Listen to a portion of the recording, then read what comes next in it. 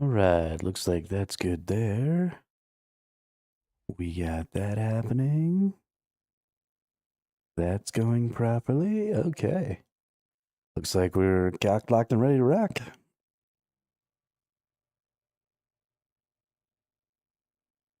So yeah, we got pretty far yesterday. I didn't end up streaming again, but I did end up playing again. Um,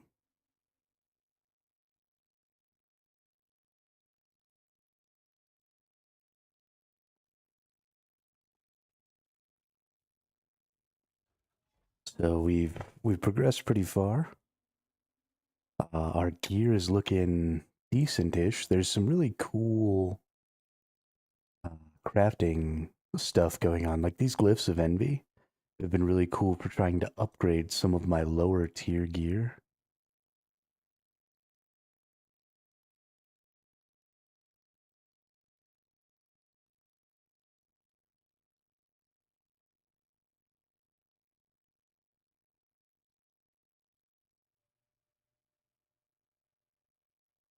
Which has been super fun. I actually probably should.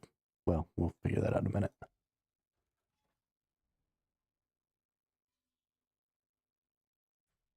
Let's go in here.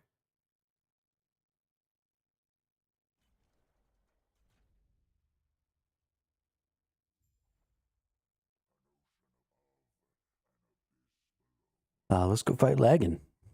Let's do this thing. I actually died to this dude yesterday. This is why I'm super happy to be playing um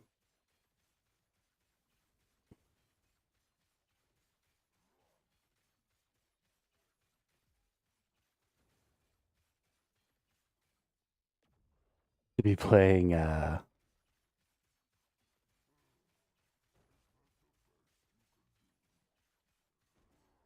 Words Are Hard.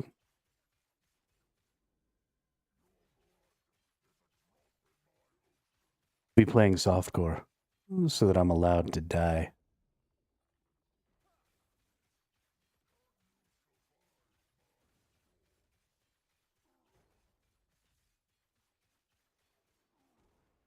Because let's face it, I'm gonna die. I'm bad at video games. And if I'm not allowed to die, then life is just gonna not be fun. I mean, I've already died like 7 or 8 times on this character. I would have had to restart 7 or 8 times already. It would have been terrible. I mean, granted, I could have picked a class or a build that maybe had a little more um, that was a little stronger, a little more OP. Because in ARPGs, there are always builds that are just better than most other builds. Um, they just happen to have all the strong bonuses and stuff at the time. And that's fine.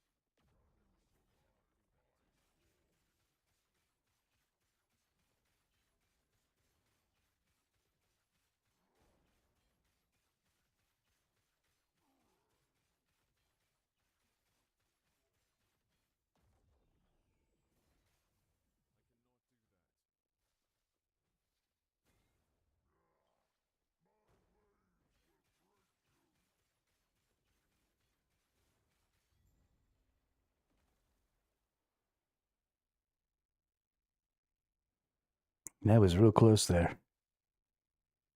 I tried really hard to die. Let's see. Mana, ward per second. I mean, I'm going to take this ward per second. Not that I actually need it, but it's the only thing that seems like it might have any value. Good deal. Good deal.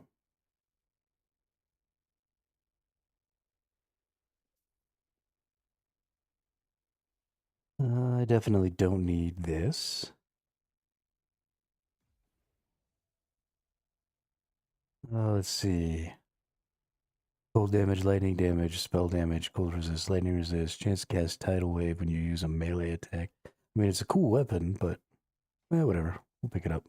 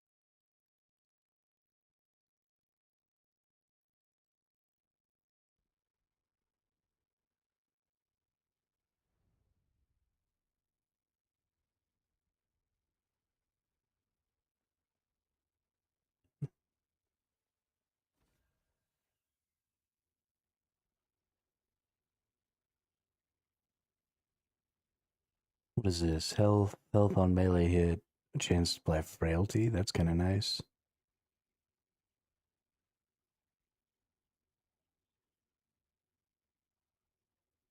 Let's hit the empower on this again. Let's go ahead and murder this dude.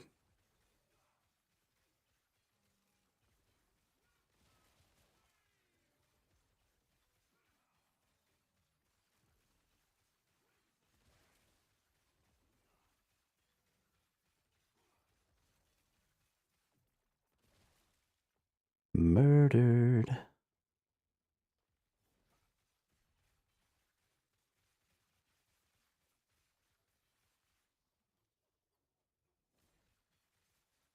So the big goal today, probably the big goal for the next 2 days, is going to be getting to the end game.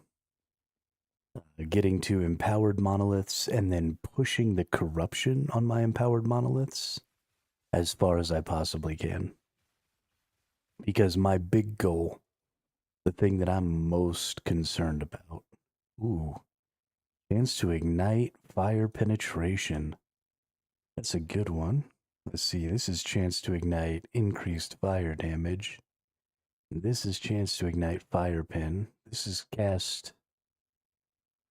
Okay, so I think this is better than this. Despite the fact that this has that increased damage over time and less damage over time taken. And then let's go ahead and throw that in there.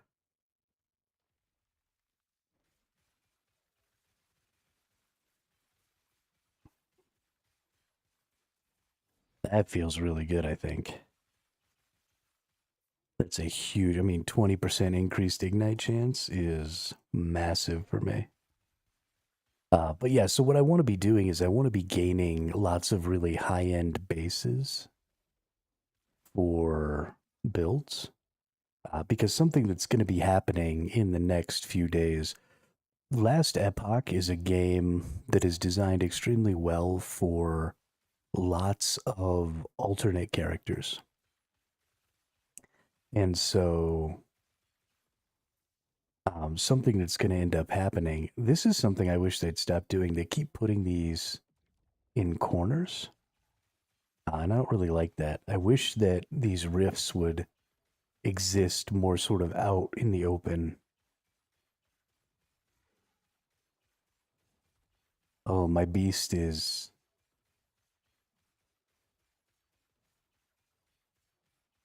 Maybe, maybe not. I thought there for a second that my beast was possessed, but it doesn't seem like it is. Something else is possessed near here or something. No, it's definitely the beast. Yeah, there we go. Possessed by an erased hunter.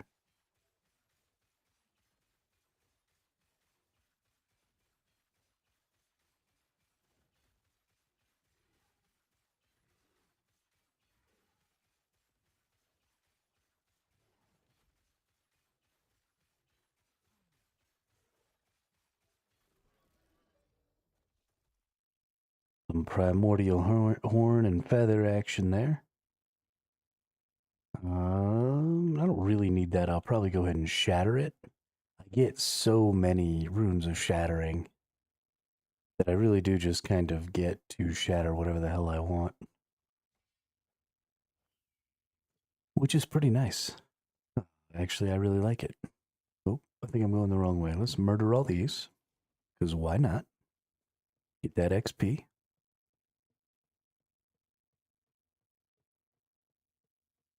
And let's go up this way to the Ash Tomb. Let's just click it.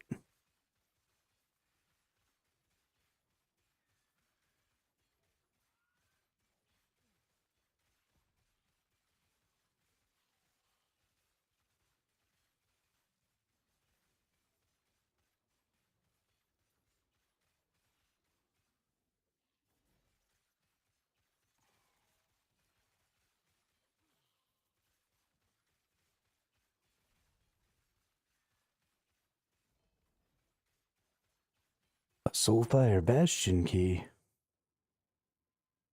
Cool, cool. Cool, cool, cool. But because people will be making new characters and stuff, they're not going to want to go through the effort of farming out their own stuff. And they're going to want to be as powerful as they can, as early as they can, with those new builds. And so there will be some people who will just farm out and craft their own builds and stuff, craft their own equipment.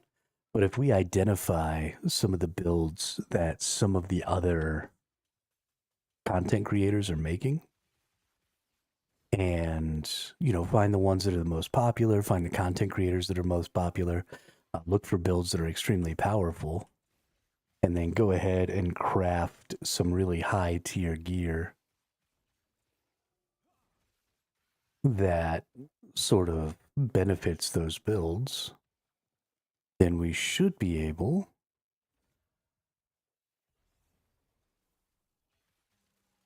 to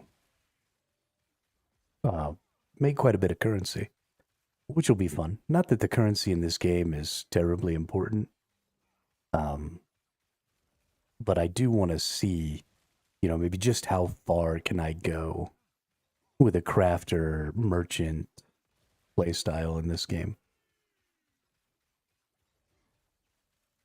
Because this game, what I want is to be a crafter in basically all games. But this game really does have just the best crafting system around. Um, Too bad that didn't get another stat. Kind of like it though, and it's definitely probably better than this. Yeah, I feel like we can just kind of throw this in there. We get a +1 to Warpath that way, so let's go ahead and upgrade our Warpath. What are we looking at here?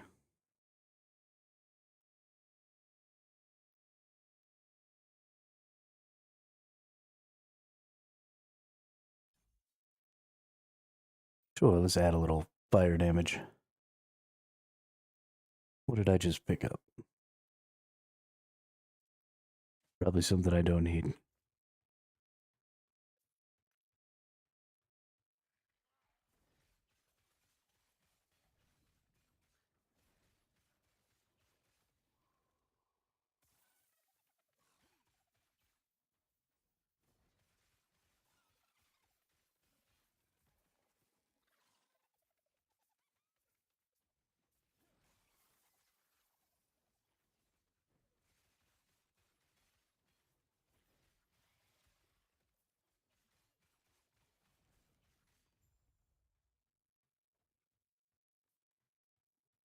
I do like these new zones that are here for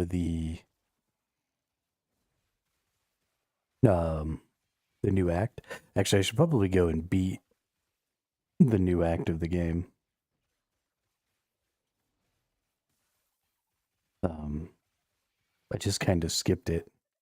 I almost always skip the storyline. It just isn't terribly important to me, so.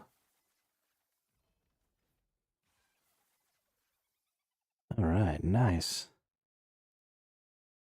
Mana lightning damage, armor cold resist, damage over time, void resist. That's a good one.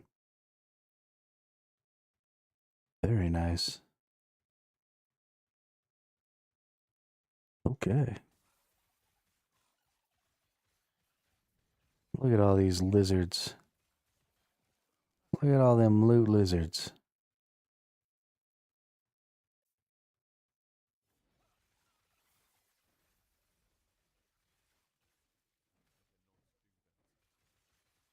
Ooh, Doomstar of Conflagration.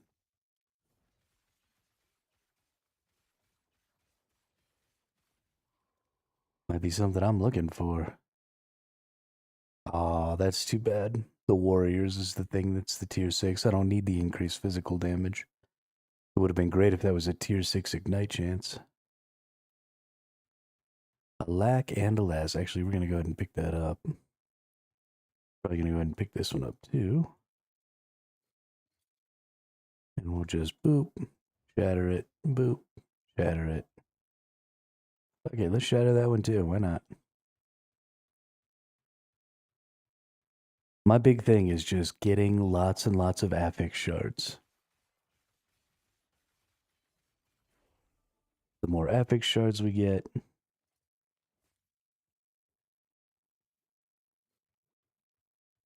the more stuff we can make, and the better off we're going to be. Right? Because we're going to want to be able to make bonuses to skills, right? Skill pluses are going to be huge.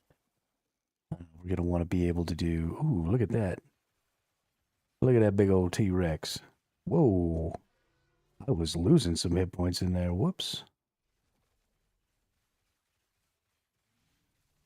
Somebody wasn't really paying attention.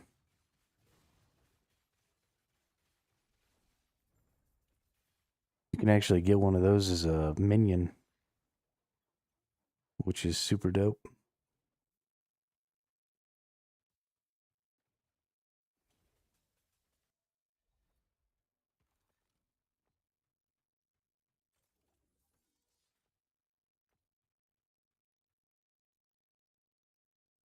Okay.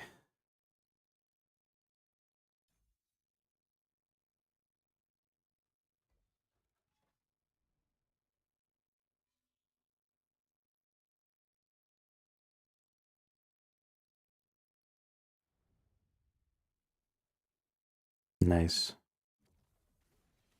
Beast is right over here. Let's go fuck with him. Come here, buddy boy.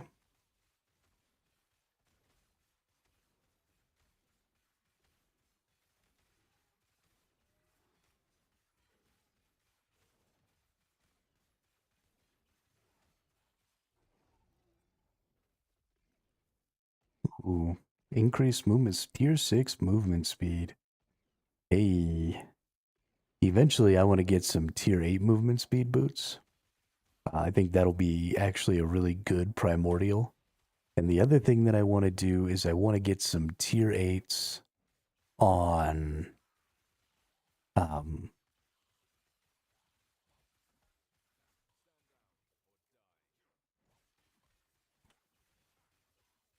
some tier 8s on some of the set piece affixes. So last season, they set it up so that you can start getting affixes from your sets. And instead of having to use the actual set item, you can get the set bonus by just adding the affix to a regular item. So they've given you kind of control over your sets. but they can still only be placed on the item that that they come from. So like if it's a ring that's a piece of a set and you get its affix shards, you can only put that affix shard on a ring, which is kind of a big deal. Ooh, chance to ignite elemental resist. I don't care too much about the elemental resist, but that chance to ignite is really nice. Cool. Good job.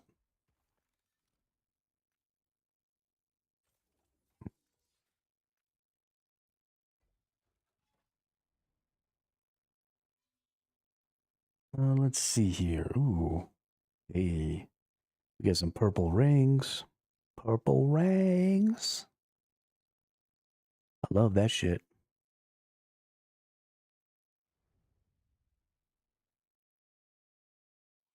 Let's go down here and get this little chest here. Right quick and in a hurry.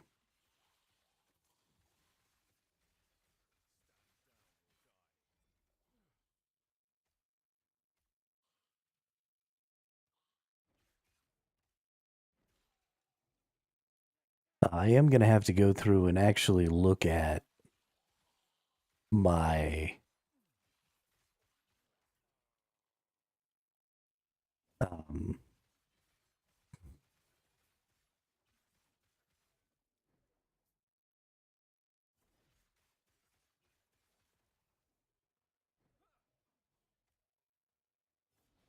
my loot filter.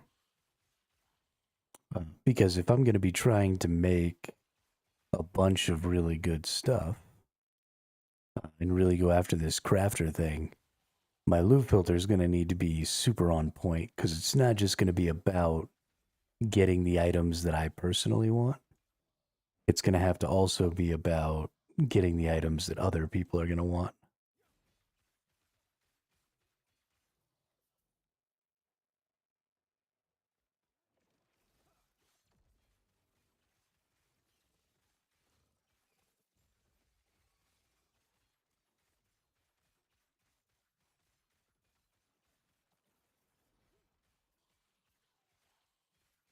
Which is going to mean quite a bit of stuff. Ooh, Riley's light, or Rye's light.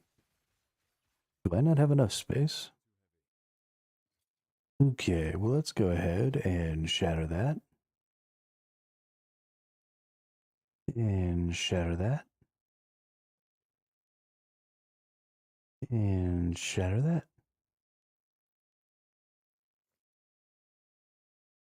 Definitely going to have to go ahead and put some stuff in the storage here soon.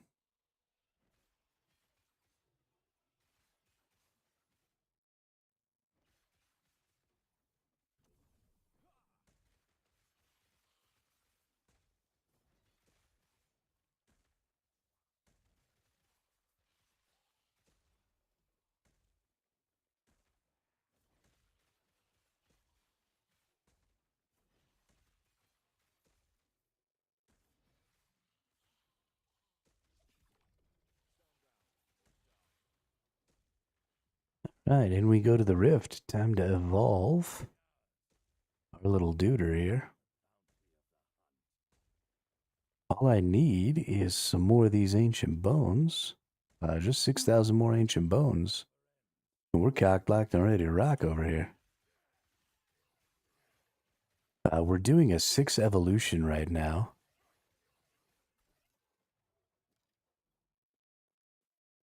So the higher evolved your creature is, the higher chance it has of dropping some of the really important resources and stuff, as well as the higher chance it has of dropping the uniques.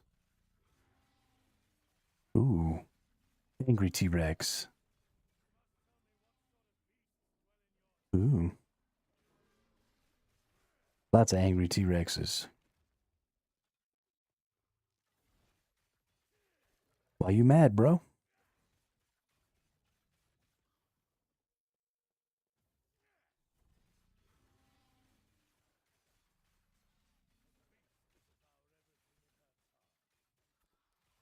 I hate these little freaking lava spiders, dude.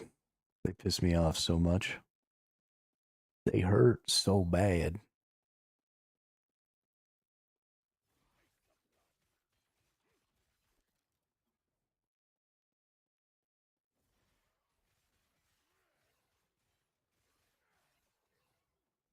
I don't care about the stupid runic mages. Whoops. Should have focused more on the stupid lava spiders. That was dumb. Alright, let's put that away. Vengeance, Smite. It's actually pretty good. We'll put that away. We'll put that away. Put that away. Vitality, health regen, increase fire damage, increase spell damage. We might be able to do something with that. Don't even know I have any of these.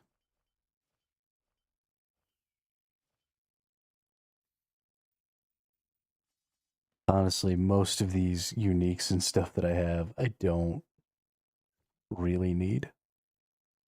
But let's see if I can get this spell damage to turn into something else here real quick. Ooh, strength is a good one. I don't want health regeneration. Give me something good. Endurance isn't necessarily bad. And I definitely don't need lightning resistance. I don't need cold resistance either. That's fine. We'll shatter that. Now let's take a look at this boot. Because tier 6 move speed is pretty dope. With that vitality on there is also really good. So I got physical resist on here. And I don't need that physical resist necessarily. I also don't need lightning resist. So what we need to look at is this needs to change. Oh, gotta be higher level. Okay, well we might hang on to that. And then I definitely don't need dodge rating. So we'll just go ahead and nuke that.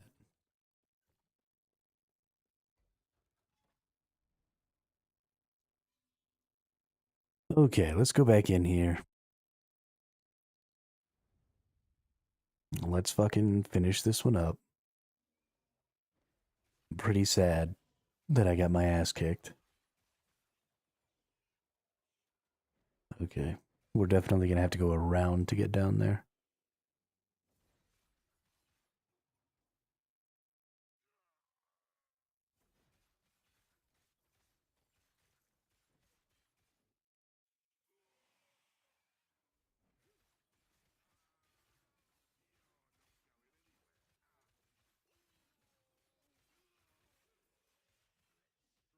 Yeah, this is kind of a hard zone here.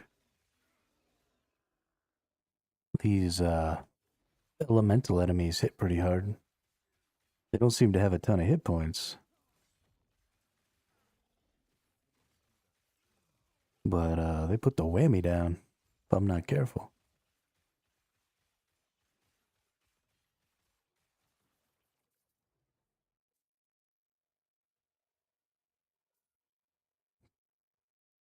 We have a new Harbinger dude over here, which is great.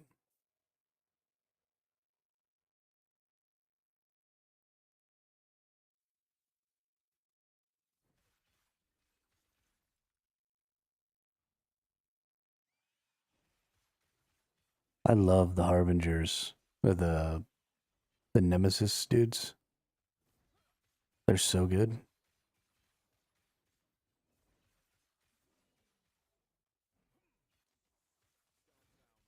Definitely one of the best ARPG mechanics.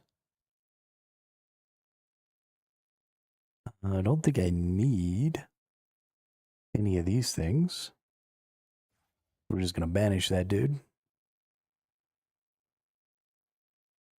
and get a new one.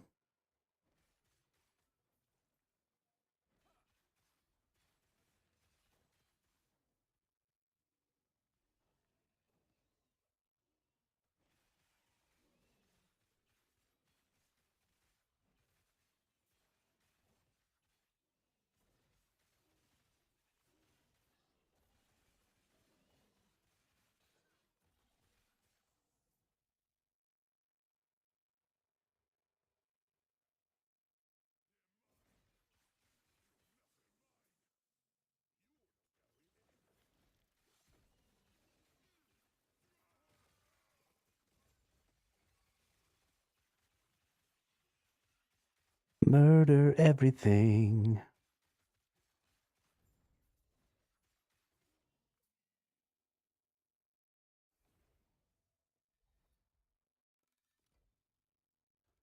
All right, let's not die getting these rings. I definitely want the rings. So let's not get murdered. Oh, it's that bee dude again. I love this bee dude. Oh, there's a couple of them. These are just regular ones. Okay. I thought that was the big dude. What are we doing in here? Slay enemies until the cocooned item drops.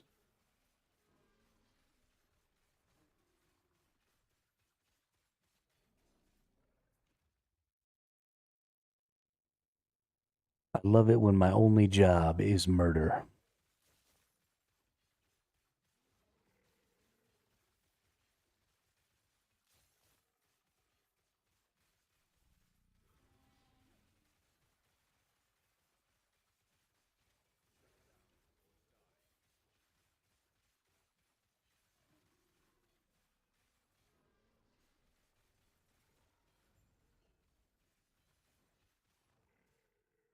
All right.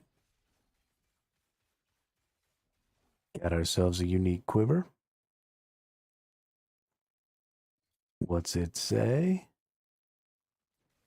Oh, one legendary sanguine horde. I don't know really how that'll go.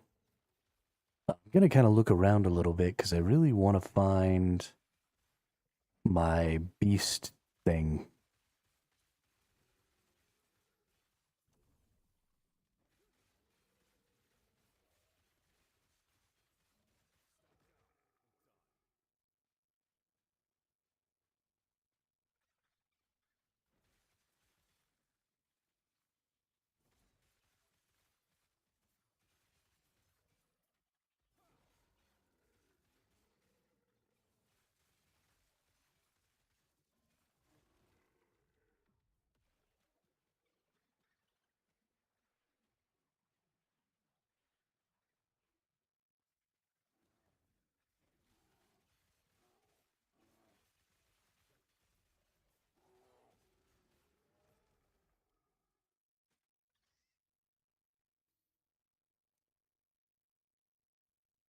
Don't need that one. Don't need that one.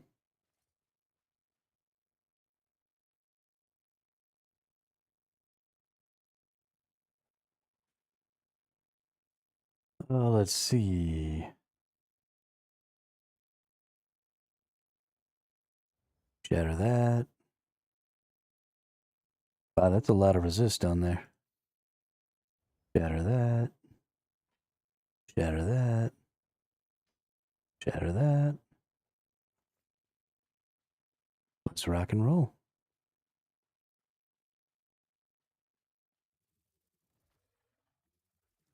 Honestly, I wonder if it's even worth it to go running around looking for this stupid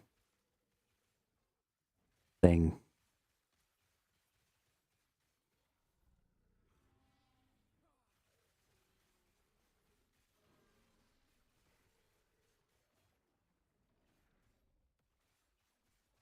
I wonder if there's always one.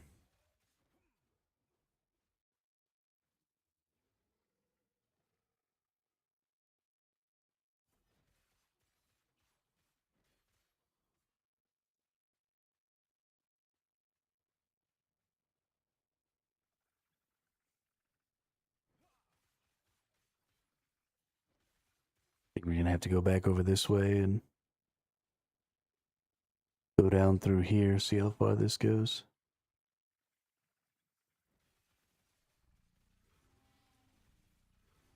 Ooh, T-Rexes.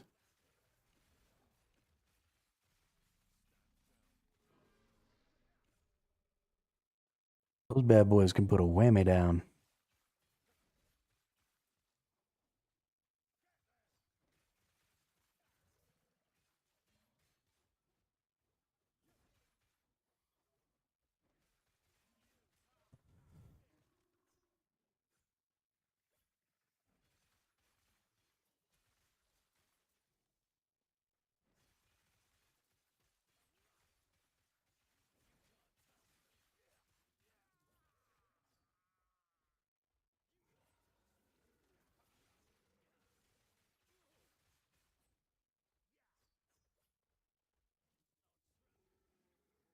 Let me out.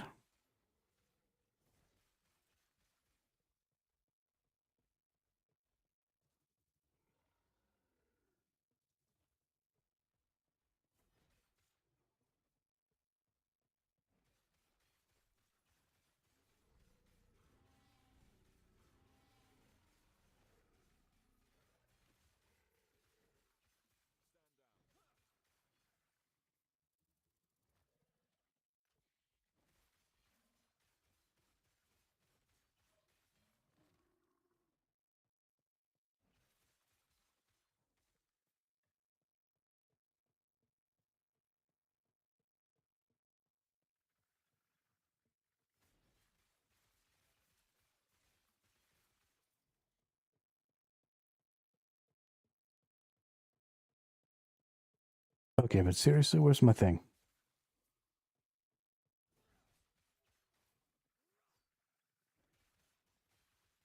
I don't think it's here at all. I think I ran around like an asshole for no reason.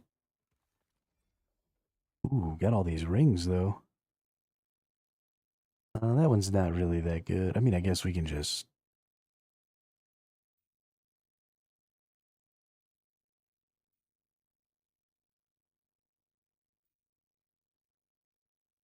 Ooh.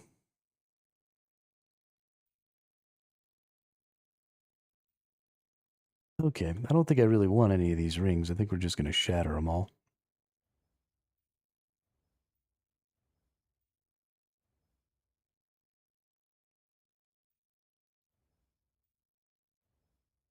I actually have a pretty decent ring. Increased fire damage, bunch of good resists. My belt is hella good. Increased fire damage, increased elemental damage over time. Good necrotic, good fizz resist. Actually, I think let's take a look here. If I can despair off this necro resist and then add something else there, that'd be dope. Oh yeah. Oh baby. Let's get some health. Okay. Okay. Yeah, now let's just hit the health as much as I can. +3. I mean, it's not perfect, but that's a pretty fucking good belt. I really like that. I am very, very happy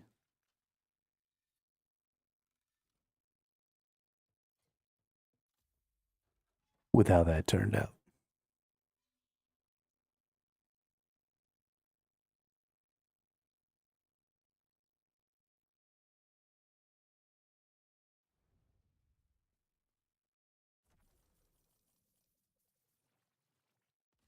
Hey, there's my little beast thing. What's this dude got?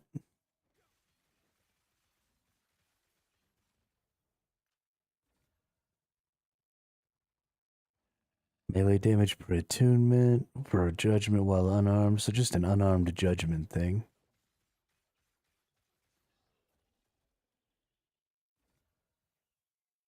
Let's see, that's a good armor. Endurance channeling warpath, mana vengeance, LE cold resist. There's definitely some possibilities there.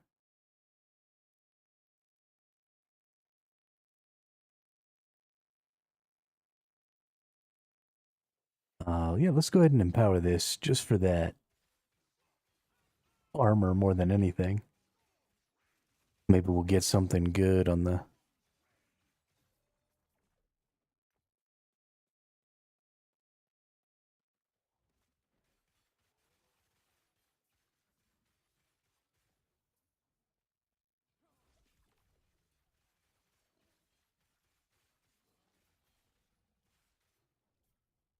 All right, let's go in here.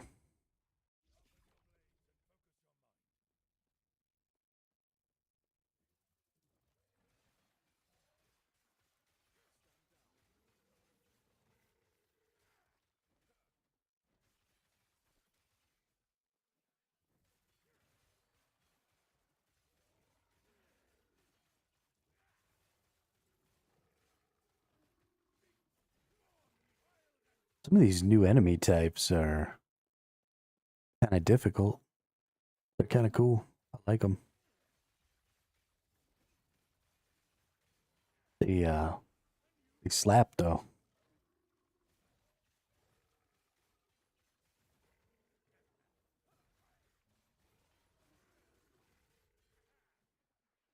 I'm not actively regenerating health or life leeching or whatever. I can find myself in a pretty big trouble.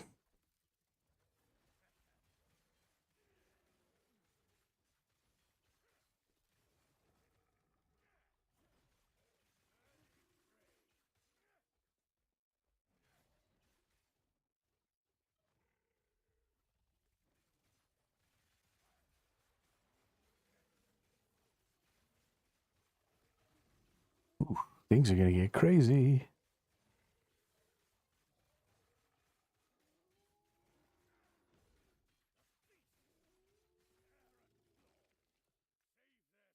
Nice. Haste after you use evade. Meh.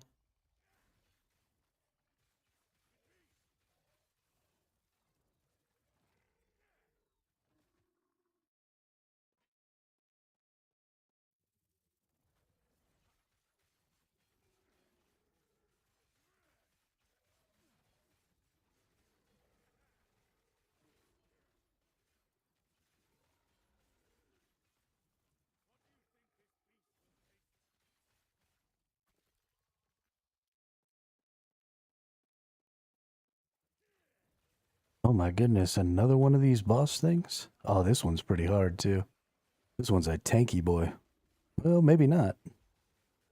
I thought he was a tanky boy, but he went down pretty quick.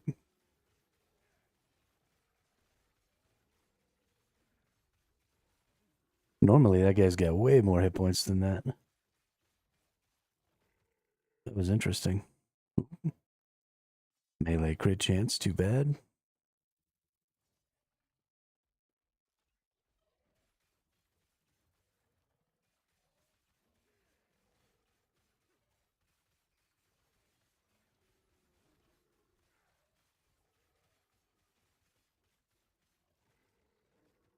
I don't know why the bees are enraged.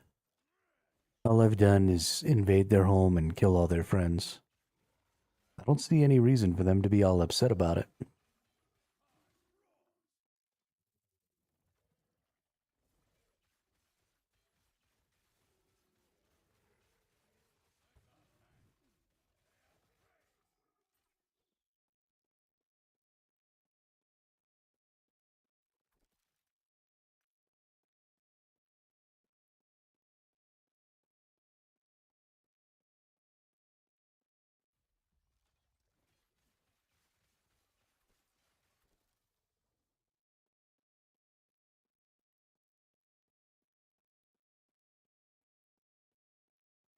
Right, buddy boy.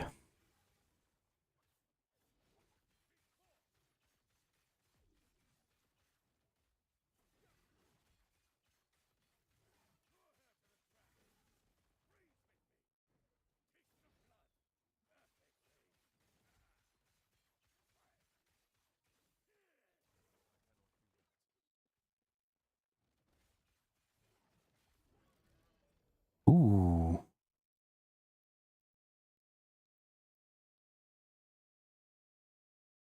Hey, that's a big physical resistance. That's cool. We got 21 Weaver's Will. Chance to inflict fighters on melee hit per equipped Weaver's Will item. Damage leached is health on melee hit for you and your minions. That's max. 36% critical strike multiplier for you and your minions. That's an interesting item. I like that it has 20 Weaver's Will.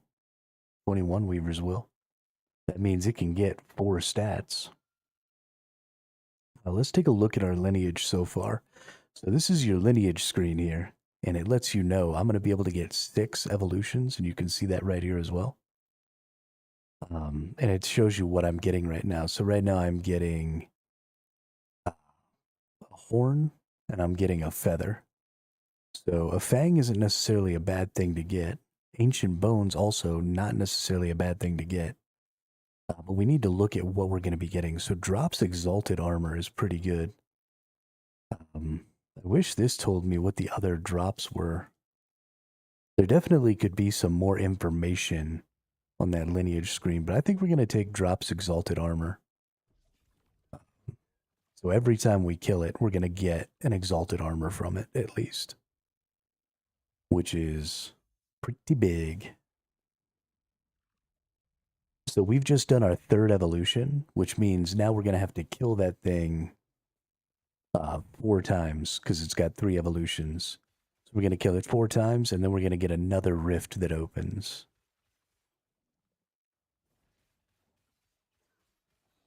And so there's a couple of things that I actually want to check. I'm going to put out a video tonight. Well, it'll probably come out tomorrow right before we go live. But I'm going to make the video tonight. I've got a handful of things that I want to check on. Number one, I want to see if what happens when I don't evolve it, right? If I just leave, will I end up with the same options the next time? Or is it possible to not evolve it so that I can get some different options if I don't like the evolution options I've been given? Because what I really ultimately want is to make like a perfect little dude. Let's see, mana infused ruby amulet. Yeah, we want that. Sure, we want that.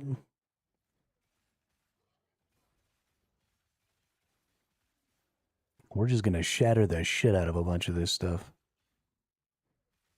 Gotta slay both of these champions out here. Oh.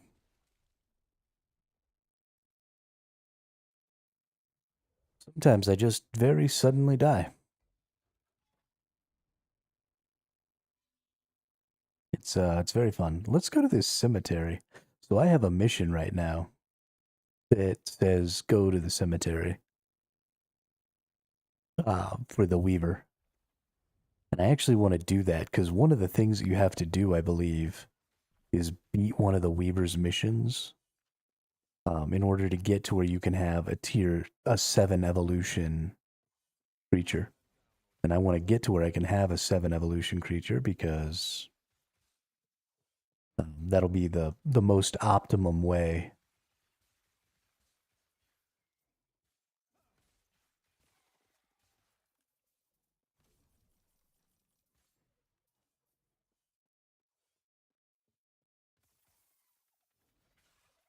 Yeah, loot lizard.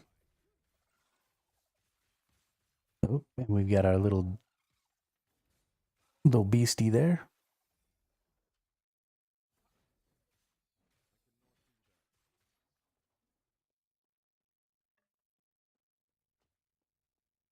All right, let's hit up our beastie. So this is number 1 here. So we're gonna have to fight this guy this time and 3 more times. Ooh, I've never seen that lightning come down before. That's a pretty good little skill.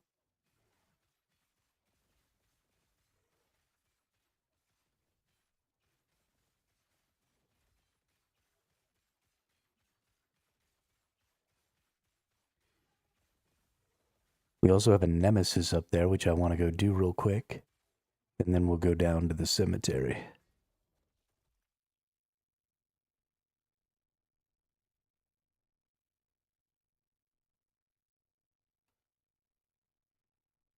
Hey, and this is the armor that it gave me, so bonus to vitality. Shield throw crit I don't need. I don't really need this one. Let's go in here. Let's go ahead and shatter a bunch of this stuff. Shatter, shatter. I think we're still going to shatter, shatter, shatter, shatter. Necro damage, shatter. Crit strike, shatter. Ellie resist, shatter. Mana, shatter. Very nice. Does that say I still have 79 runes of shatter? That's not accurate.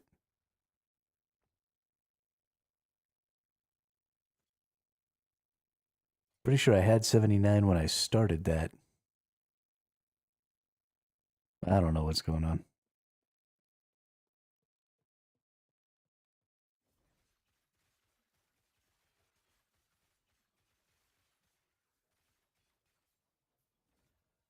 I do know we want to empower this one more time.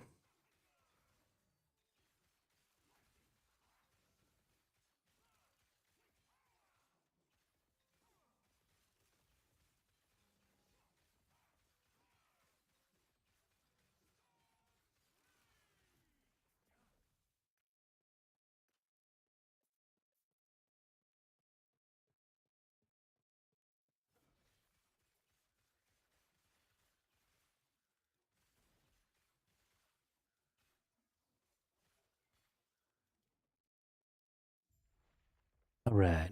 Now, these Weaver's areas, these little side areas, are really, really difficult. The enemies down in here hit really hard. And because there's all um, these little sacks, something I don't think that I give enough credit to is when these sacks explode, they make fights way, way more difficult. And so you really need to be paying attention to what's going on and what you're fighting in and around those sacks, or you can end up dead real quick. Vitality, necro resist. Ooh, that's a lot of necro resist. Goodness. Health on kill, void resist. How's my void? Well, I don't need the necro resist either. But I could get out of using necro resist if I put this on. I mean, that's a lot of necro resist. That's pretty good. And vitality is definitely a bonus.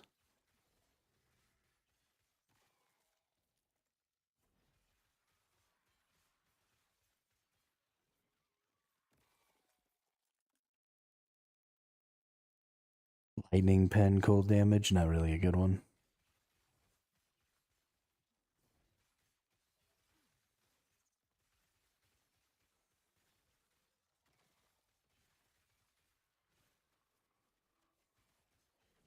But now you see you've got a possessed. And those possesseds, they shoot those little necro beams or whatever. They got all kinds of good shit.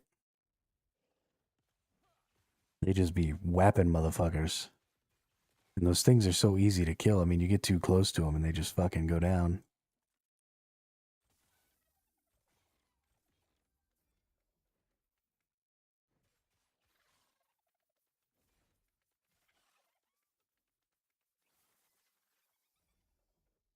Right.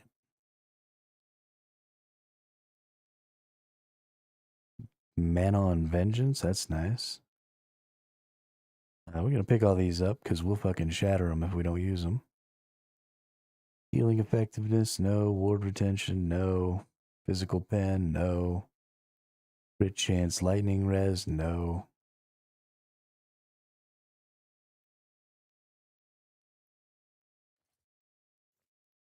We're getting a whole lot of exalteds, which is great. This ghost dog thing fucking slaps. Gotta get that killed real quick. Ghost is so hard.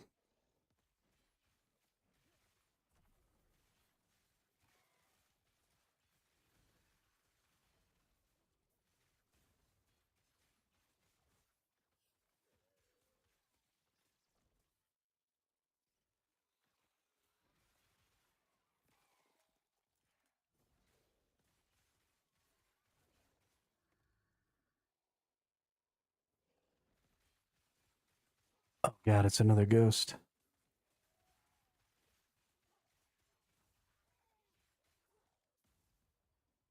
Yo, this game is trying to kill me right now.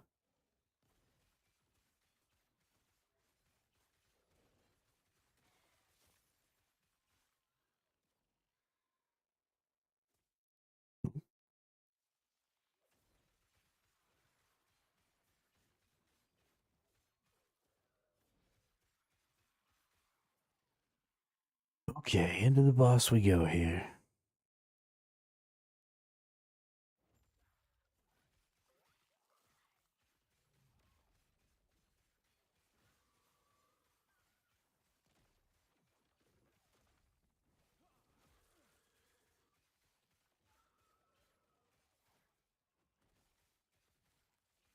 Oh, I am so locked down right now. Ooh. Good thing this dude's doing a lot of things to me that only just seem to be like making me slow. As long as I keep attacking, I seem to be okay.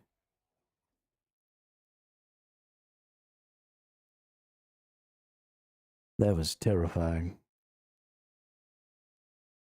Alright, poison, necro damage, dodge, fire pen, cold resist. Bummer.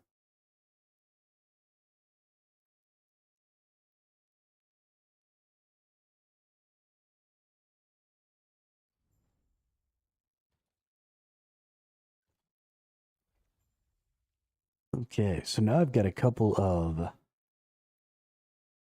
little cemetery bonuses here.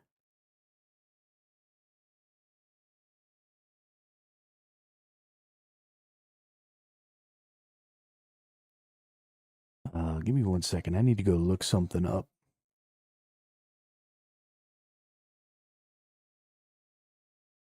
Last Epoch. So I know that one of these woven locations is part of what you have to kill.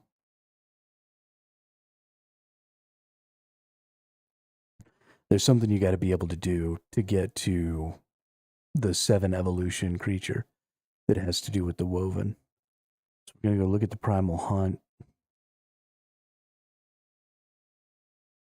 The Rift Beast and Evolutions.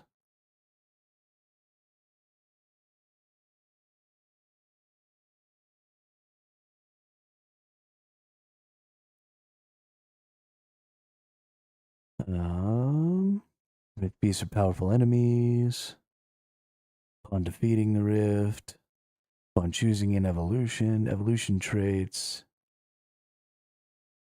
Okay, each lineage will start with a max of 4 evolutions, but can be increased to 7 evolutions by fully completing 2 lineages and completing the new Woven Echo Rampant Coast. So I need to get the Rampant Coast Woven Echo before I can get my 7th evolution. Now we're going to take, let's see, 10% ignite chance, 24% fire damage, or 20% ignite chance, 7 fire pen. Let's do the fire pen. Let's enchant. Oh, I got 2. Okay. I definitely didn't want that fire res, but it does have 3 Weaver's Touch, so let's leave that. Let's enchant that. Increased echo damage when a skill is echoed. Don't really care about that, but that's 4 Weaver's Touch. So that's some good potential there. That's some good shiznit. We already killed our little boss thing. So yeah, the big deal is we need to get. Oh right, I forgot all about this.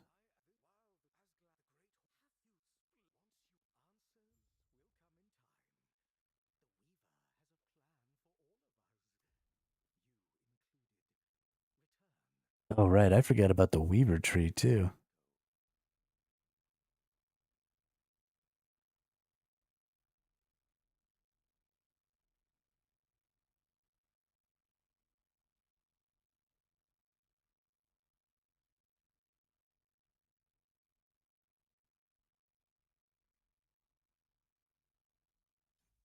Echo rewards have a chance to be doubled. Yes, please.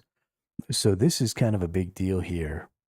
You can't get if you have a tome, you can't get um, the spawn where you actually go into the side area. So you kind of have to be careful. I don't really want that. Yeah, now I'm down to 56 runes. So it's not decrementing my runes as I go here, which I don't like. I have to like switch zones.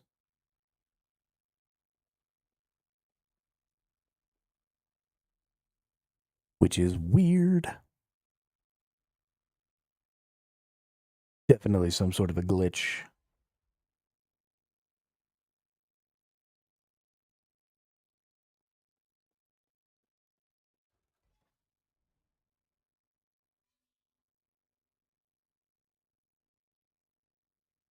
Let's see, where are we gonna go?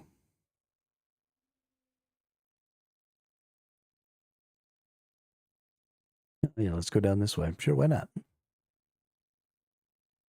Seems like fun.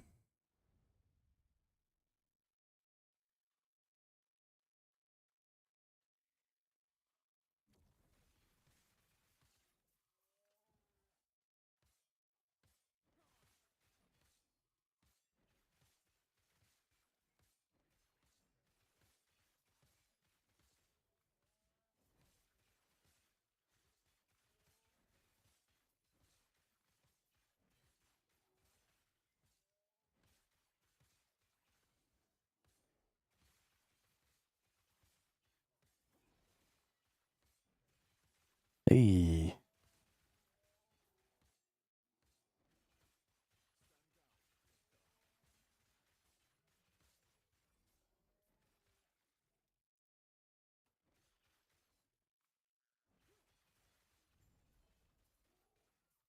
and we get a bow. Gathering Fury.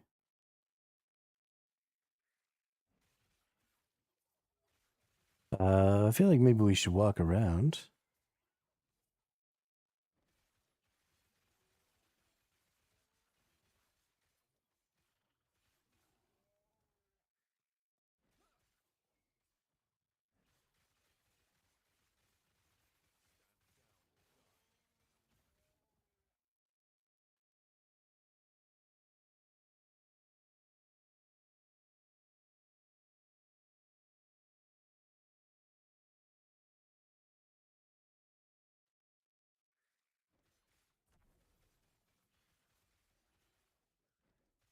I just want to see if I can find the. Because I feel like there should be one like every time, right?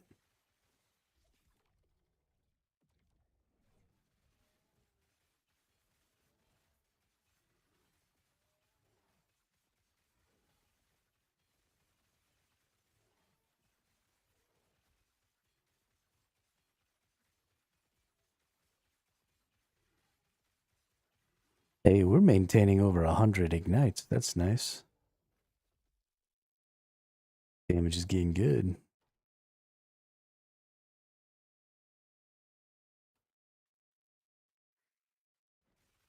And now we can go get our chest piece over here.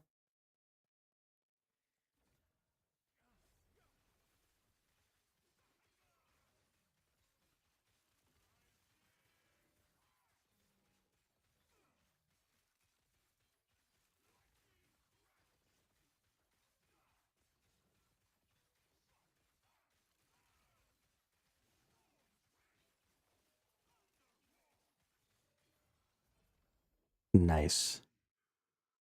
I don't really care about that.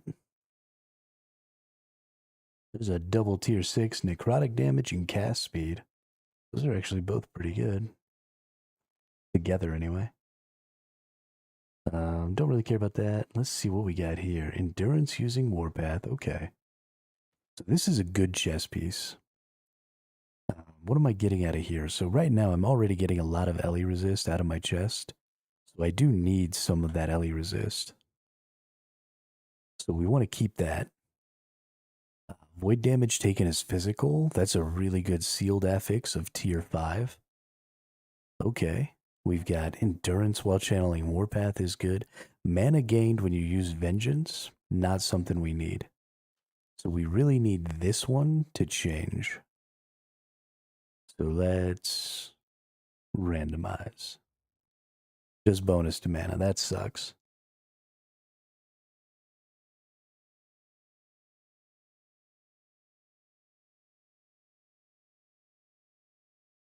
Okay, well, now we sort of have two options because I have one more forging potential on this one.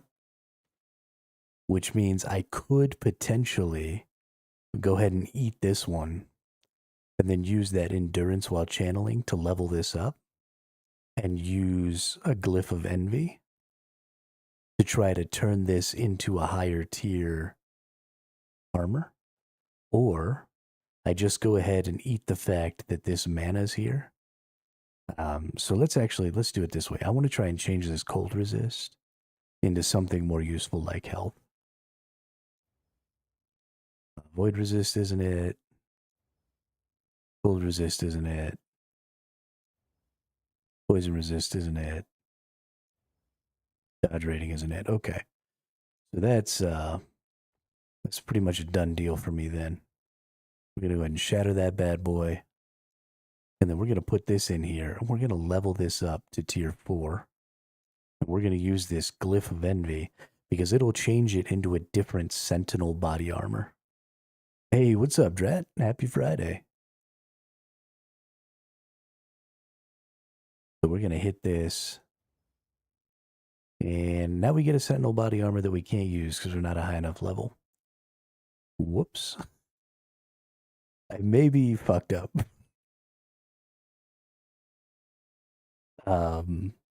This is a good body armor. It's not good for me because I don't use the echo. Whoopsie. Okay, well, shit happens, I guess. Got a brief glimpse of that weapon animation in your spin. That looks awesome. Oh yeah, so that's a cosmetic. I happen to have some I happen to have some of the currency or whatever they use to buy cosmetics in this game. So I went ahead and bought myself a little spin to win cosmetic. Don't ask me why I have the cosmetics for the currency, but I did.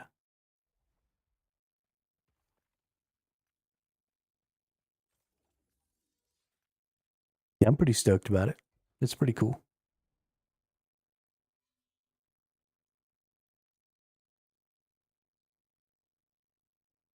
We spinning and winning, man. We spinning and winning.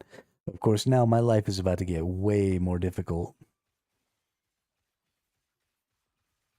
because I don't have a freaking body armor because I'm a clown. I honestly can't believe I'm not dying.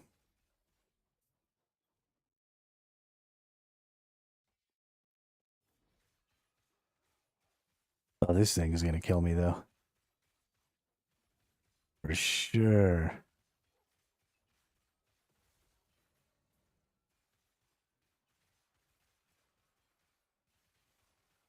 But look at how strong I am. Goodness.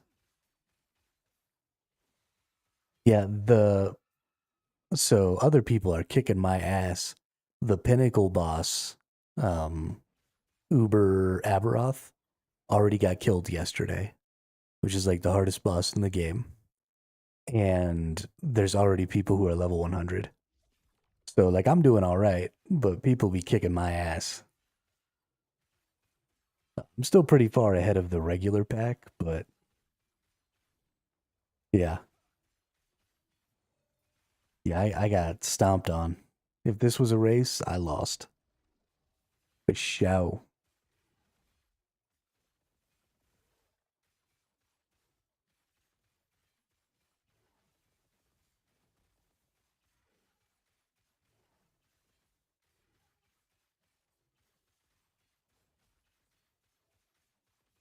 People are crazy good at ARPGs, man. Crazy good.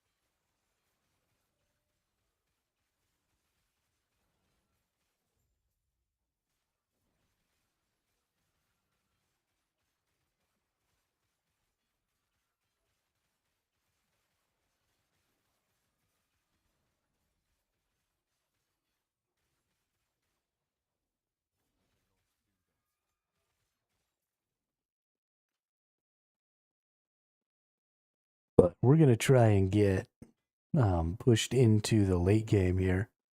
And my big thing is I just want to craft a bunch of different items for a bunch of different builds. The crafting in this game is really interesting.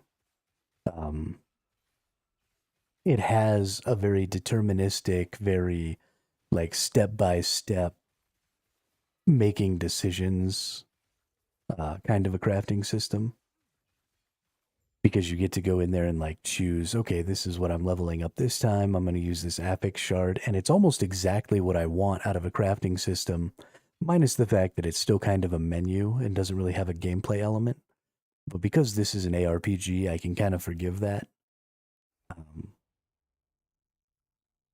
because that's just kind of the way ARPGs are. I really need to like buy an armor or something. I'm so sad that I can't equip this armor for a really long time. Increase. Oh, this is actually a really good one. Yeah, we're gonna buy that. Increase fire damage and ignite duration, vitality, bonus armor. We'll throw some health on here real quick.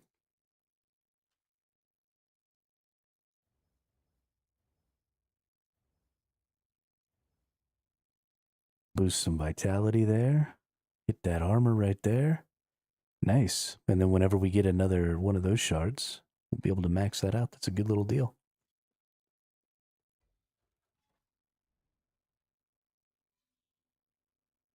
I did get pretty lucky just now on some of those rolls.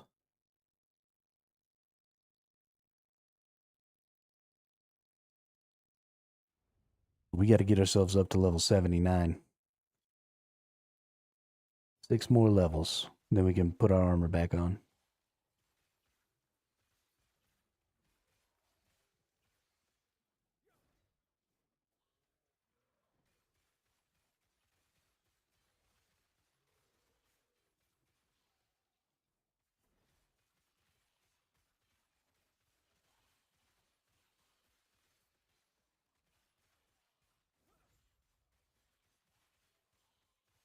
Hey, we got another nemesis over here.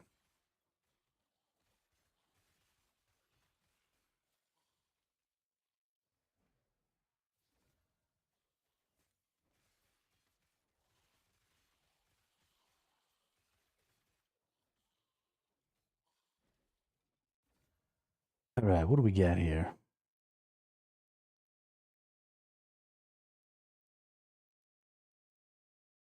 Those all have legendary potential, so they can't go in there. So we could get a random one.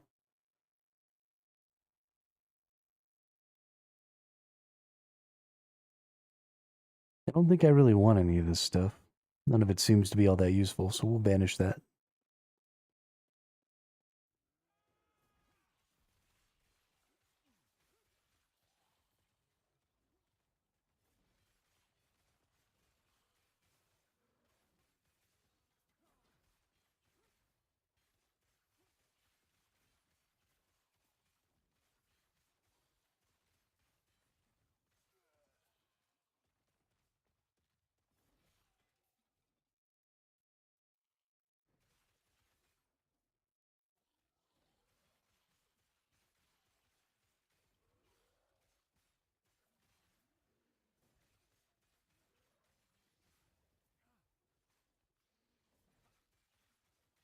These profane flesh dudes can get a little scary. They can put a whammy down.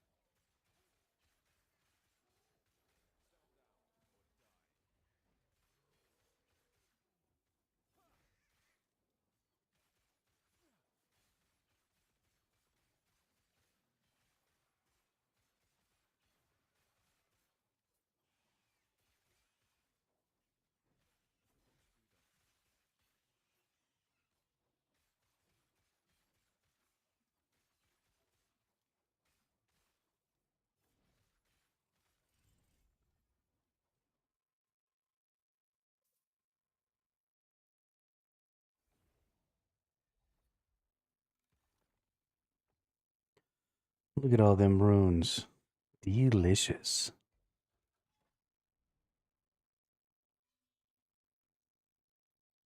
Let's go get some more. Let's go drink some beer.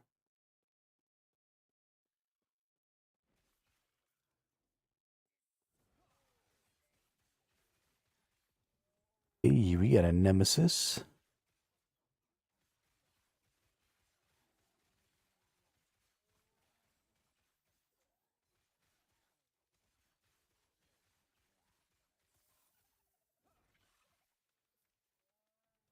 Get back over here, loot lizard.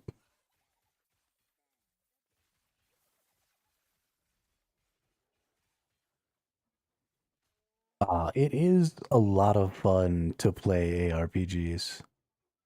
It's a lot of information to parse because there's, just so much stuff going on. There's so many skills getting activated. And so it's fairly difficult to actually know what's going on all the time. Most of the time when I die, I have no idea what the fuck just happened. But it's still a lot of fun. This is pretty good. +7 to all resistances while channeling. Plus damage over time. Healing effectiveness and endurance aren't really huge stats for me. But health gained on block chance, this is actually a really good relic. I think we're going to go ahead and empower this just to see if that relic gets something good.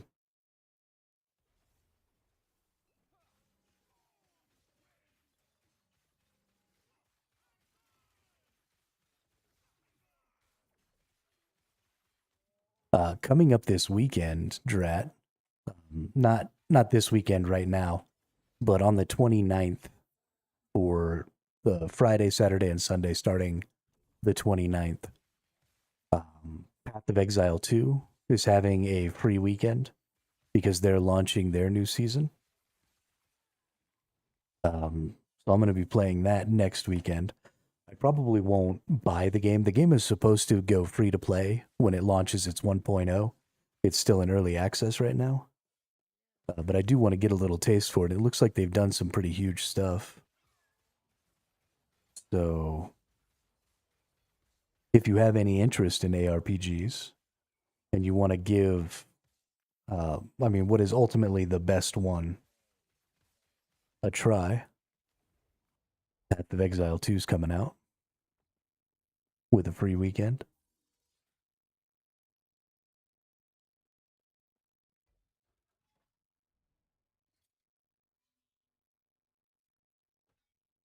A lot of the good things that you see with Last Epoch are sort of updated or better versions of what you saw in the original Path of Exile. Well, thank you. They have Path of Exile is kind of the people who saved ARPGs from Diablo.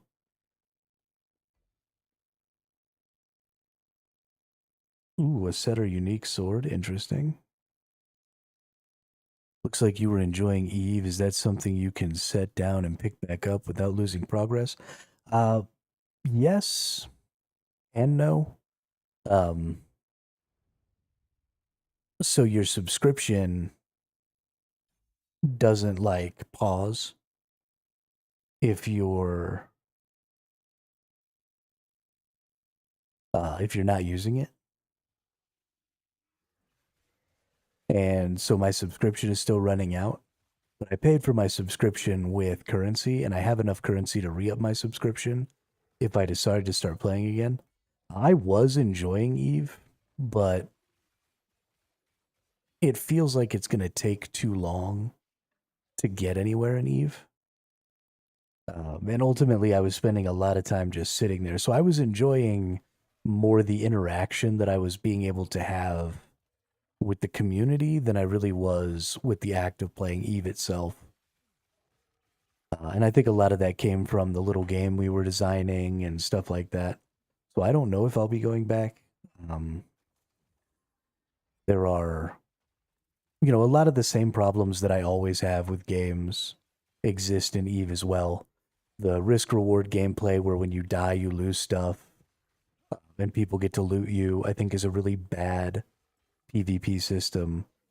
The gathering and the crafting is all just the same menuing garbage. And Eve is a really old game, and so those things were kind of new ideas when Eve was first coming out. And so it kind of gets a pass in my opinion, but it's still not fun, you know? So I don't know. I don't know if we're going back to Eve after last Epoch. I don't. I just kind of do stuff, man. As soon as I stop enjoying playing a game, I just have to stop playing it because otherwise I'll just be mad the whole time.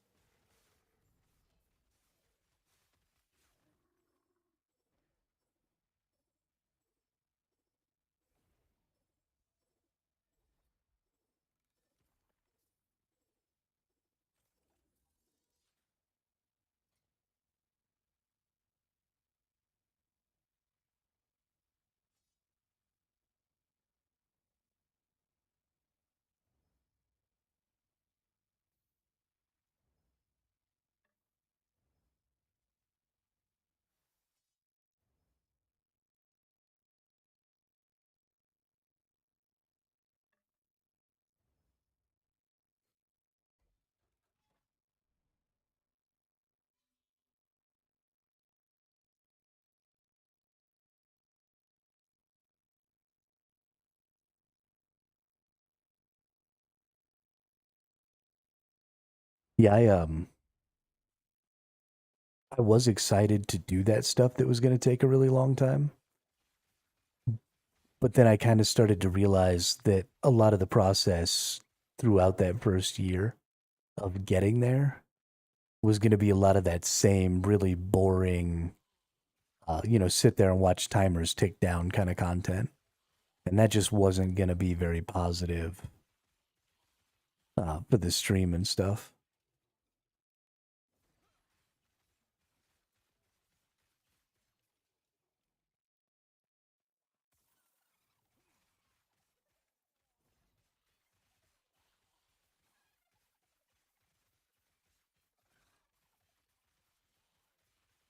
Come back over here, you.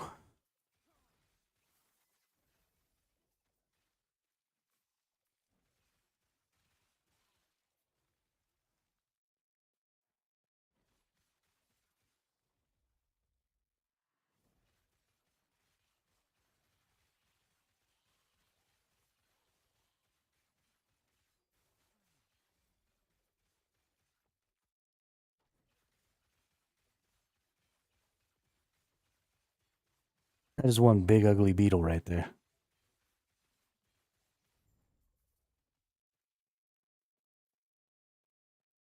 All right, let's see if we can find ourselves our little boss creature thing.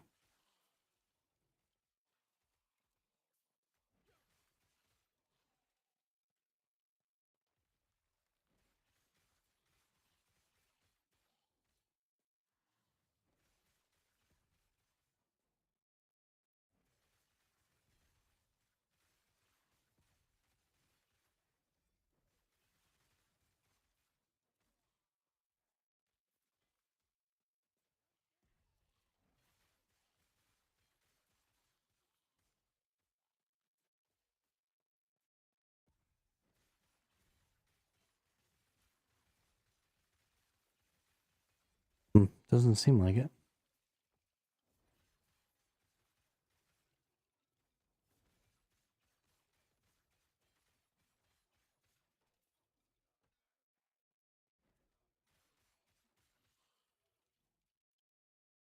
Okay. Bunch of glyphs. Ooh, increased melee damage. No, not quite what I want. Whoops.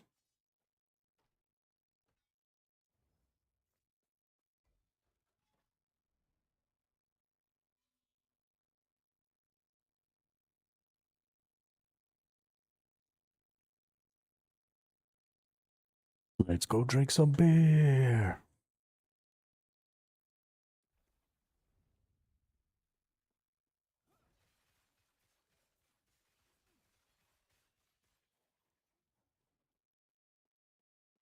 There's our cemetery there.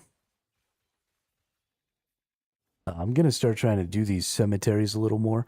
I really need to get this woven echo that's specifically for um, the little critters, the evolution critters for this beast thing. Ooh, this chimera thing is going to be rough.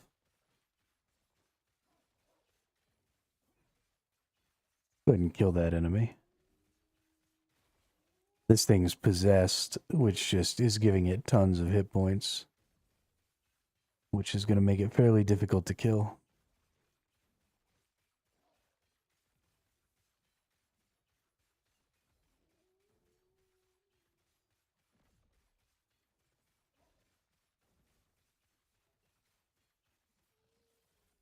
Hey, we didn't die though. That's what I'm talking about right there.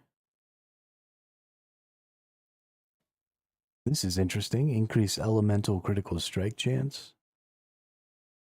Chance to cast fire aura on hit. I wish that that had been a higher tier. That's too bad.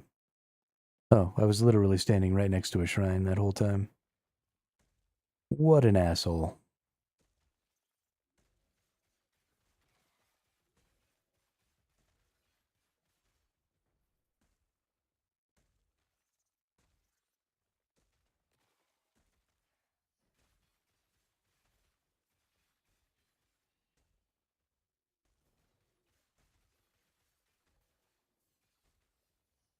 We're gonna go around and get these bosses over here.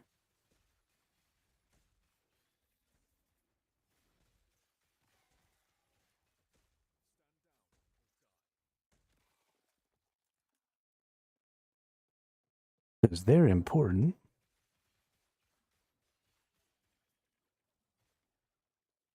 The Nemesis.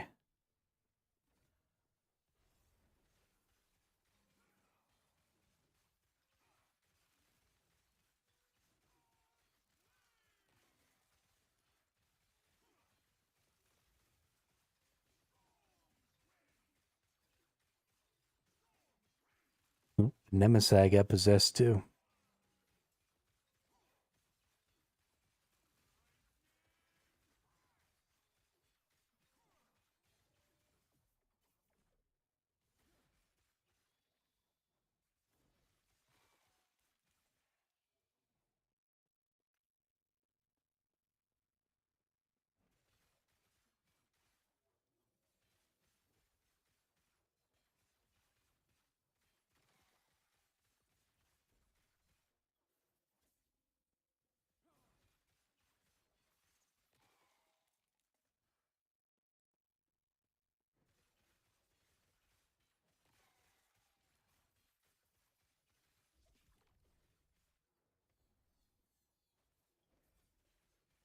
Got a little lag there. That was almost scary.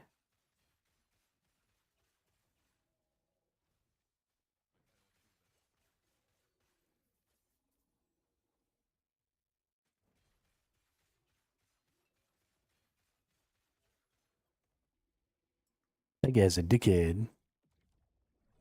I think this should be the last time, second to last time, I have to kill this boss before I get to go back into the rift, the mysterious rift.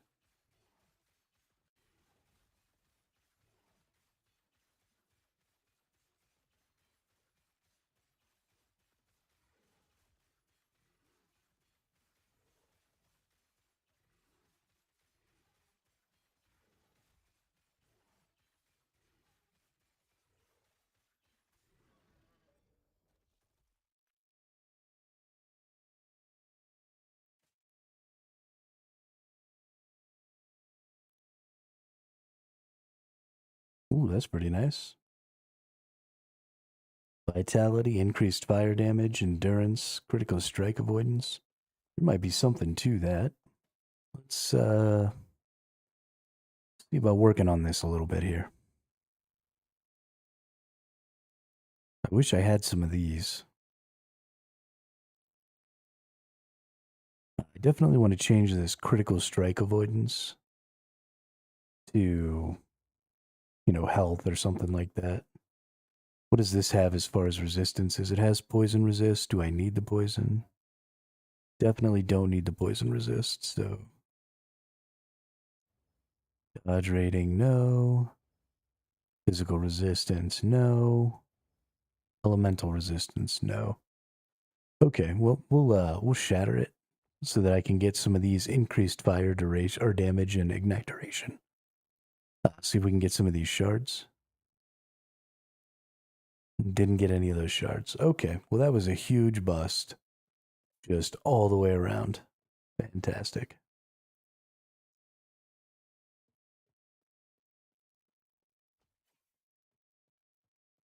Very, very happy about that, let me tell you.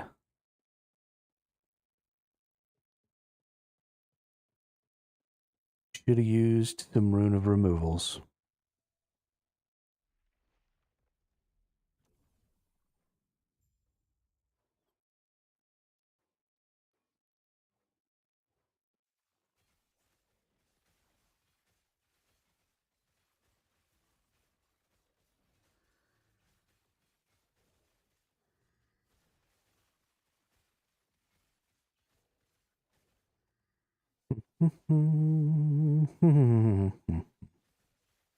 Always got to be careful down in these Weaver things.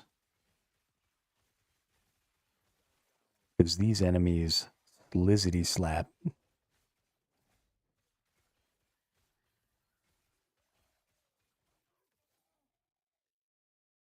Fizz pen, necrotic damage. That's not really useful.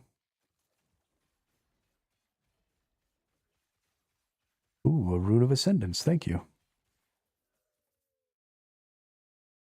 You know, something I haven't looked at actually is we put those buffs on here. Let's see what we got.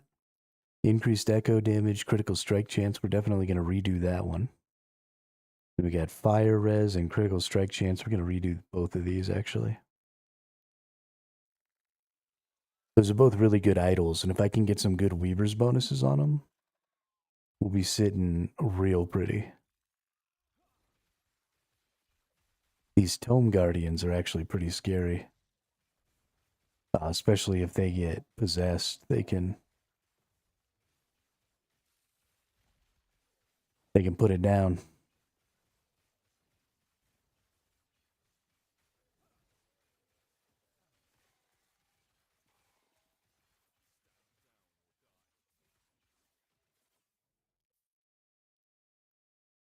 Lightning pen fire damage. Ooh, too bad that's not fire pen fire damage.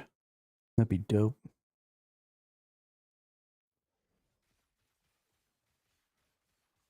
I love looking at all the loots.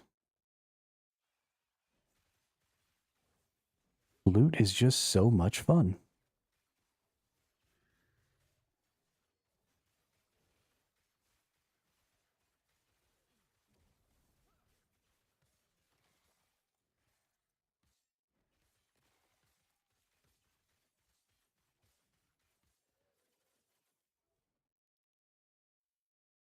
Gold pin health.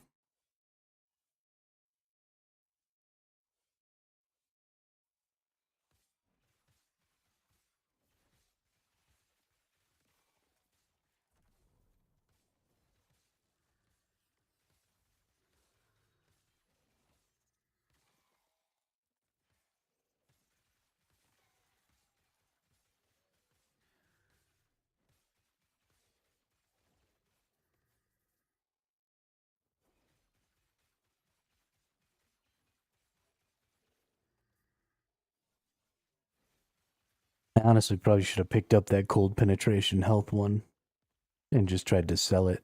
I forget because the last time we played, we were playing solo self-bound, and we were playing in the League of the Fortune League, the Fortune faction. So I was, only picking up things that were important to me. But since we're playing in the merchant faction this time, and we actually want to do a bunch of crafting and, try and create a bunch of gear for other people, we need to go ahead and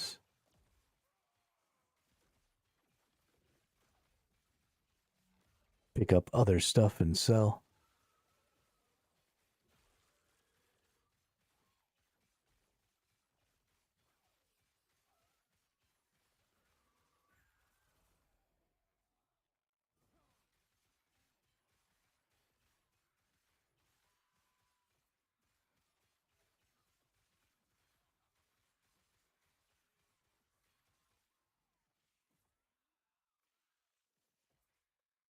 Unchance Necro Resist and Katana. Ooh, that's a lot of health on hit.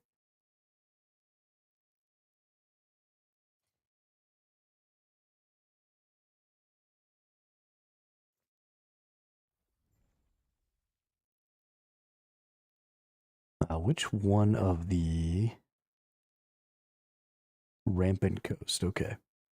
I gotta remember. Rampant Coast.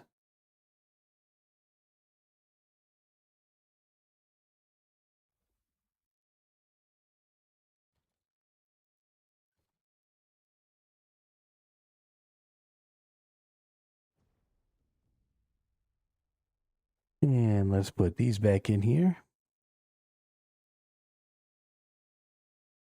That's 500 memory amber. I only have enough for one of these. That's sad.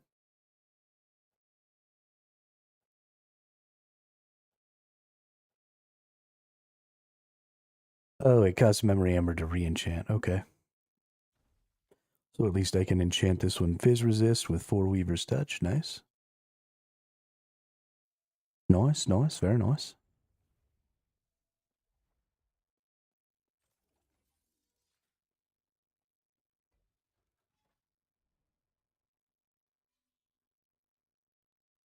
Let's go do this idle one, and then we'll do another one of those echoes. I'm going to keep doing these echoes with the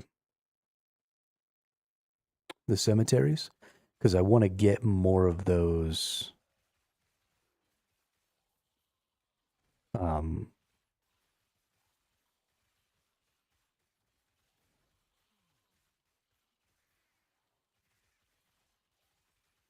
I want to get more of those woven things so that I can get the one that gives me the possible 7. I want to get that Ramping Coast map. Going to be really important.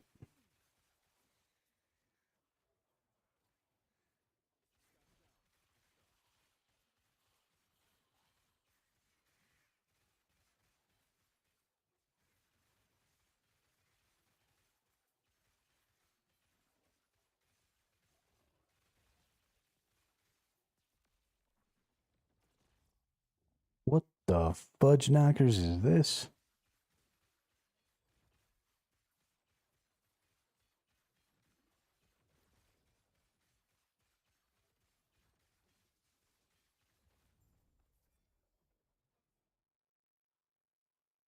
What in tarnation?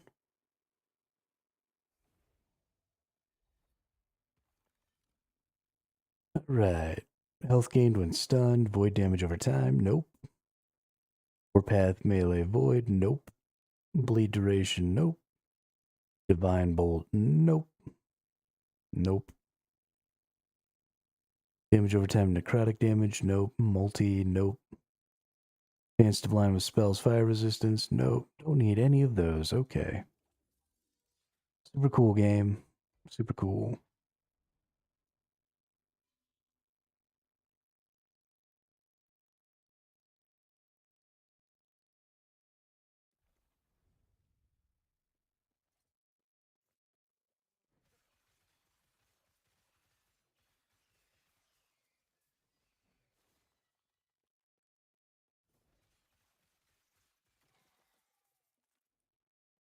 How's this one going?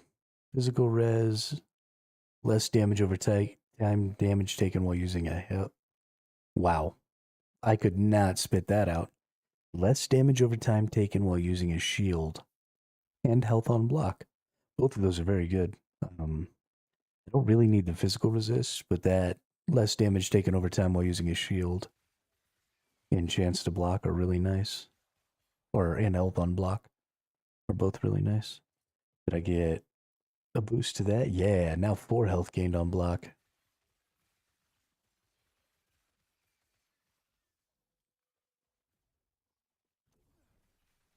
That is huge.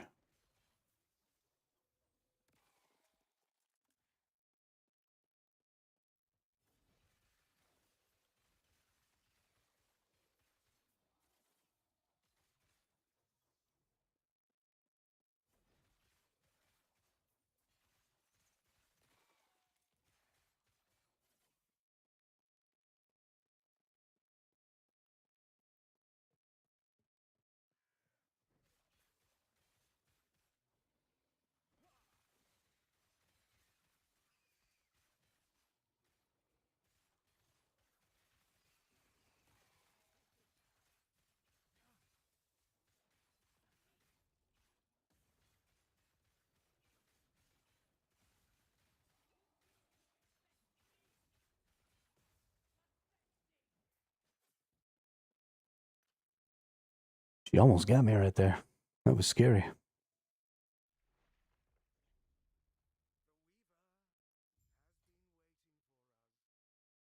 Um,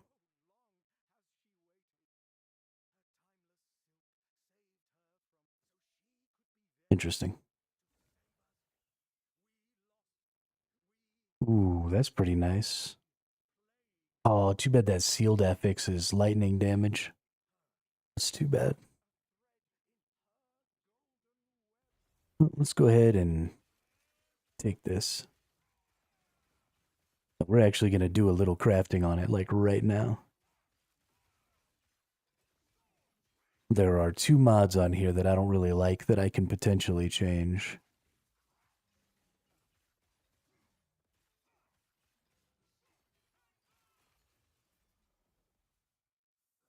Right.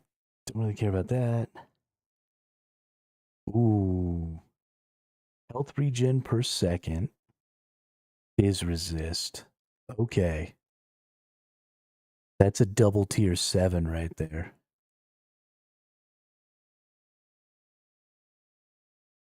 Hold up. That's a double tier 7, and that's a really good tier 7. So there's some interesting things that can happen here. Where are transforms random amount of remaining weavers will? No.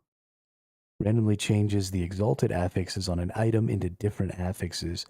Does not change the tiers of the affixes or the roles within the tiers. So this is really cool because I could potentially get this tier 7 onto something else. So attunement isn't really what I'm looking for, but attunement's not a bad stat for a paladin. But let's take a look at what some of my other prefix options are. Damage over time is a great one. Melee attack speed is probably the one we want. So what we want to do here is we want to add melee attack speed. And then we want to readjust all of these tier 7 affixes. If we can get this one to not be tier 7, specifically if we can get this one to be tier 1, then we can change this one to try and get it to be health or something like that. And honestly, okay, well, hang on. Let's take this. Let's go randomize. No. Randomize. No. Okay. Well, we're not going to waste then.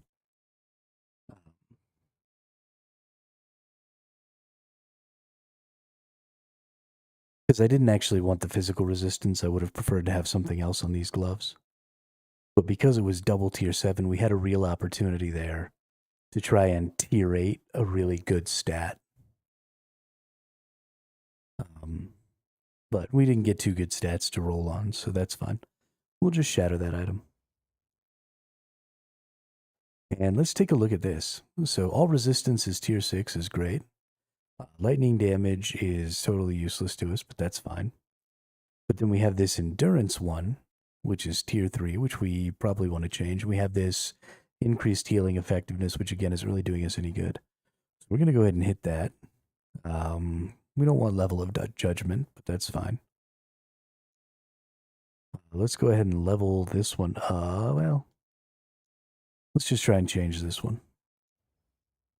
Fire resist doesn't really do anything for us. All elemental resistances doesn't really do anything for us right now. But it does mean that we can maybe take off the LE resist of some of our other stuff. Oh no, it does a ton for us right now because we're not wearing this. So we have a lot of fire resist, but we don't have any of our other LEs. Okay, so that's pretty good then. And then let's go ahead and level up this damage over time to max. Now all that's left is just to try and change this level of judgment into something else. It's not a perfect item, but extra block chance and extra health gained on block is definitely good for us. Shatter that. Shatter that. Ooh, tier 6 strength. Vitality, fizz resist, necrotic resist.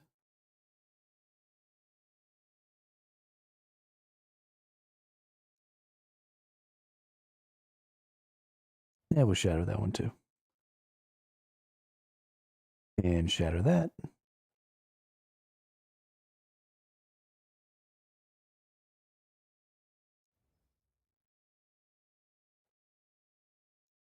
Okay. Pretty happy with all that. Things could have gone a little better there, but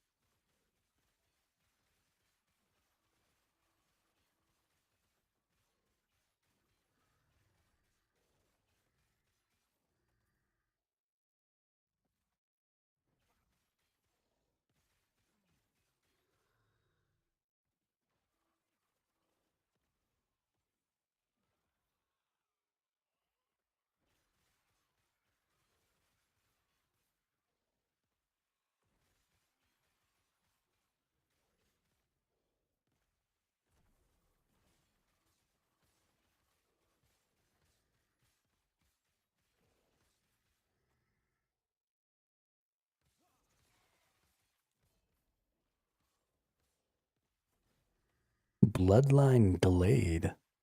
That honestly sounds a little bit like something to do with this new boss mechanic.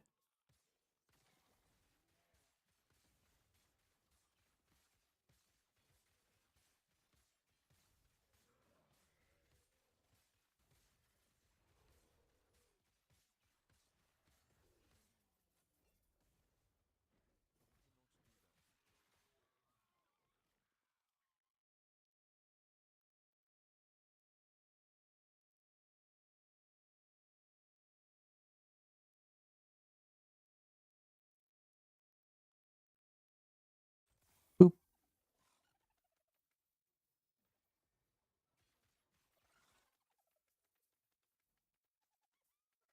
Lenny the Loot Lizard. Come back over here, Lenny.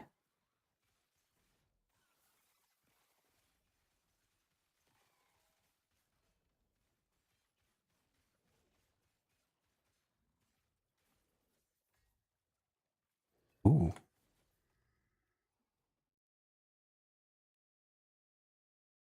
I got sidetracked. Hey.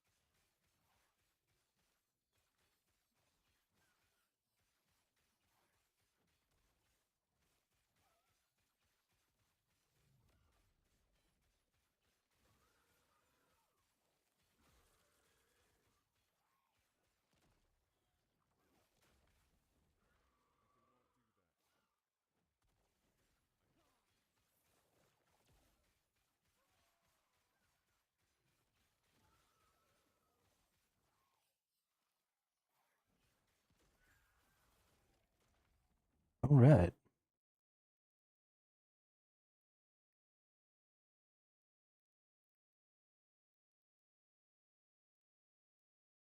Ooh, chance to ignite and hit, increase damage over time. And chance. Ooh, that is such a good one. Yo. Necro penetration, necro resist, vitality, necro resist. Well, let's take that one off. Let's put that right there. Let's go bammo.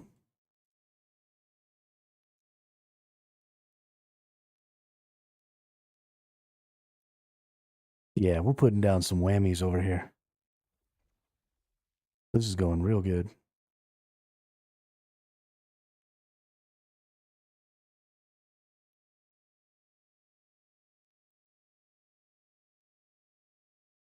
Yo. Slay a pack of randomly evolved Rift Beast champions to revive the or to retrieve the primordial exalted items they guard, each of which has a primordial champion affix. Oh my god. That is so good. Primordial champion affixes. So those champion affixes are the ones that are kind of special.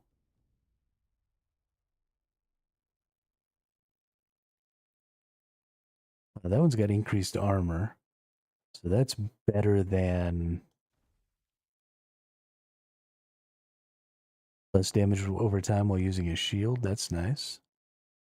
And I can't really use that other one right now because I don't have anything to put in there. And I don't have 5 more memory or 500 more amber.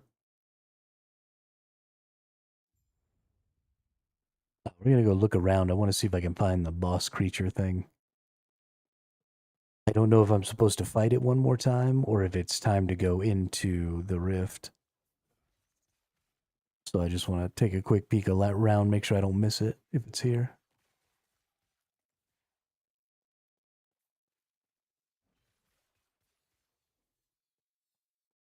Looks like it's probably not here though.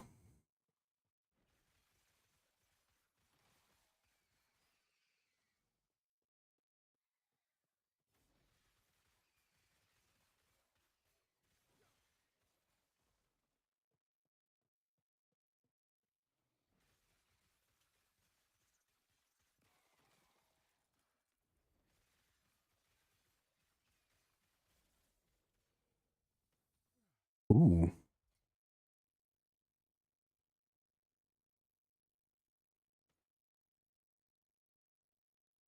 this has some potential here. Let's see. If I can get a health here, perfect. And then we've got strength. We want to go ahead and put vitality on there. Let's pump up the strength here. Oh, well, we didn't get to put vitality on it. Okay, well, that was pretty unlucky, but we'll just shatter that. That's fine.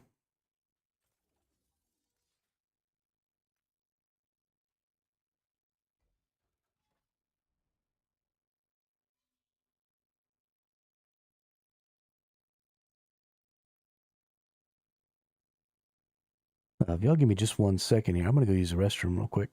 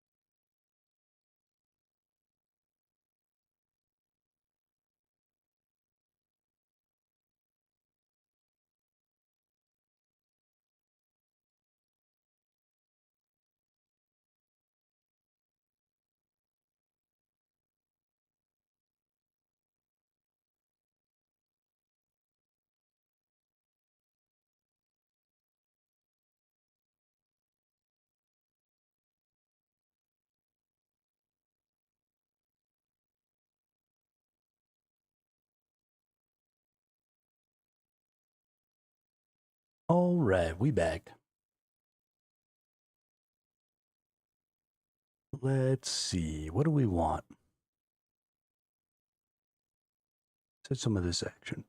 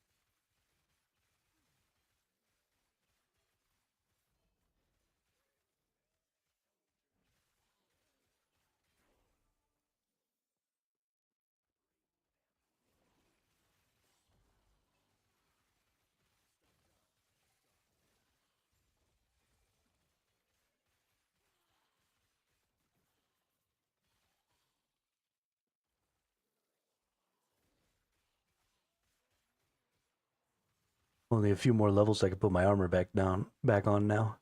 Although the armor that I'm wearing now isn't horrible. Will be nice to get my elemental resistances back up.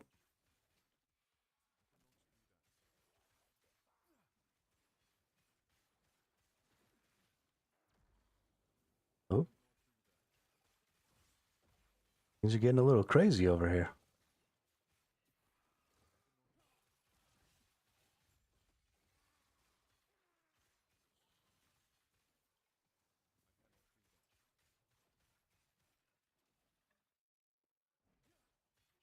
Almost got murked.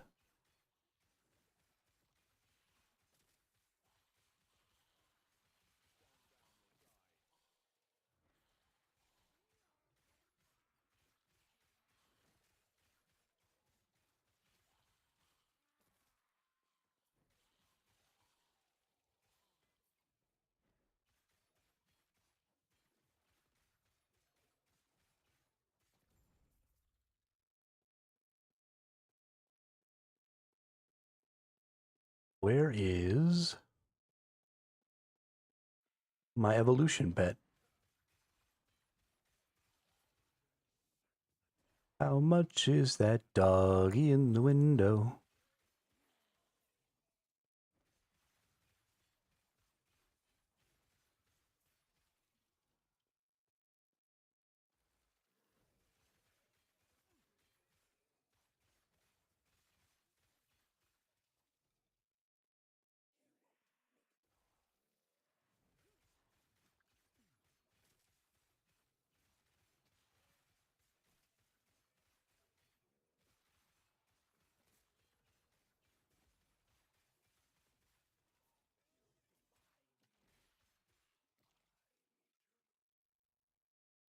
Hey, more ignite chance. Woohoo!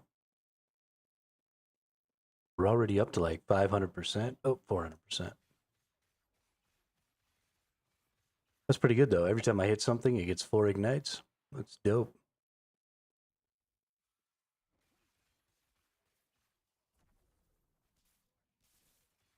Hey, there's my little doggy. Time to go get ourselves another evolution.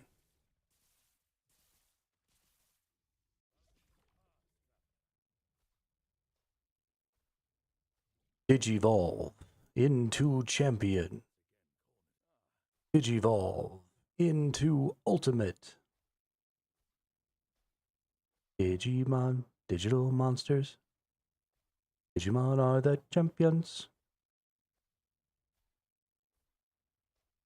We only need 1,600 more before we can get a Rune of Evolution, which will allow us to make a tier 7 mod, a tier 8 mod,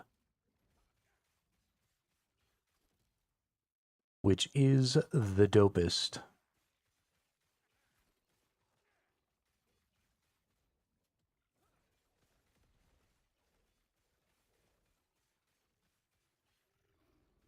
Lithicus the Giant.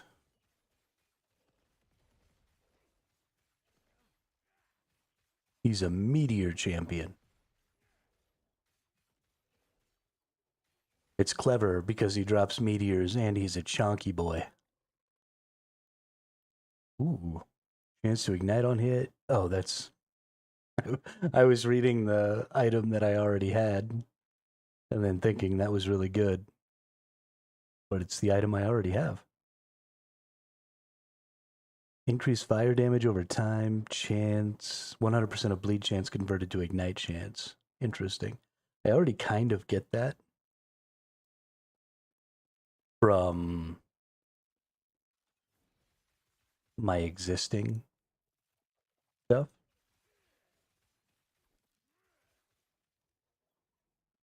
My whirlwind already turns 100% of my bleed chance. Or my warpath, or whatever the fudge it's called. Because nobody can have the same names for skills. So every game I play, I have to call the same skill different things.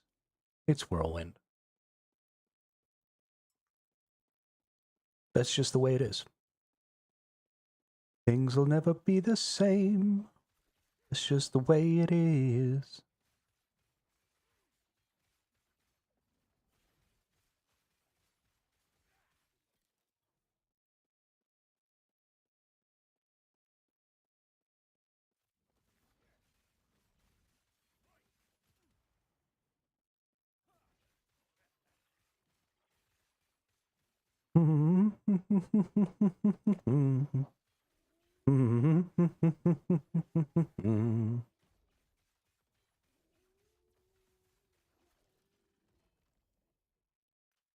The Glyph of Despair.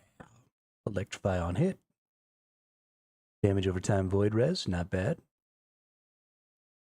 In fact,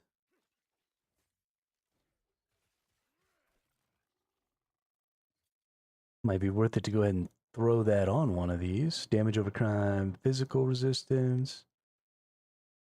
Ward on potion use health. Damage over time phase. Alright, let's take out that one then. This is definitely better than that.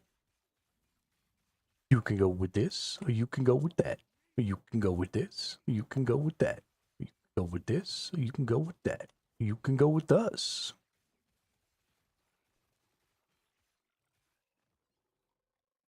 Oh, you know what? I'm probably going to get enough of these ancient bones down here that I'm going to be able to buy my my rune.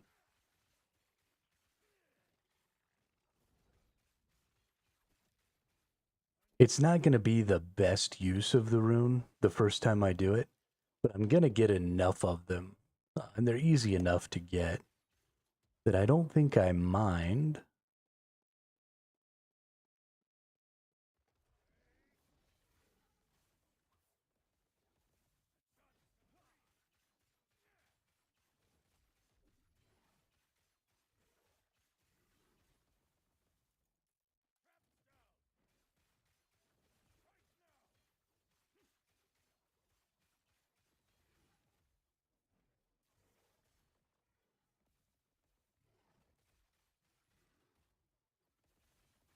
Right, dude?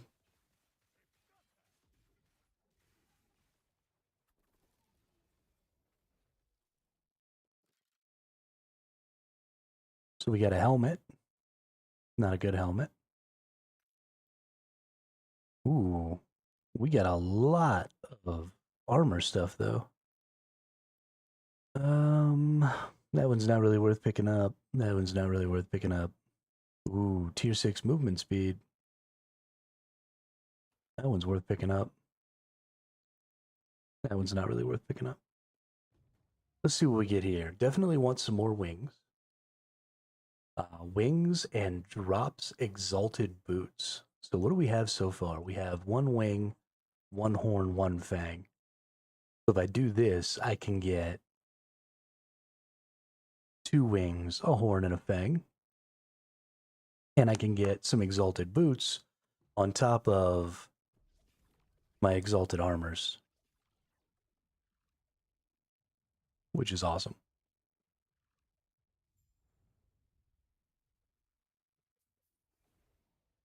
Yeah, that was real good.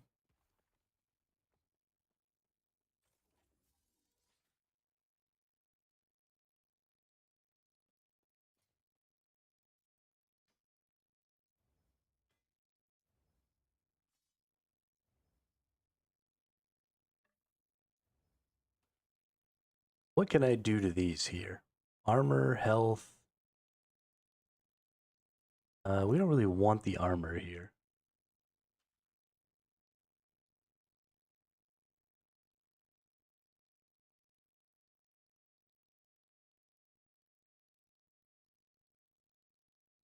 Also, don't really want this intelligence.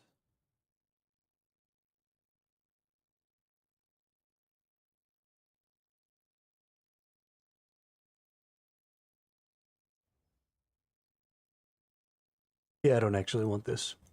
Shatter that.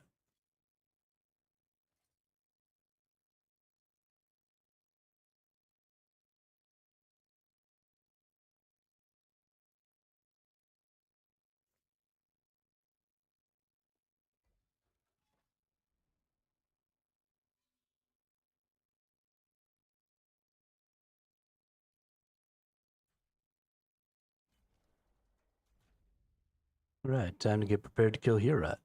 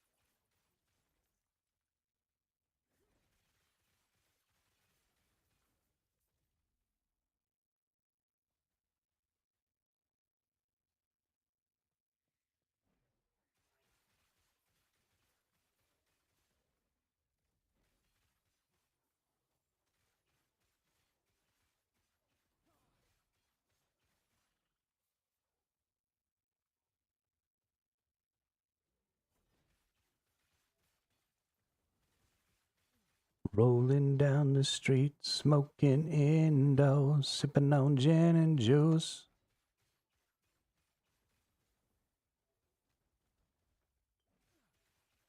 Ooh, I almost got killed just now.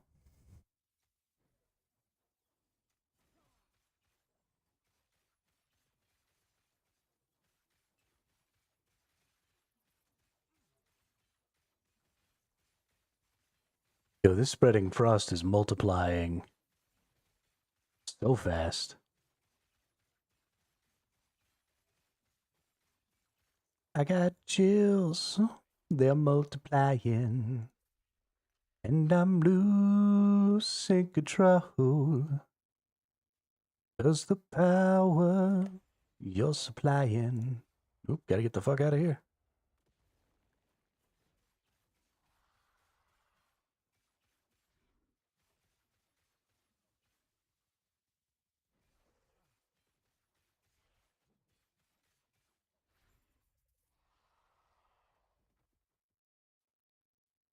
No, Hiorat is dead.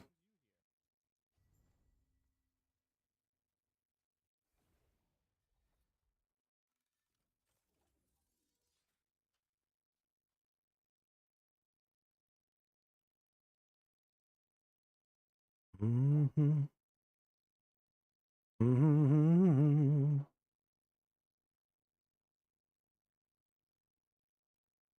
Mm-hmm. Mm-hmm. Mm-hmm.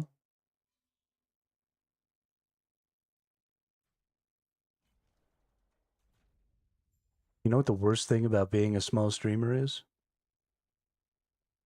Everybody wants to sell you art.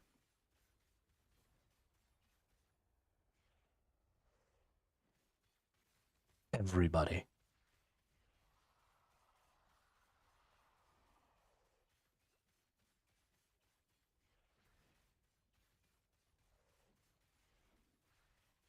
Like the art community thinks that the only people who buy art are streamers. And just every artist in the world contacts you.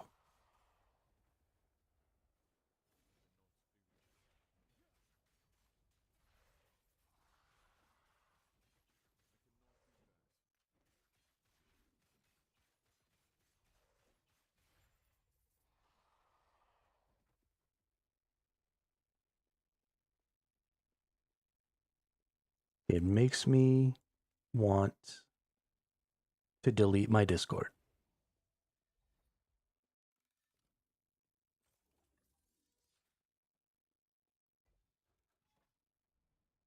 All right. Let's go kill somebody. I don't know who I'm killing here. This is a new looking map.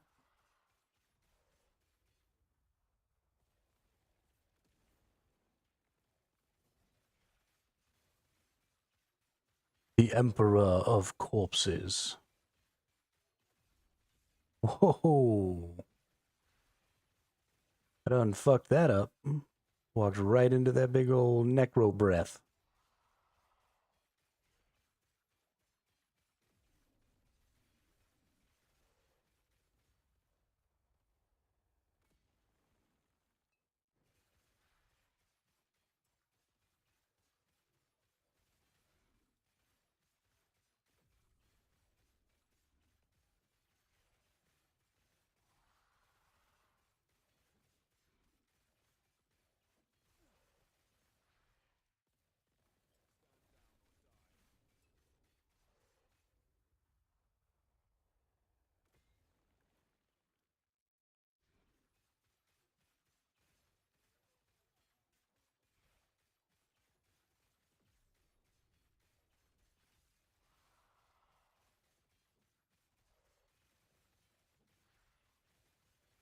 Hey, buddy.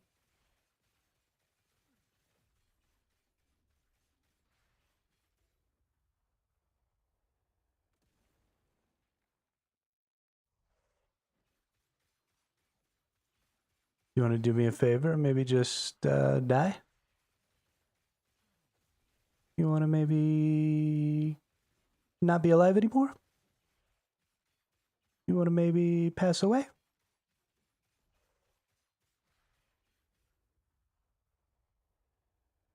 You want to maybe shuffle off this mortal coil?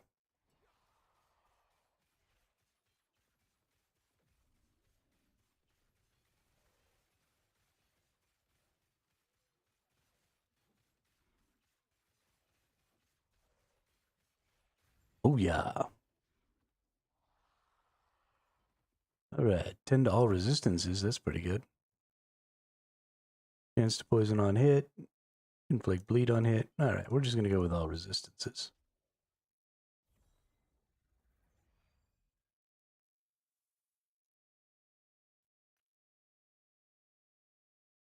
Increased health, increase. Ooh, that's actually pretty good.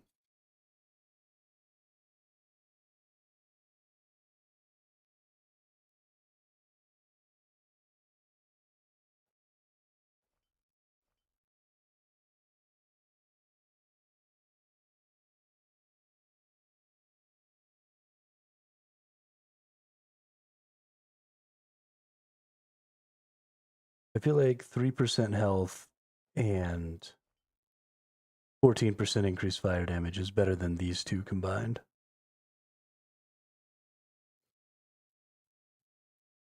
That's what I feel like. That's what we're going to go with. Now it's time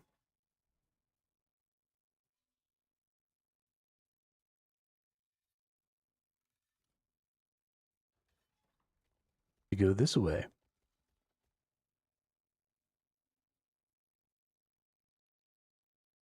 These last three zones over here.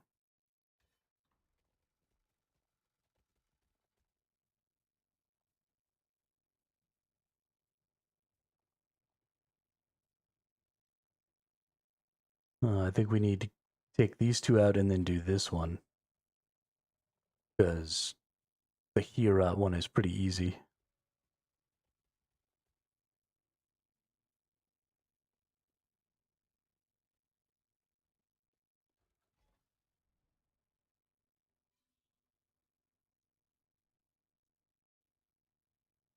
All right, let's see what's up. Let's murder some dudes.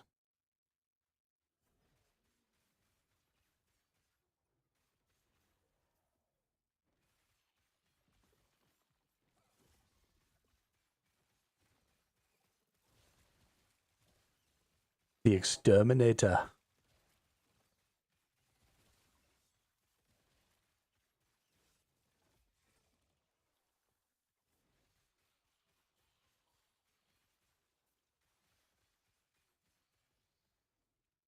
Let's see. Not worth picking up.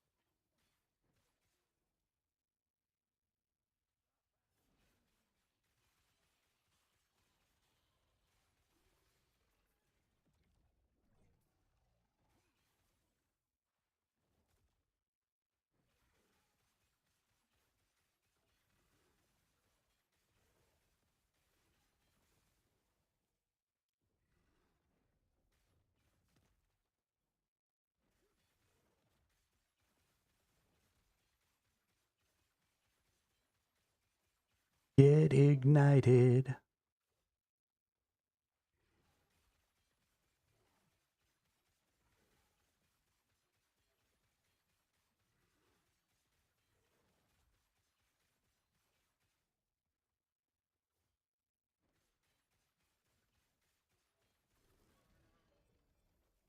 Ooh.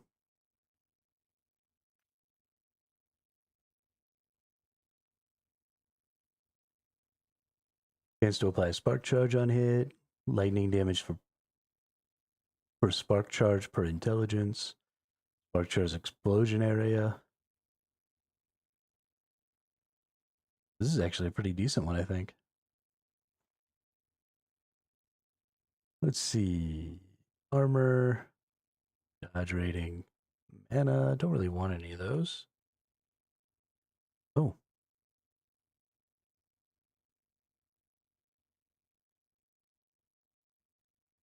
Cool.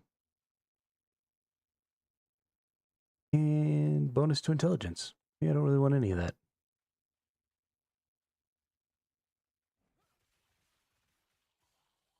Nice to get, though, I suppose.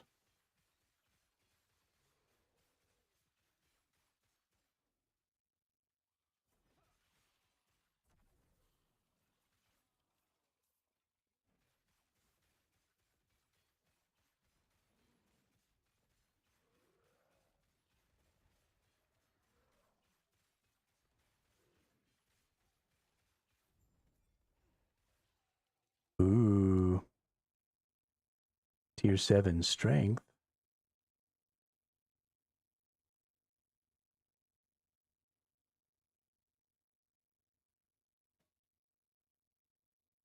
Okay, game. I see you. What does this thing have that I might need? Poison resist that I don't need.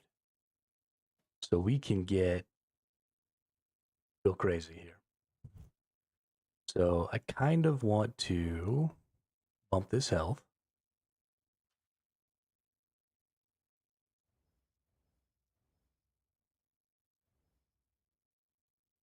And well, I guess that's it.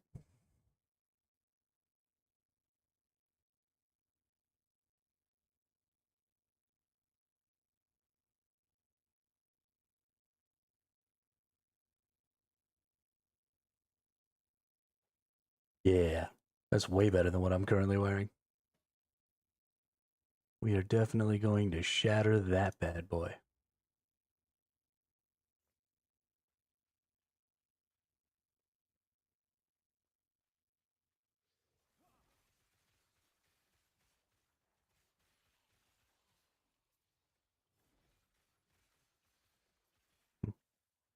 This zone is done.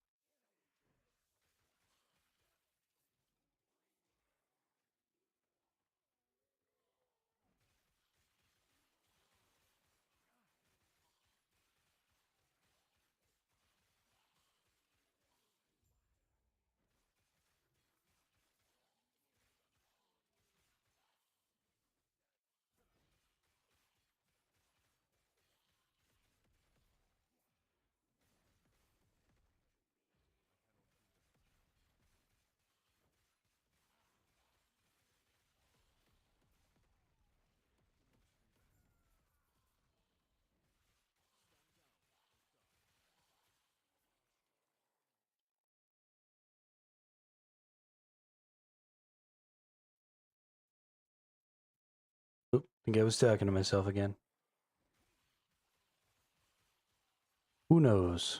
Nobody knows.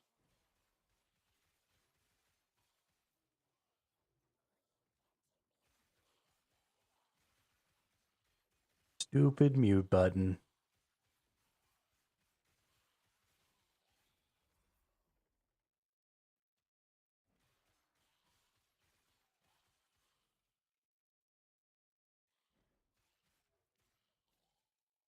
Oh, I've apparently completed this. I still kind of want to look around though.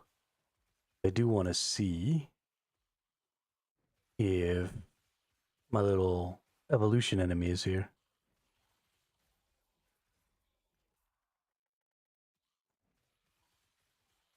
Because that really is kind of the point of all of this. As far as crafting is concerned, this evolution enemy is definitely the end game loop.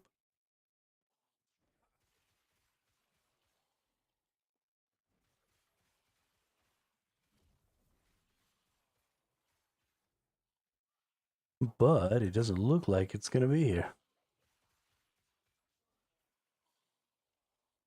How sad.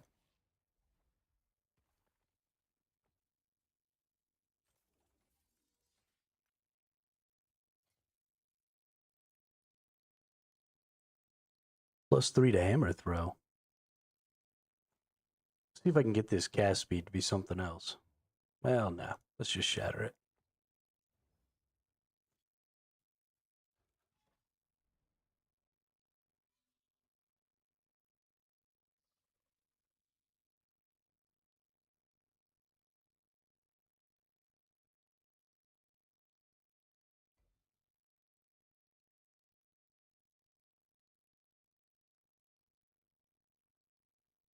Okay. Let's see if we can't get this cemetery thing that I need.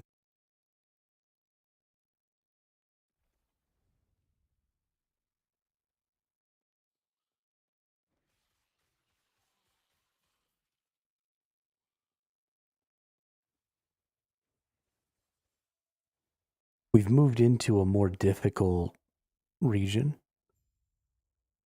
So the enemies in here are going to be a little harder. We've already had some close calls down in these. So we are going to have to be pretty careful.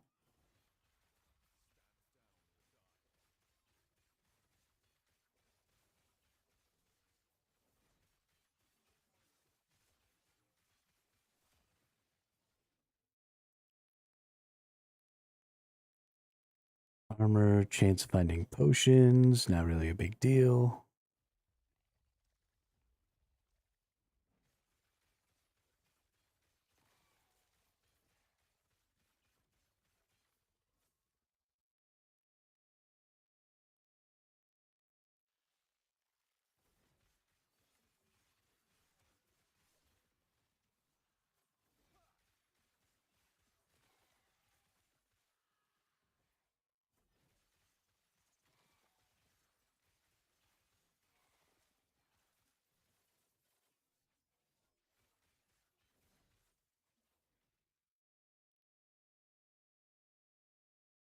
Cold pen, cold damage.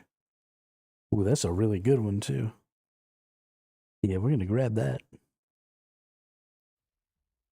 Might be able to trade that. Only 1% off a perfect.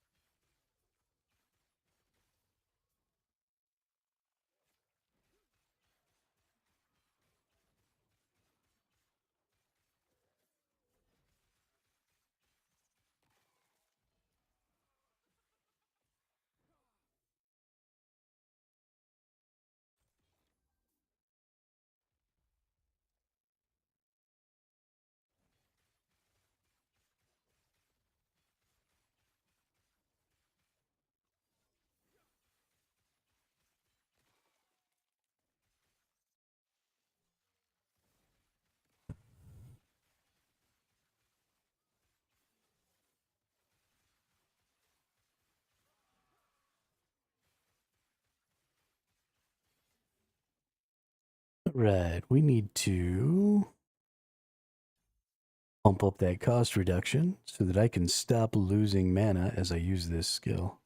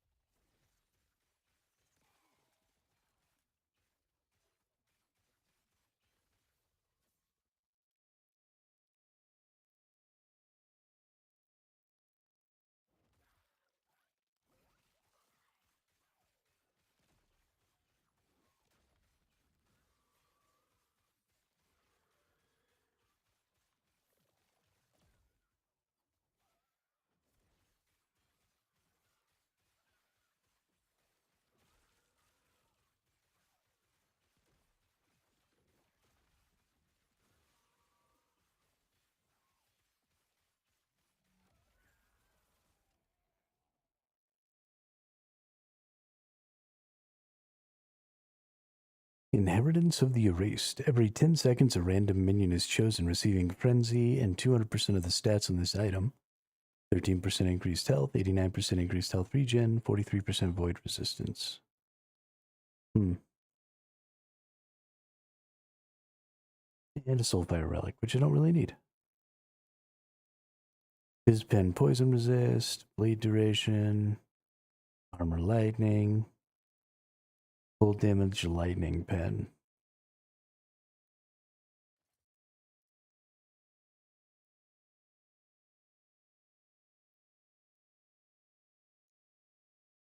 Just for grins, let's see what this gets here. His damage, throwing damage, cold resistance, void resistance. Okay.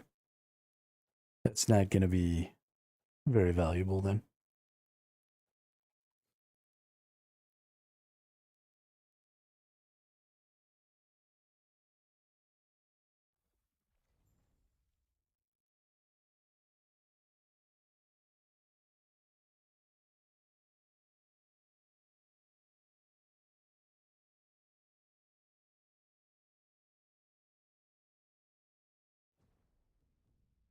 All right, what do we got? Increased armor, less damage taken over time while using a shield, and 17 health gained on block. That's actually pretty huge. Fizz resist, less damage taken. So I think I'll go ahead and probably change that one. Oh, I don't even have enough shards. Okay, never mind. Looks like we're not changing shit. We do want to go look around though and see if we can't find our evolution thing though.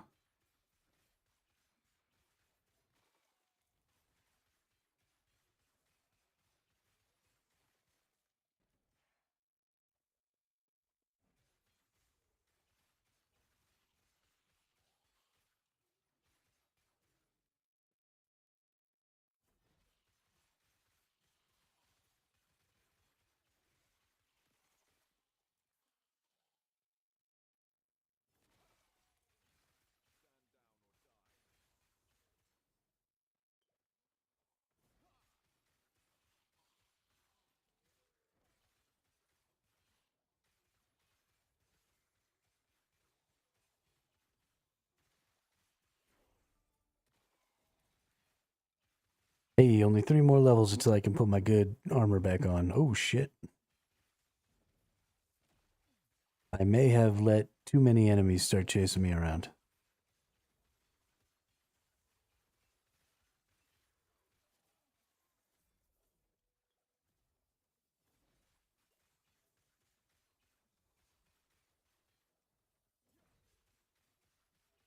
And I may have possessed too many of them.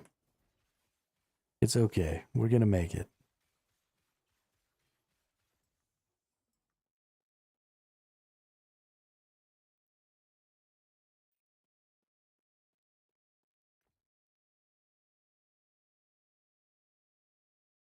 Weaver's Will gloves.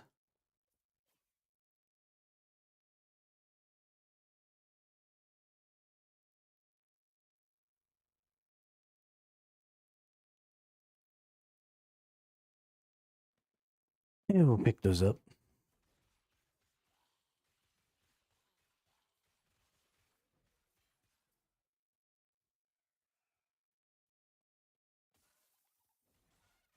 Ooh, loot lizard. Purple loot lizard.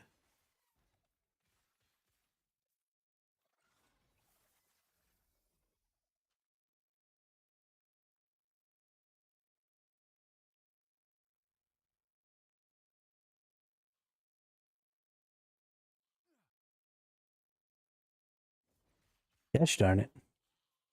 Hey, there's my little dude though.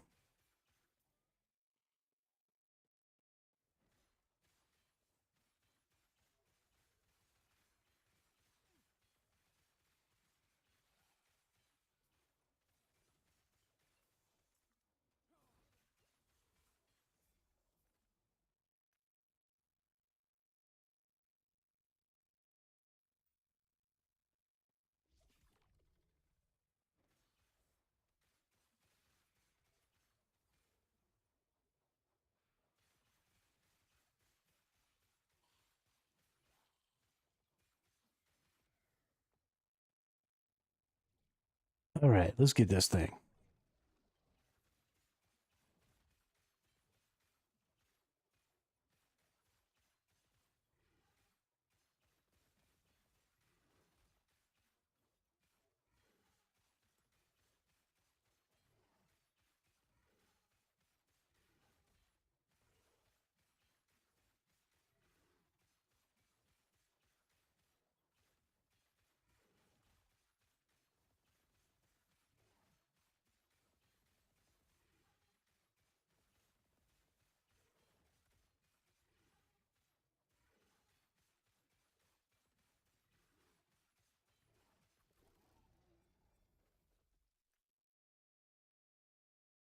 Tier 6 health with movement speed, strength, and resist.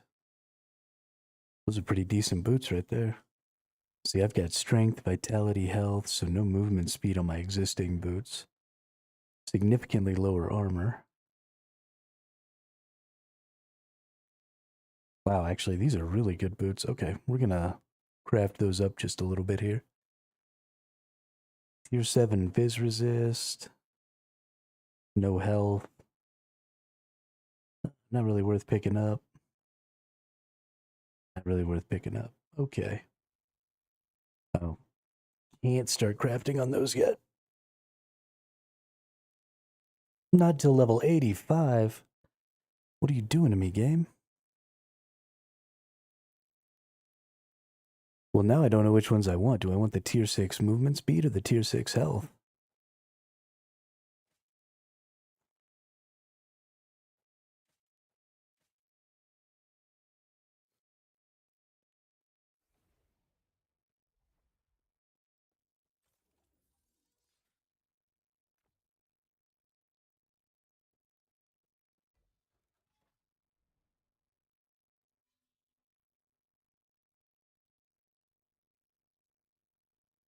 Too many choices. Life is too complicated.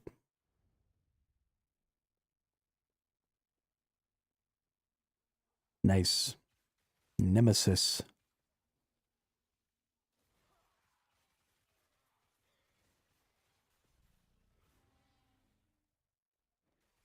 Oh, we got a T-Rex.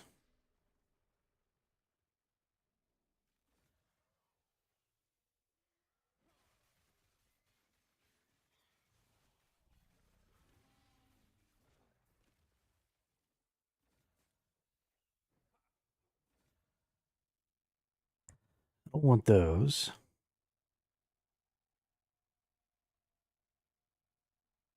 I might want this, except it's all void. Yeah, we're just gonna banish that stuff.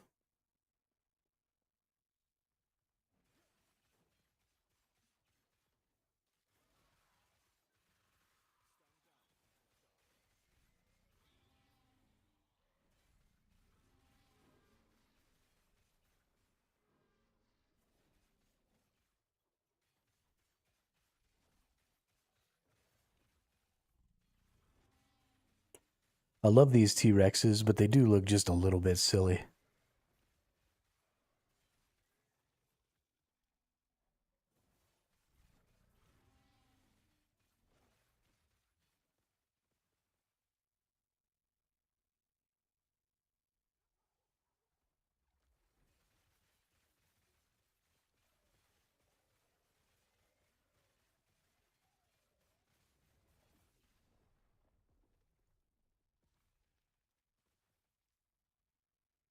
Well, that was painful.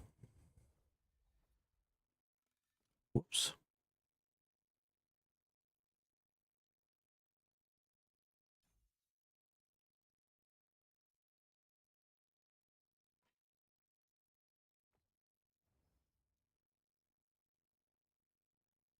Hmm.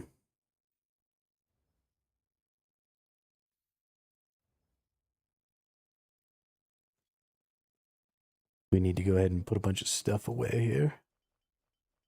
Not that I actually need or intend to use most of these things. I'm just a fucking hoarder.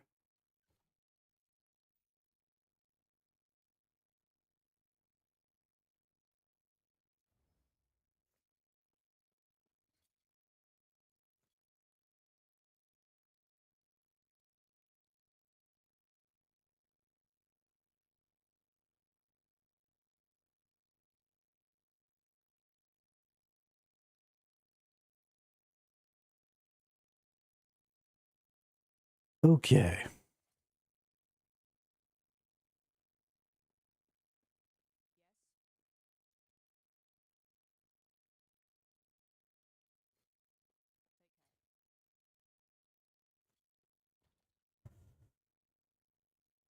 Actually, I want to go see about selling that right now.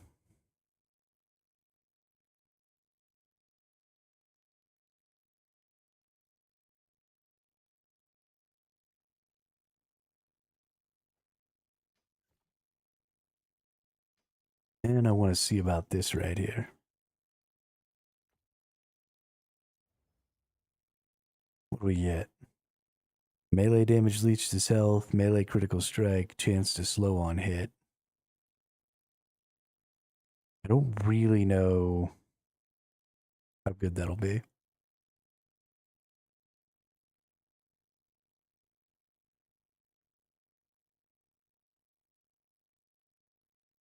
Might be something that my older brother might want, though.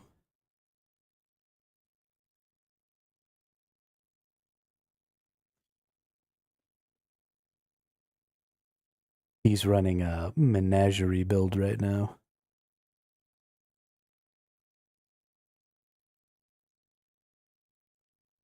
So he's running like a T-Rex, and then he's gonna get some raptors and some other stuff like that.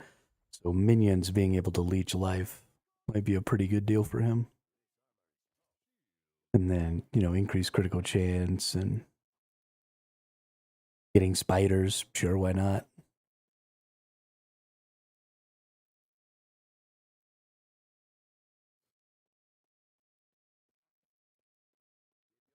Let's go to my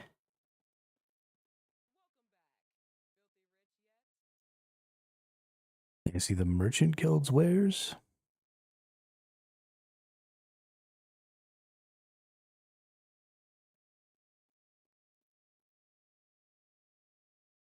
Do y'all have anything useful? Those are actually pretty good.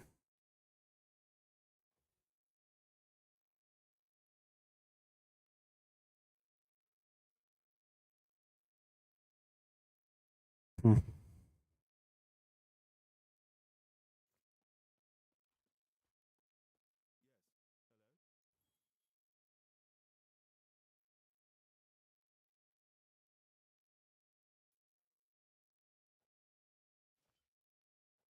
Actually, instead of listing the item, let's go to idols.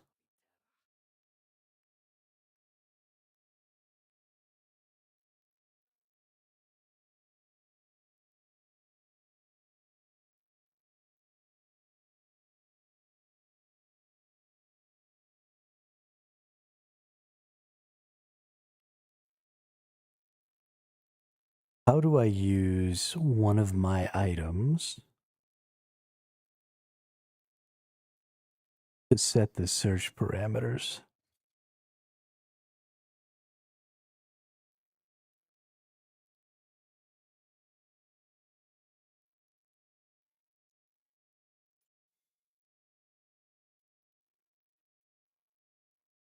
Okay, there are none of those.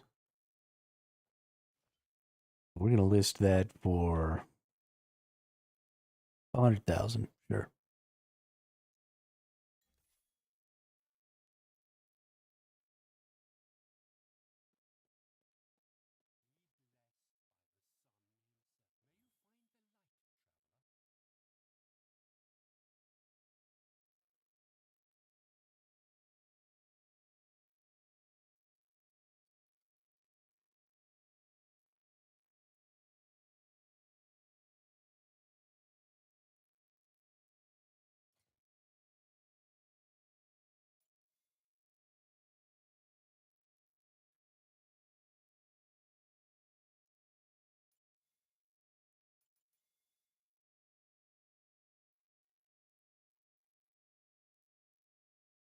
Wow, nothing with ignite and fire pen? Or ignite and fire damage? Gross.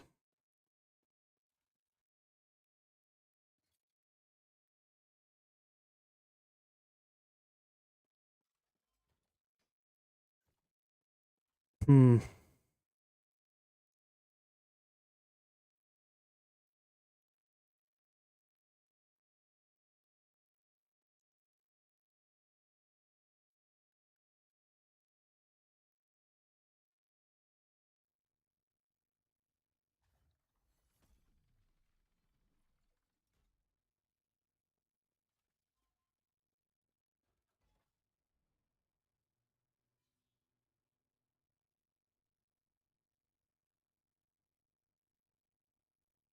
pretty sad that I just got killed.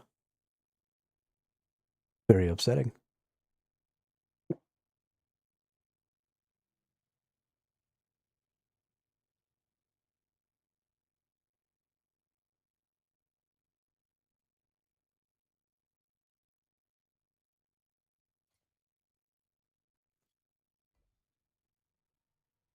So I think I'm gonna go ahead and get something to eat real quick. Make some hot dog tacos and be right back.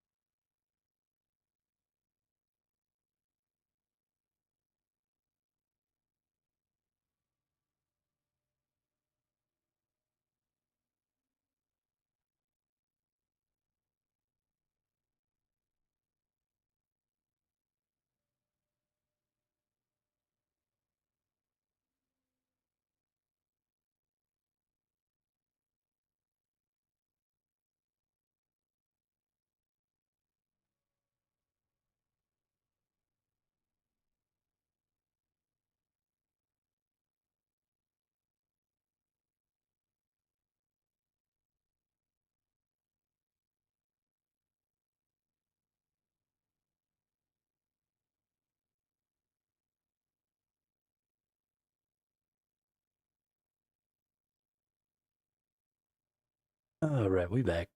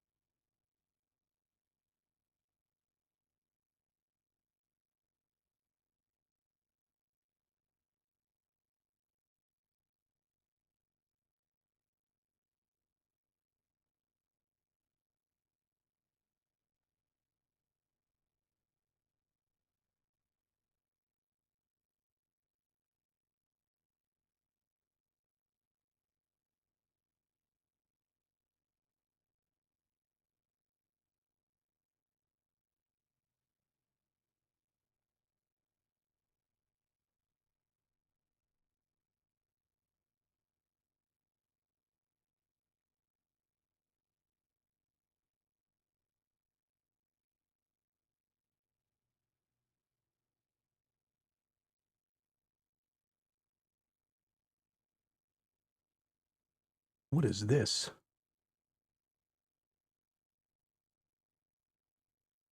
Why can I just add all this to this?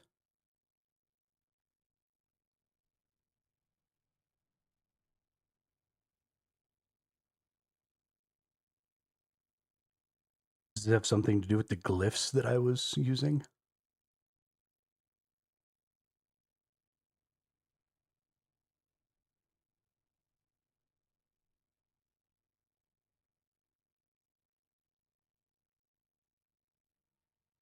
Oh,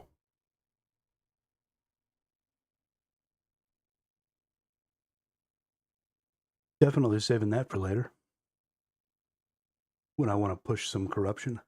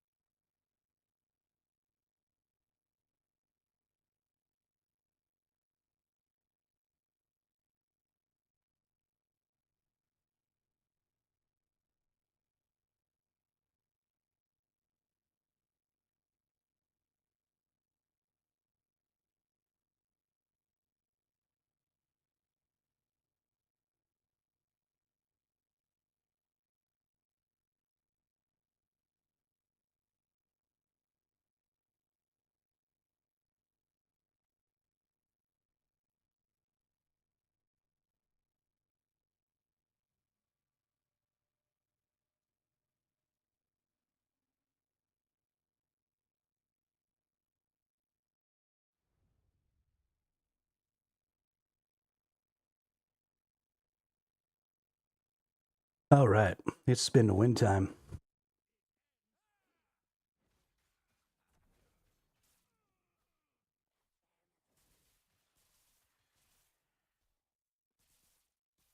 Let's go find and kill this patrolling flesh dude.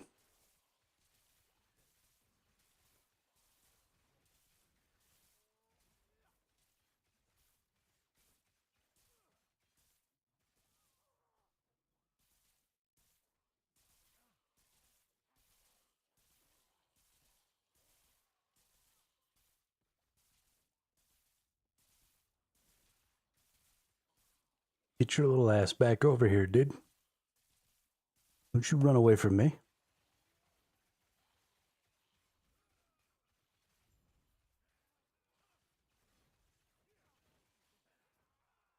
All right, now let's go see if we can find our little evolution pet. I call it a pet, even though every time it sees me, it tries to kill me.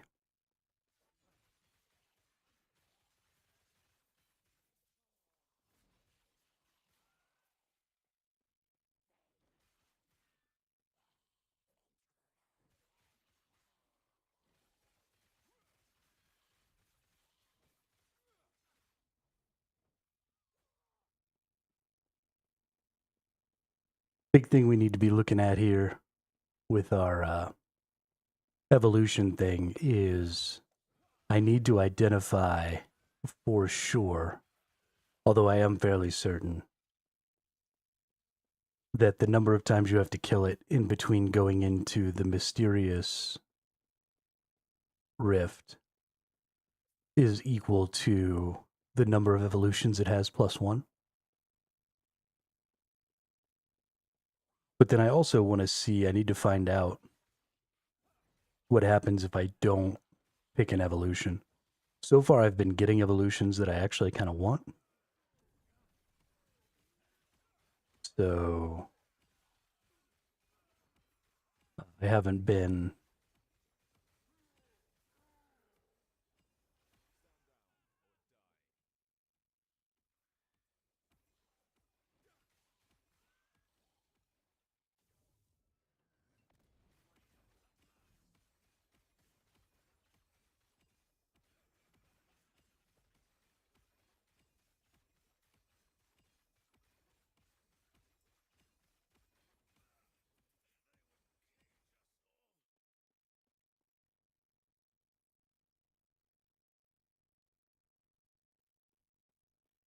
if they're not exalted, I probably don't care about those. They're not build enabling for me, and I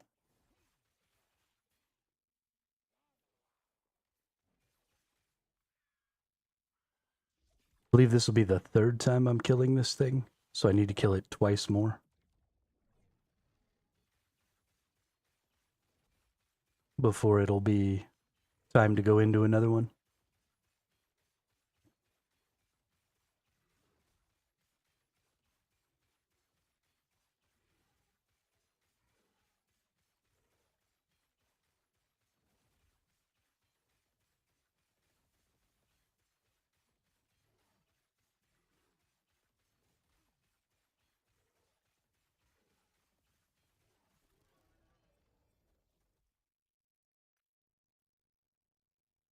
Nice little 2-handed spear. Not really something I want. Minion dodge rating, intelligence, block chance. I think I want that block chance just because I want to go ahead and shatter it. And what do we have here? Shatter. Void damage, necrotic resistance, shatter. Shatter. All right. I think that's everything.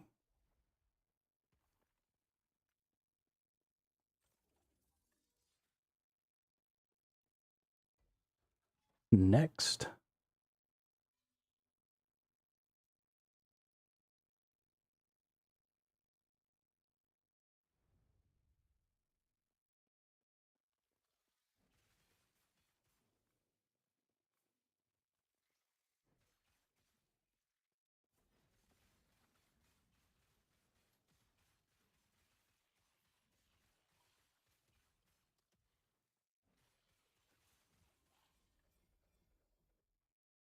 Ooh.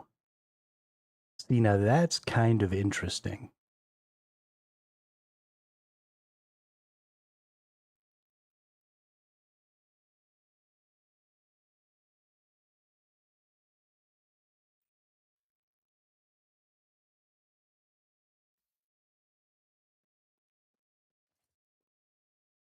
Because it's only got the one stat. And that's a tier 7 health. Which means I can choose the other stats. Which could end up giving me everything I want. Which will be damage over time. Is there fire damage over time? No, we have fire damage. Probably fire and elemental damage are the ones that I'm going to want. Or maybe damage over... No, it's damage over time, because damage over time will give me a higher percentage. So let's 1, 2, 3. Okay. Wow. And then 1, 2, 3, 4, 5. So now where forging potential is so low, there's no way that going ahead and taking this off as a tier 8 is going to be helpful. So we'll probably just go ahead and use some removals, and then a shatter, and get as many of those back as I can. So unfortunate. I do, however, have some forging potential on some of these. Like this has forging potential and can get some health. There we go. There's a boost. This has some forging potential, but I don't have judgment, so that's fine. That doesn't have forging potential. Nor does that. This does. So let's hit damage over time. Oof. And this does. So let's hit vitality.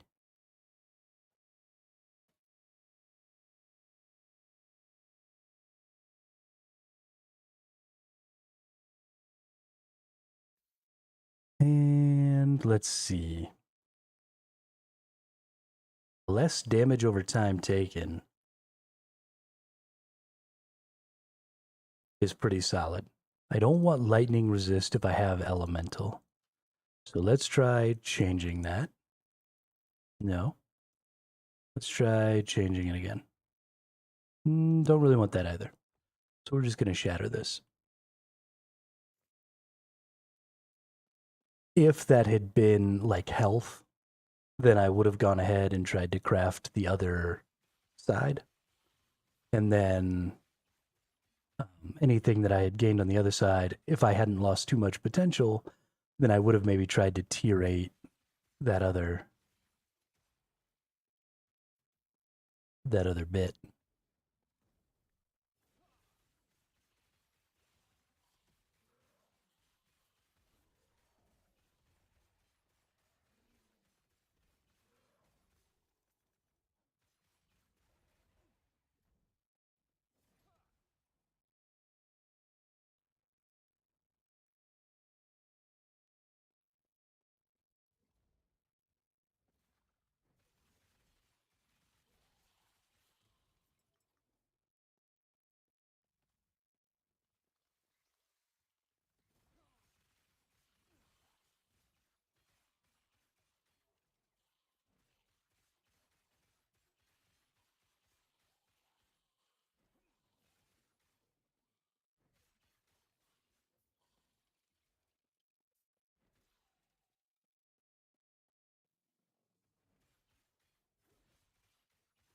Hey, a nemesis.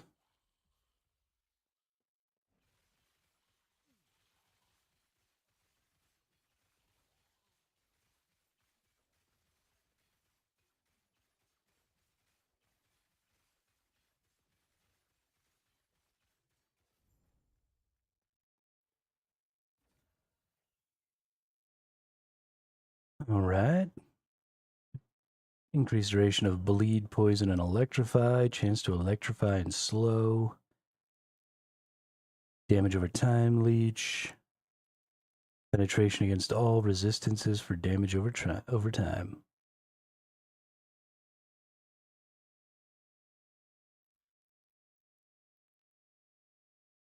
We might go ahead and pick that up. If we can get some extra Weaver's Will on this.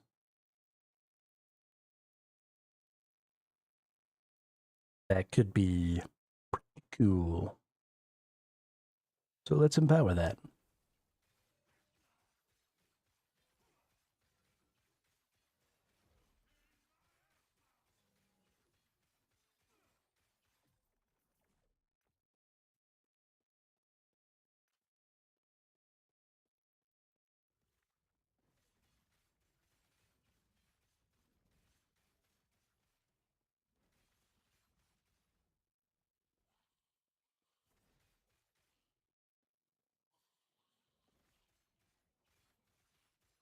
Gotta go look for the little duder again.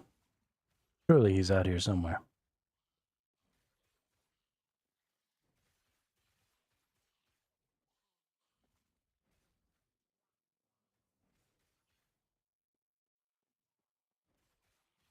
Or maybe not.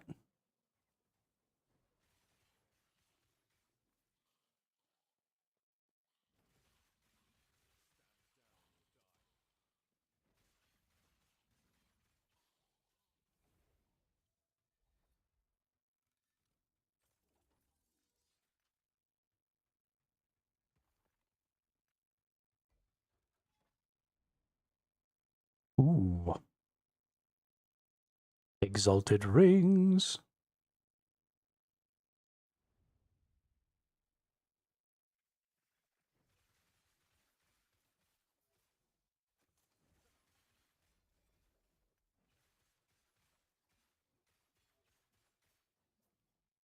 Rending Dawn Shield of Remedy. Oh, these things are both coming up real close.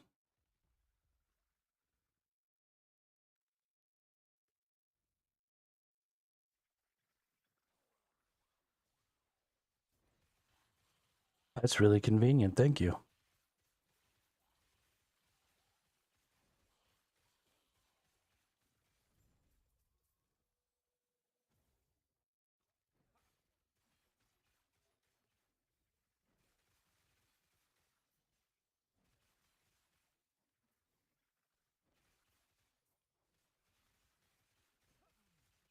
Ooh, I haven't seen this champion yet. Le Cacaroch.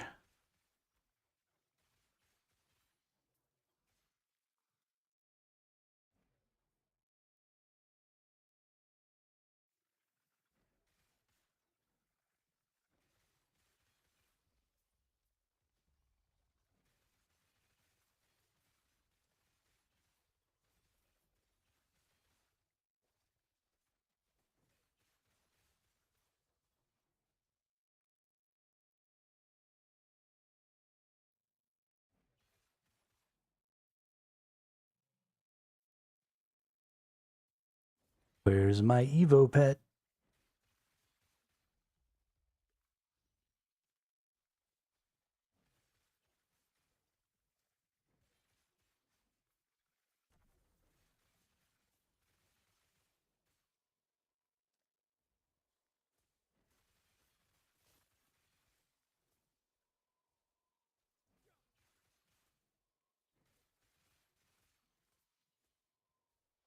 Okay, this is bullshit, ref.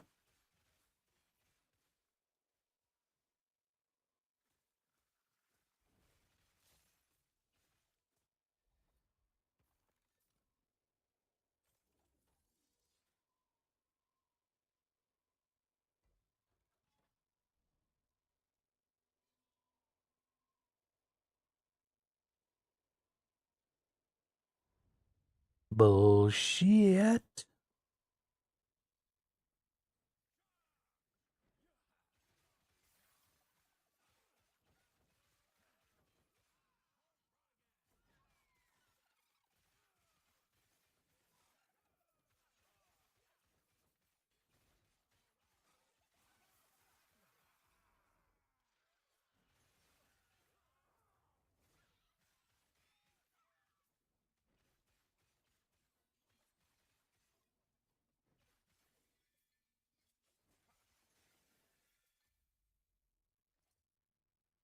Ruby Amulet of Life. Nice. Tier 6 health. Is resist. Cold damage. Bummer. That almost could have been a good one. Ruby amulets are a really good just standard amulet. Because, you know, they give health and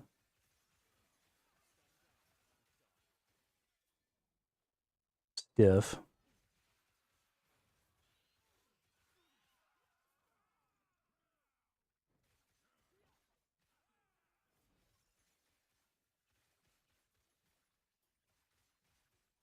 Hey, there's my little Evo pet.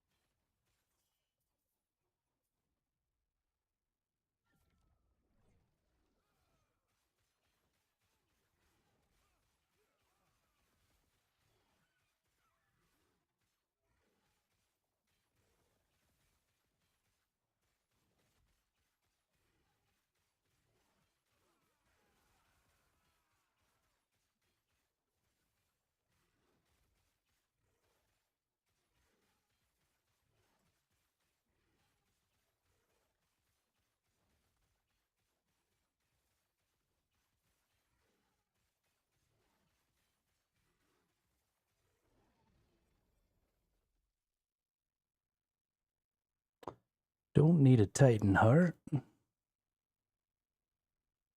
D6 movement speed with attunement, LE resist, and health. D6 strength, meh. D6 endurance, D6 dodge, D6 attunement.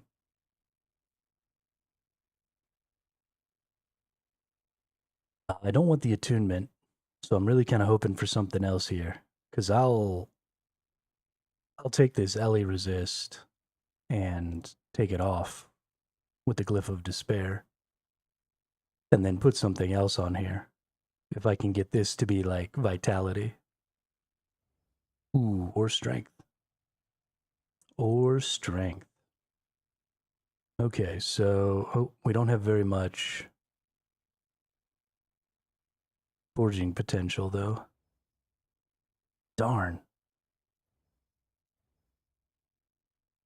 I mean, it's unlikely that I won't use up that forging potential.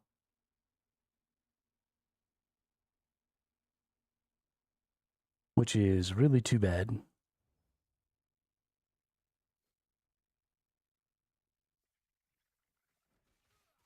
Because that could have been a pretty decent mid-tier little boot there.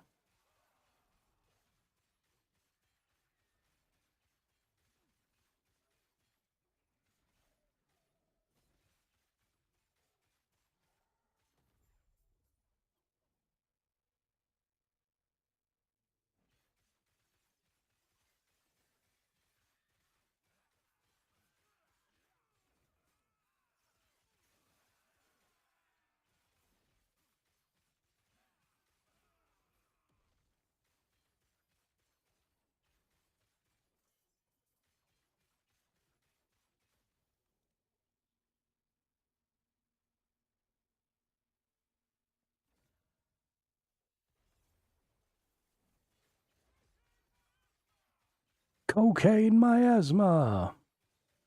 Rah. Corrode. Cocaine miasma.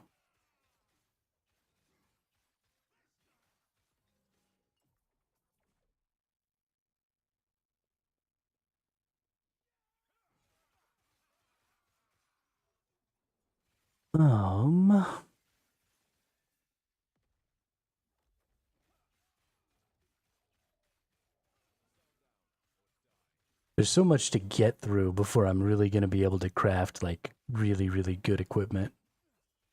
And it makes me kind of sad. But it has to be done. Gotta get through it.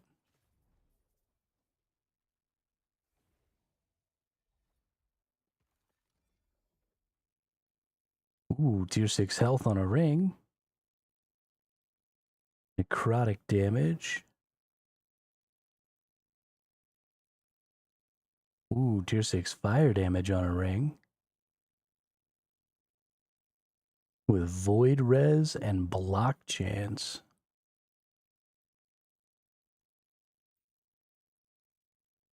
That's interesting.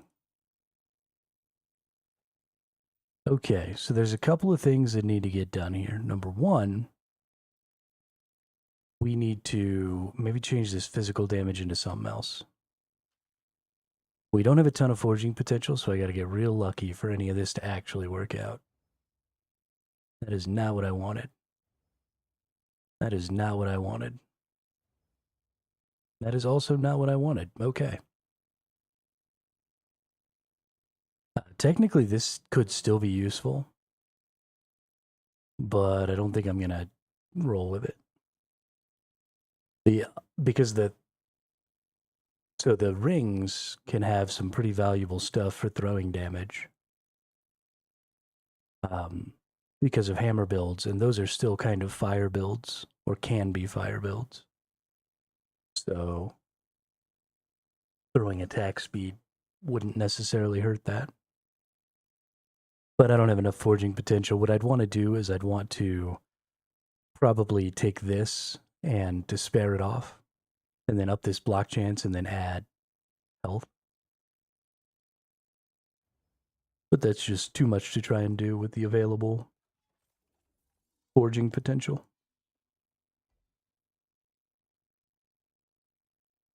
Here's some more rings down here, though, so let's go get them.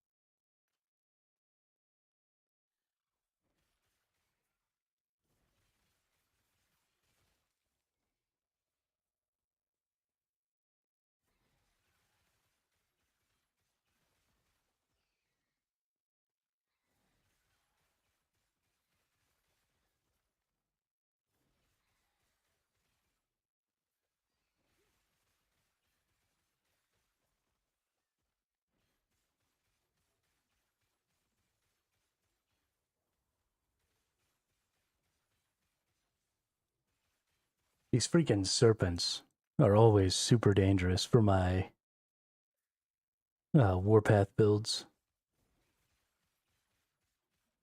They just get away from you so much and they do so much damage. And they do it while they're kind of kiting. It can really be a problem.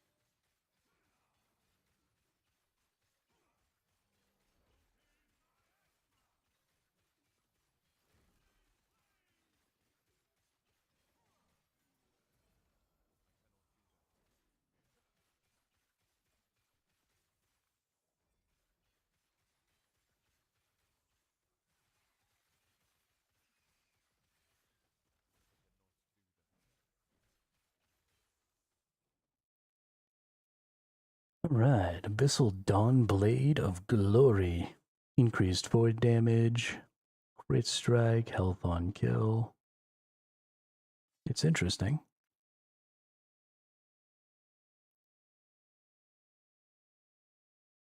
Let's see. Only 17 Weaver's Will on this. I'm still probably going to pick it up.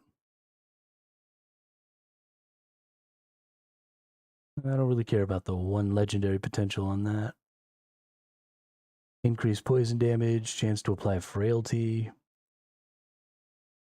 Those are not terrible stats, but not really good for me, and not really good, with the ignite and stuff like that. So, tier 6 Ellie resist. Critical strike chance for the spell. Yeah, I just don't think those are going to be worth picking up. Sad day. Gonna keep looking for our evolution thing, though.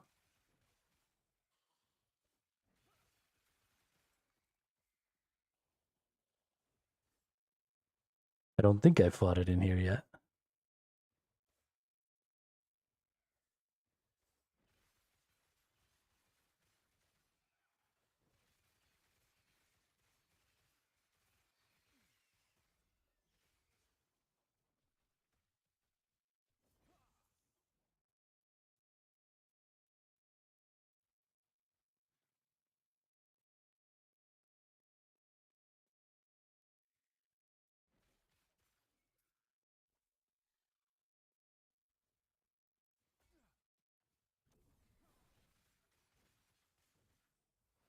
Pyromancy.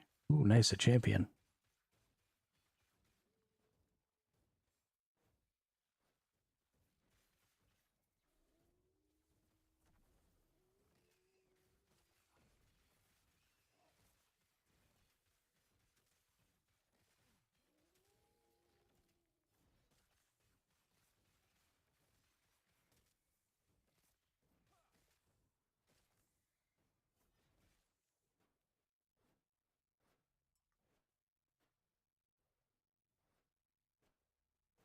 Summer.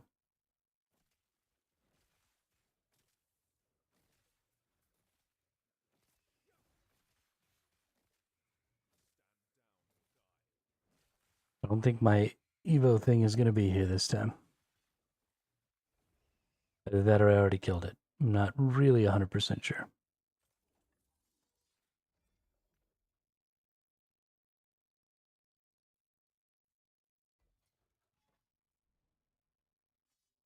Let's see what this will get.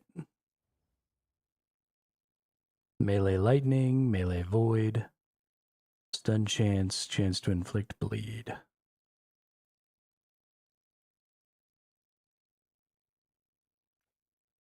I don't know.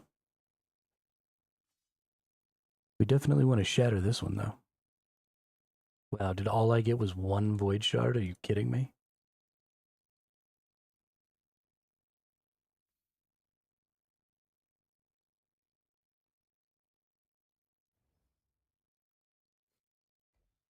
Wow, and one fizz resist shard. This game is trying to piss me off right now.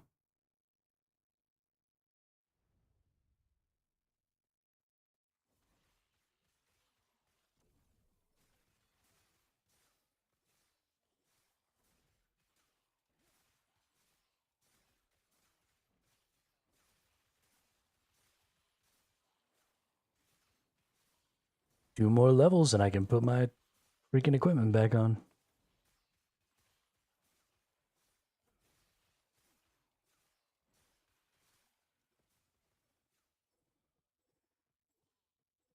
Here's our nemesis.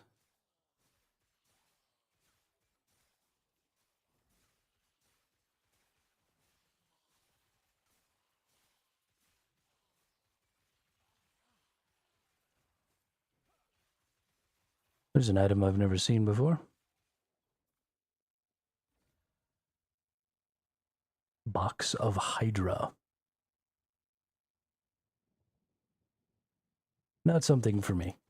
Do I have anything that I want to have in there? No.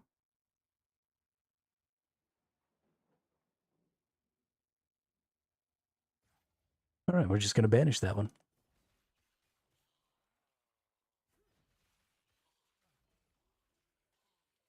Hey, Glyph of Despair. Nice. Glyphs of Despair are insanely important in high tier crafting. Without Glyphs of Despair, you pretty much can't make the best items.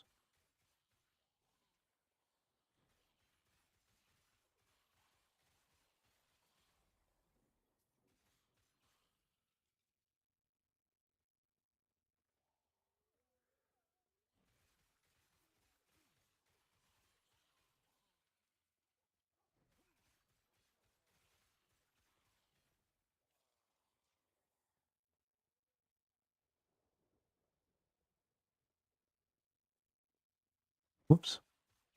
There was a little spot right through here that I could go.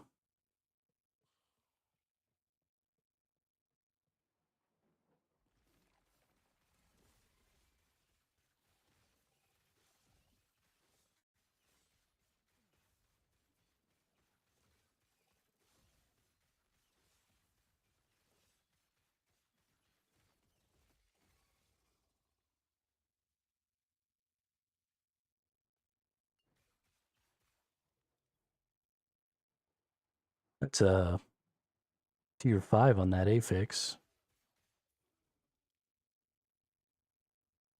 Melee damage leached his life.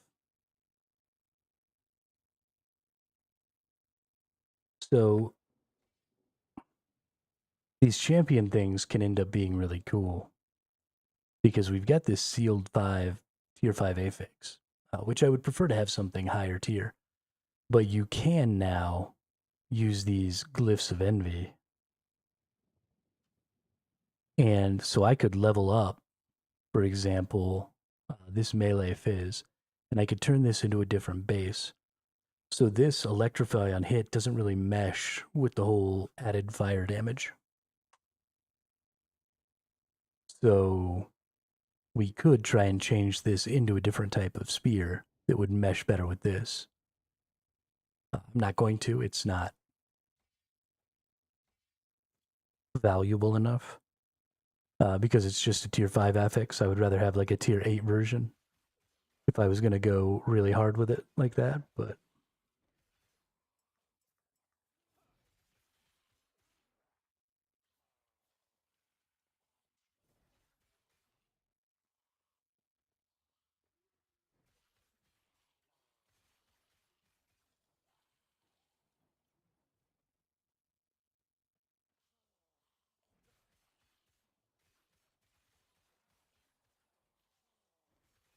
where is my Evo doggy?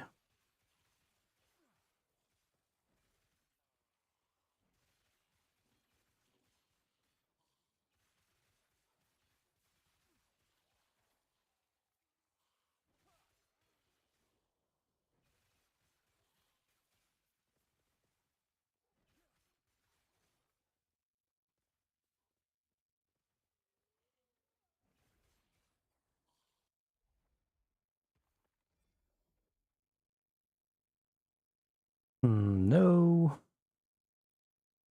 Tier 6 block chance, but no. I'll actually probably go ahead and shatter that. Tier 6 elemental damage with strength.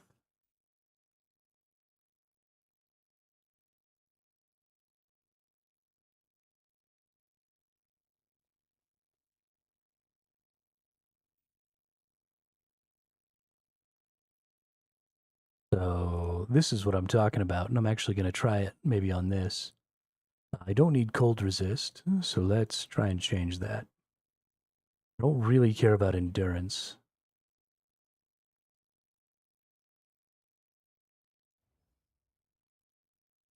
Definitely don't care about ward. Definitely don't care about endurance. Necro resist is definitely something I need. This has void resist, which I don't necessarily need. I also don't need the physical resist.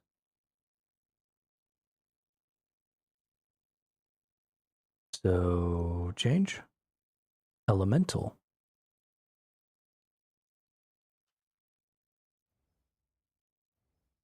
Damn.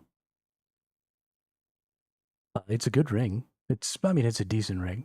Increased all cooldown recovery speed, +1 to all attributes. Lots of elemental damage, some melee resist, good necro resist. 5 strength.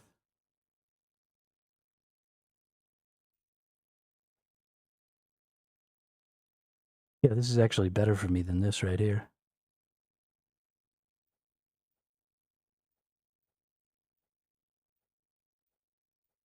Guess it reduces my damage a little bit.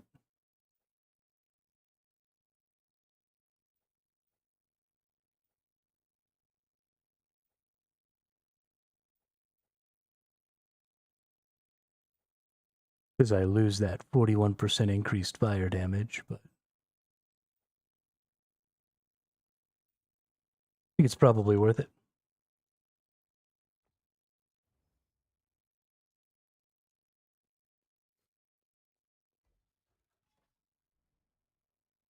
What I would have liked to have done there was use that glyph and change that into that fire ring. So if I could have had this as a fire ring, that would have been kind of ideal, but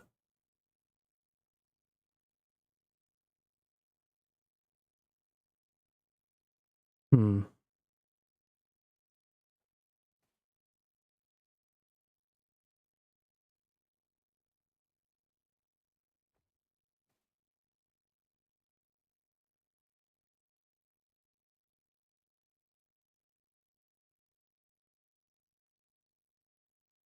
I've been having to get up a lot today, but I gotta go use the restroom real quick. I'll be right back. Forgot while I was making food.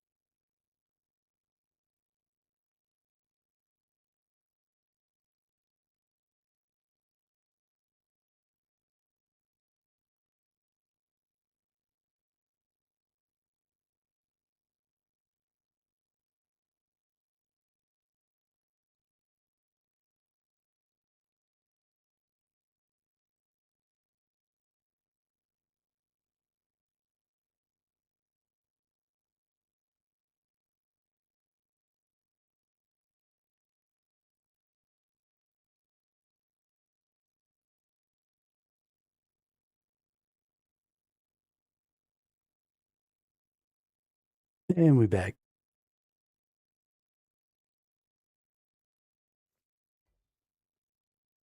Okay. Oh, well.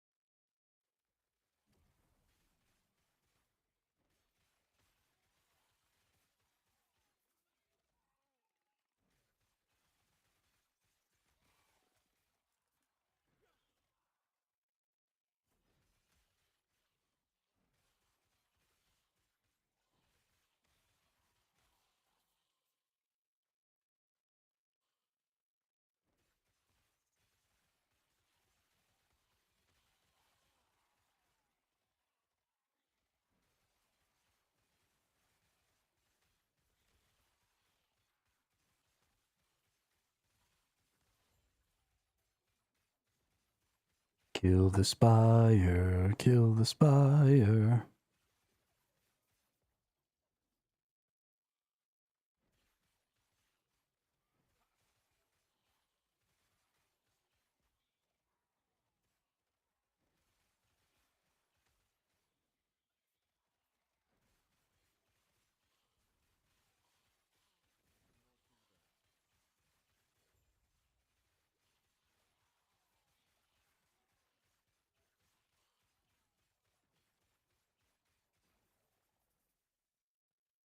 It used to be so much more common way back, like over a year ago. You used to get 3 spires all the time. It's weird to now play and so often only get like 1 or 2.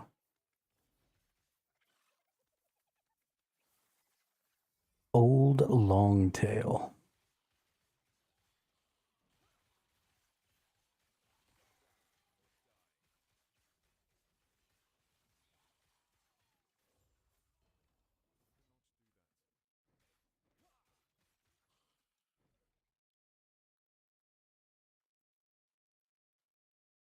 Rune of Ascendance. I need to think of something that I can use some runes of ascendance on.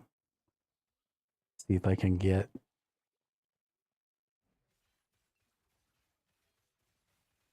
some sort of unique that might be valuable.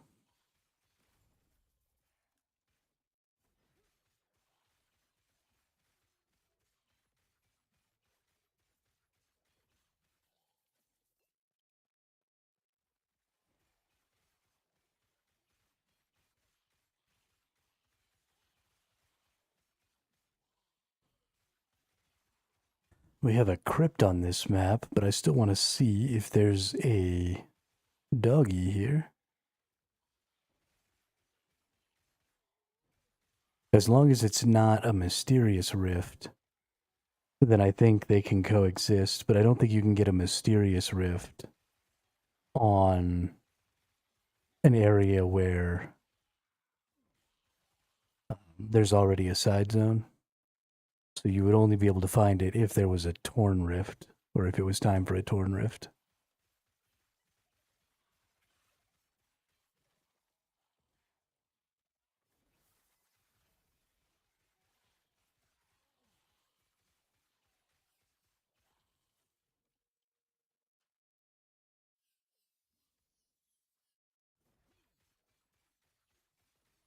Really? You came back to life and started being a butthead?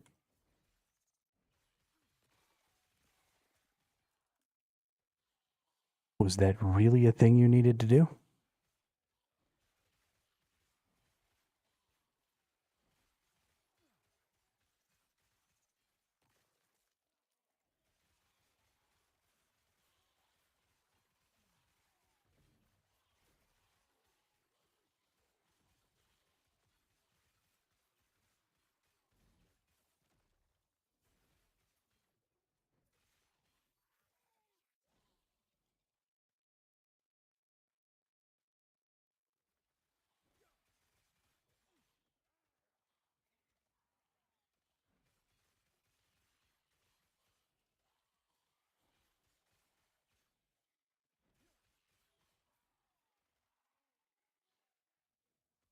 Hey, there's our nemesis.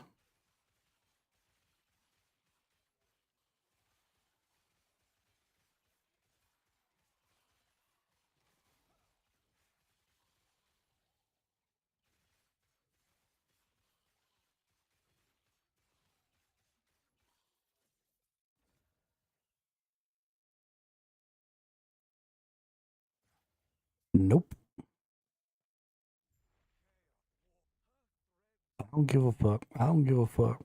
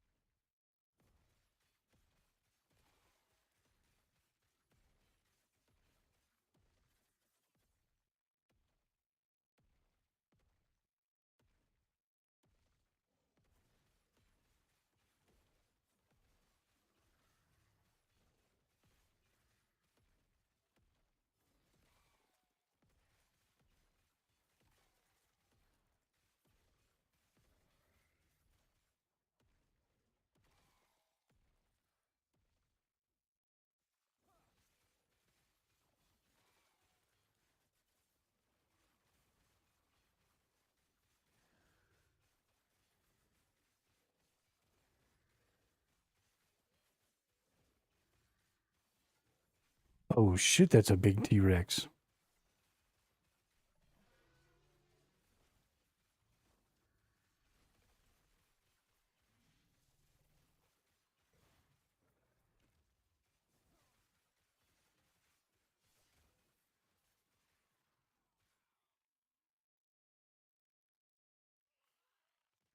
That was mildly terrifying. I was mildly terrified.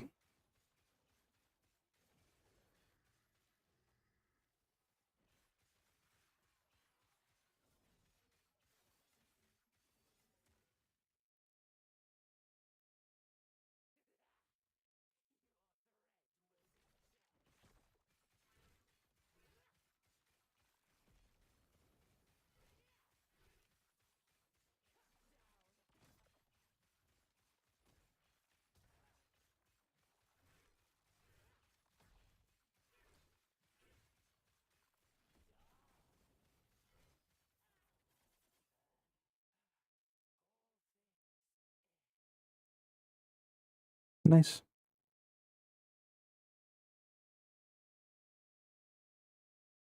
Victoire!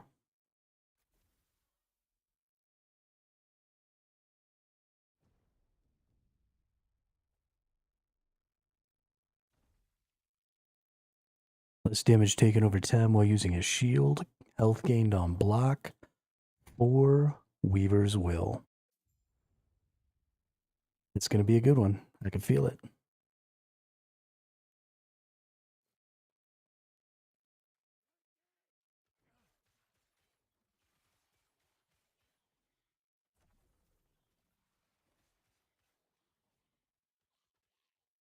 I unfortunately don't think that my Evo doggy is here. There's still quite a bit of area over here, but I don't know if it's worth running all the way back down to the bottom. Maybe it is. We'll make one more trip. We're not going to try and get these middle areas because I feel like I would have seen it if it was there, but we'll stay out towards this edge here.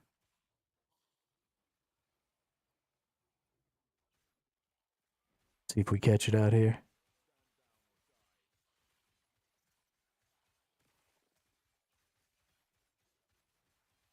Yeah, it doesn't look like it.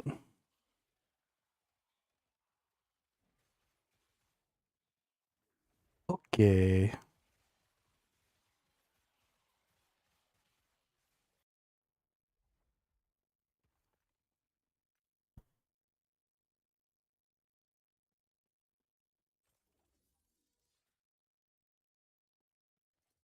I don't actually need that. What does this give me?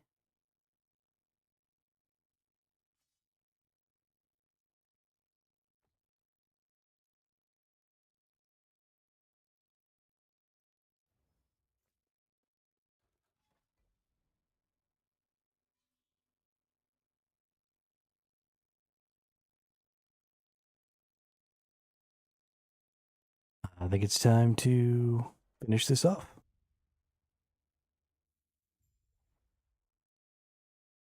Move on to the next one.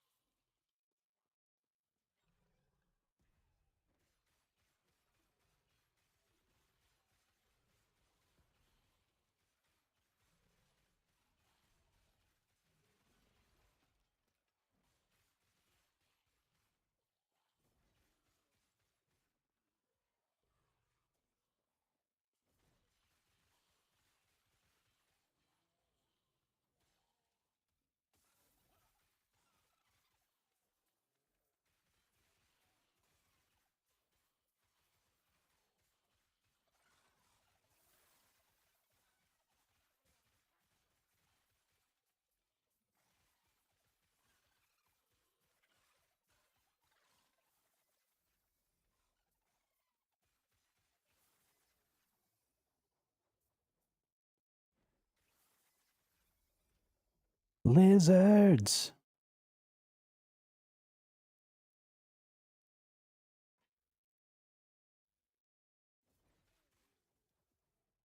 That's the first multi-lizard that I've gotten since I started playing this time. We were getting them a lot more last time. But like every other lizard we got had a bunch of lizards inside of it.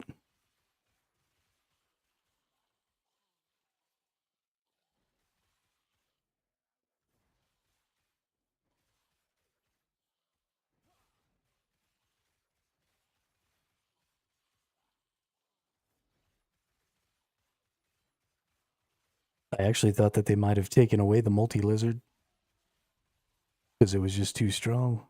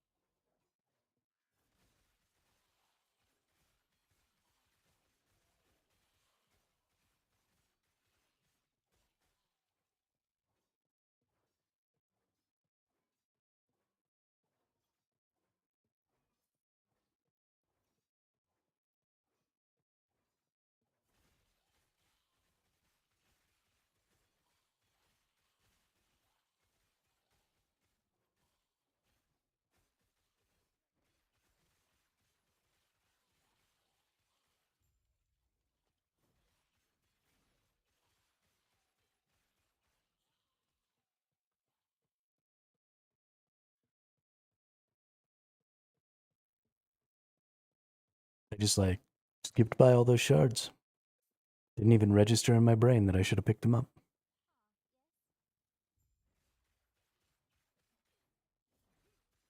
What's up, nerd?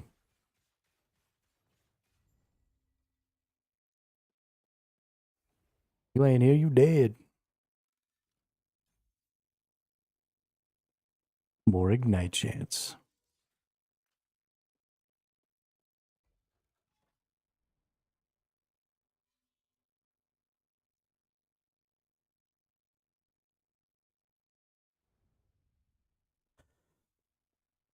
Whoops.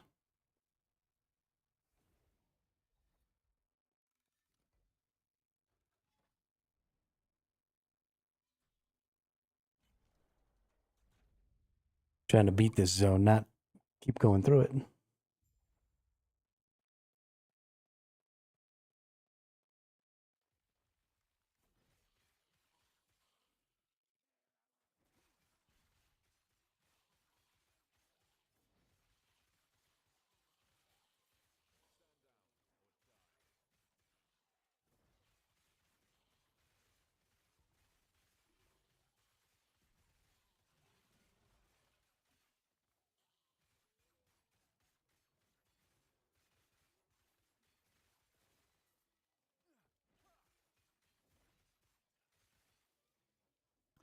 So I want to check, how is this? Fire resist with ignite duration isn't terrible. At least one of the bonuses has gone to increasing that damage over time thing.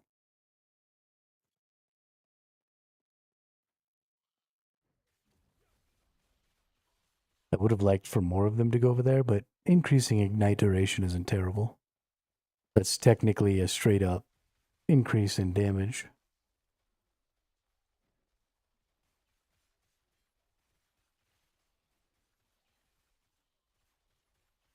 1% isn't huge, but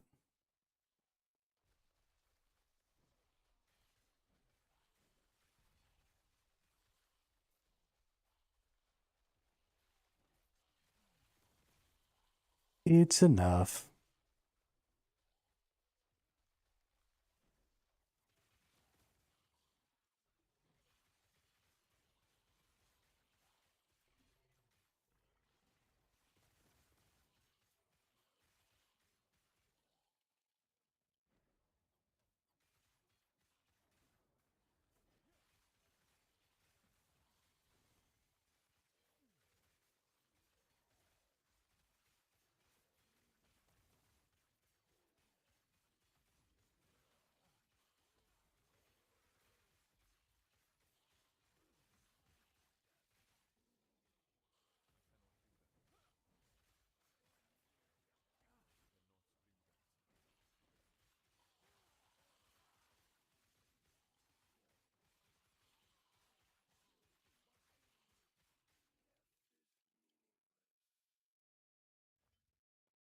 Increase warpath area and chance to ignite while at high health.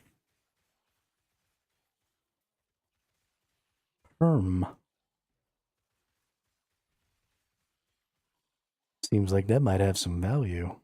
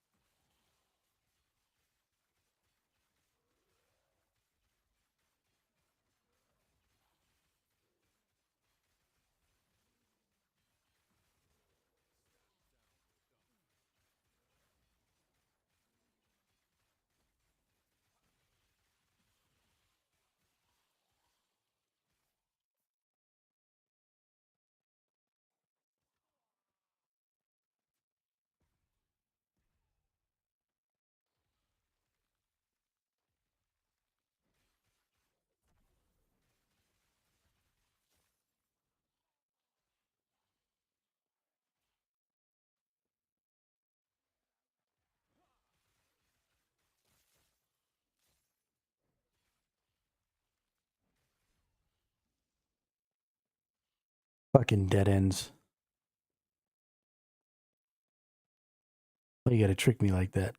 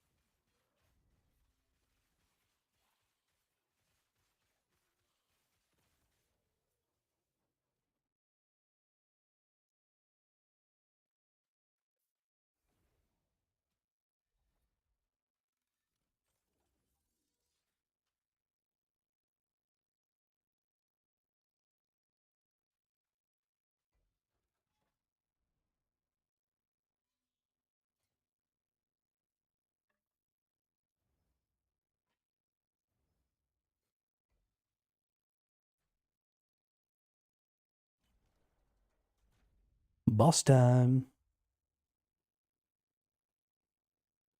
It's the triple boss.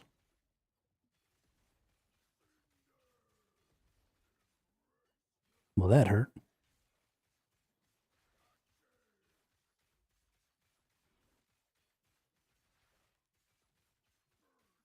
Note to self, don't stand in the big burning X.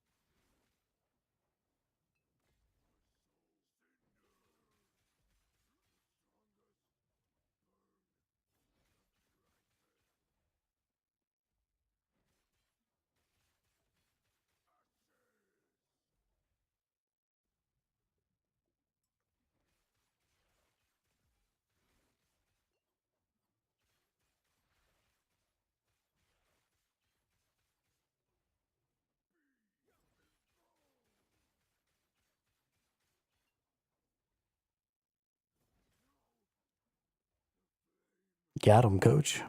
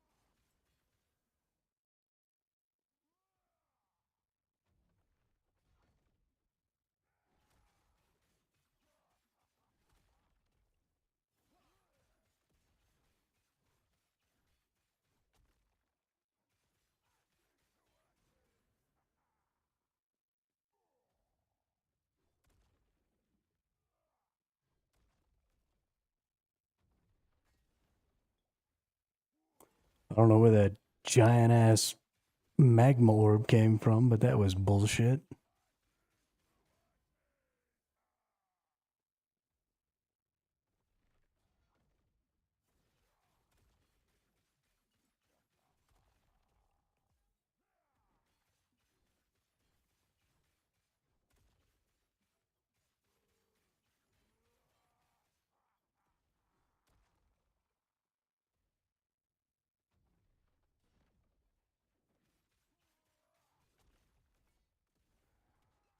Magma orb almost got me again. Oh, now we get those little balls to contend with too.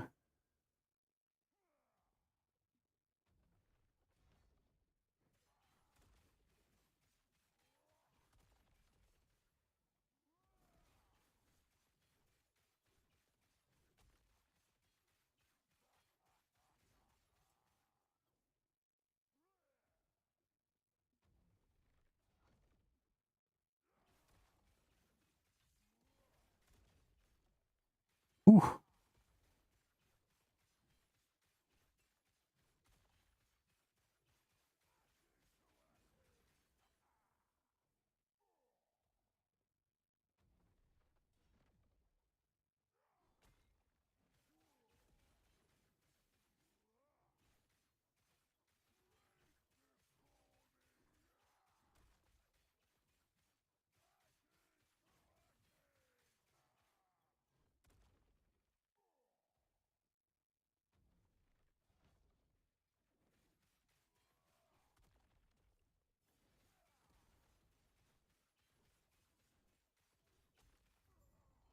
Holy crap, we made it. I definitely thought I was going to die a bunch of times there. Ooh. Red fire resist? Yes, please.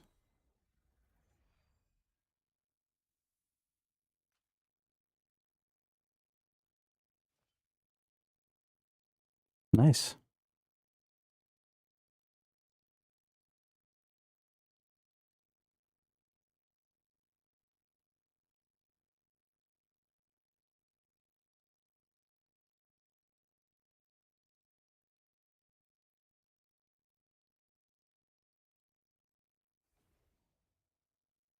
Who's the best? I'm the best.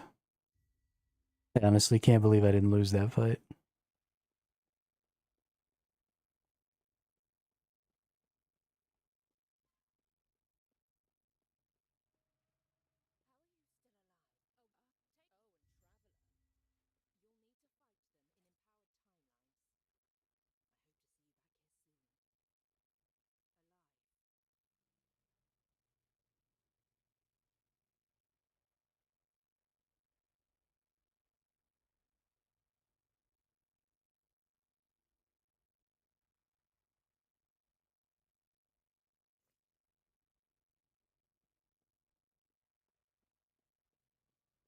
You know what I actually need to go do real quick?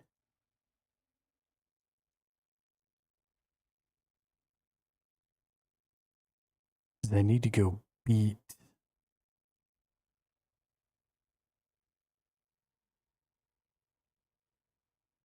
My quest line.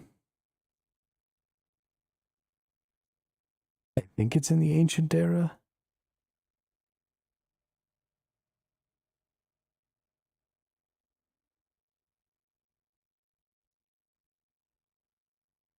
Waypoint locked.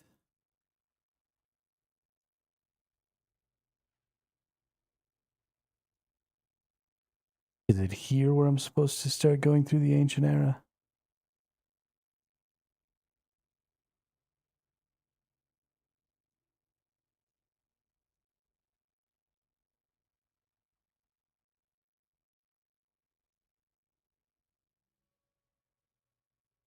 Probably.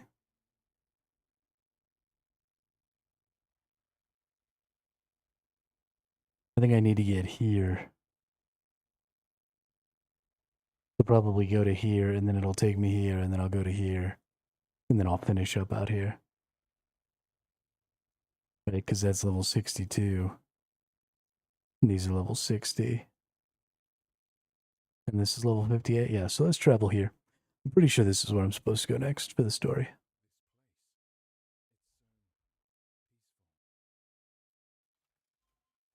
Chapter 10. Pretty sure this is like the last chapter.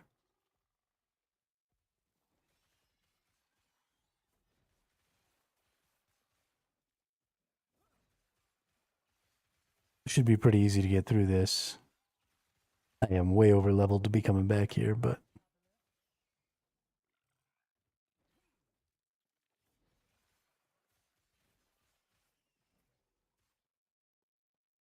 just need to get myself to the next town so that I can talk to the dude.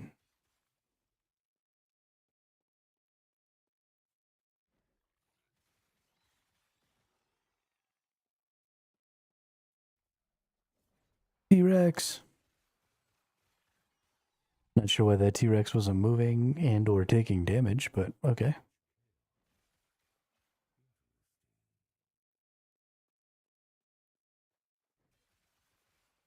Soundless voice? How can you have a soundless voice? Is it like a voice in your head? Is that what it's trying to say?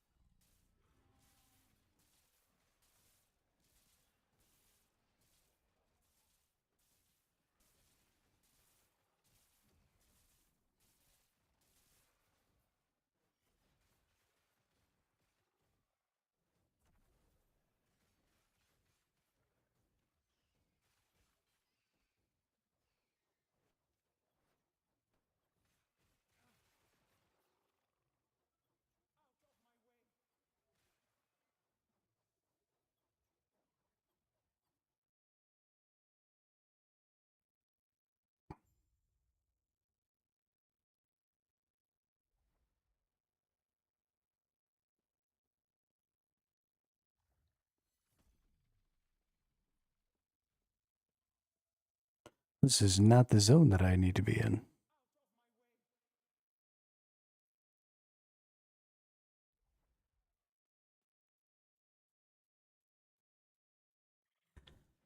Where does it want me to go?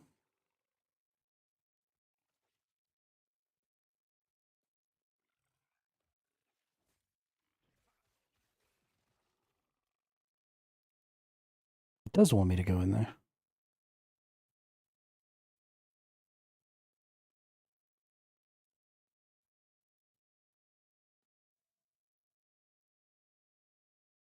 Now I'm annoyed.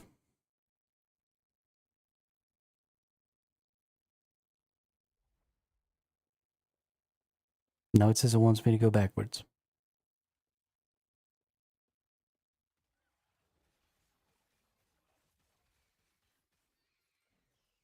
Oh, for a different quest. Okay.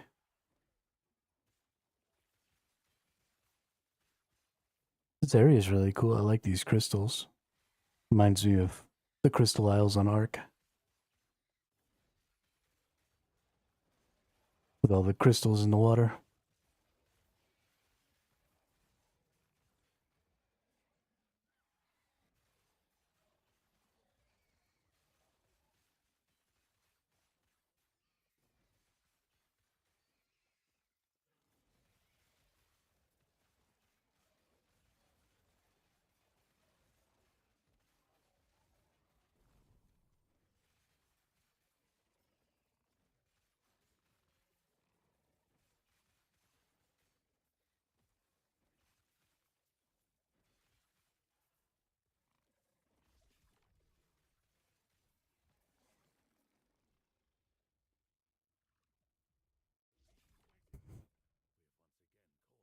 Um, we can get one of those. Nice.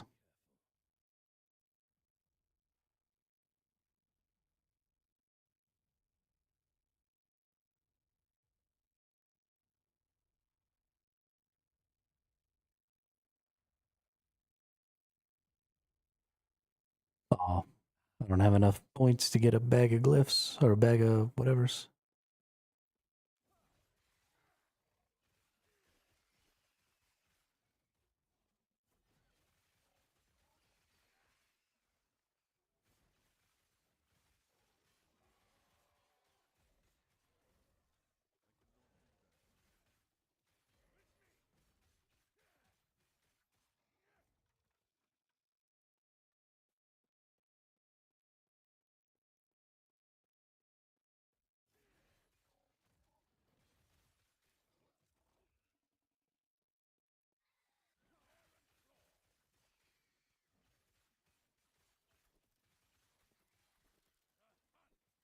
Spinning and winning.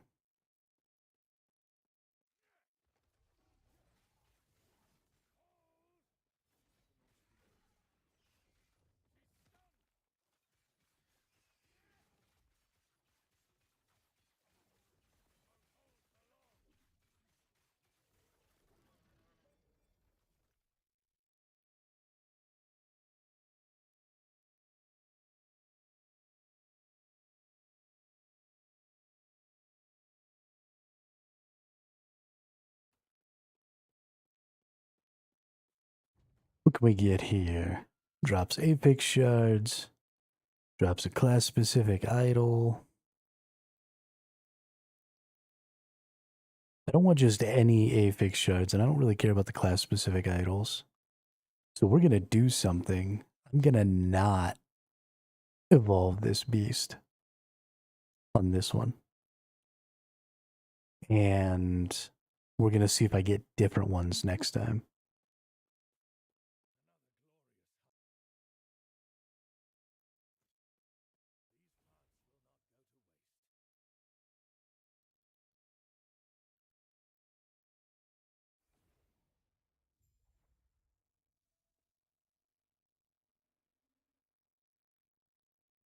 Interesting. So we don't get the exit. I'll have to go all the way back. Oh no, no, it just takes me. Okay. Well, that's interesting.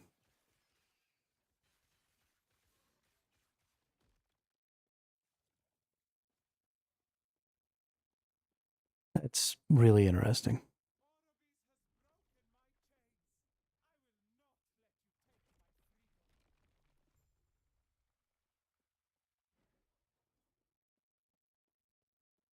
I am very confused about where I'm going.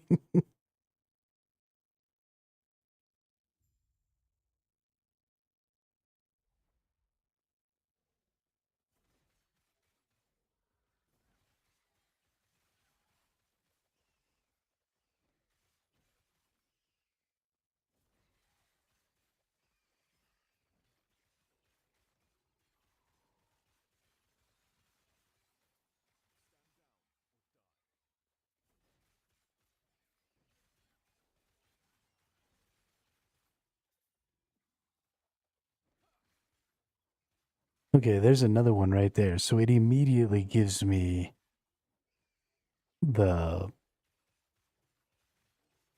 go into the thing again.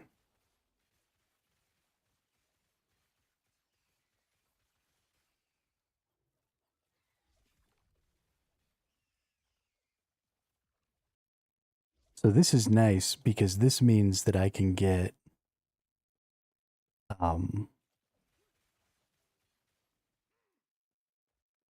extra shards or extra bones because all these enemies give me extra ancient bones.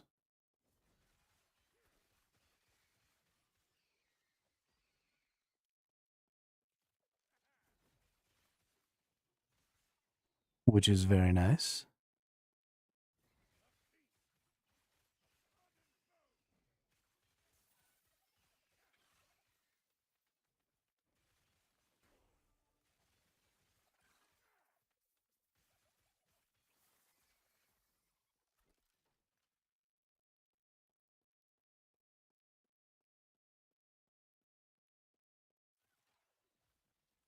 I really hope it's not the same.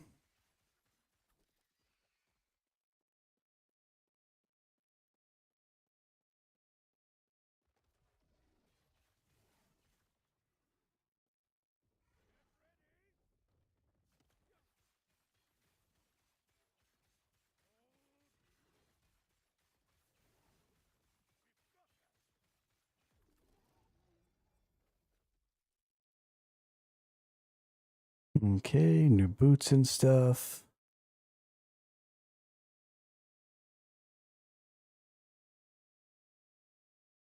Don't really care about any of those. And let's see what the evolutions are.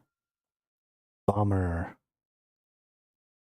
So you don't get to get new evolutions.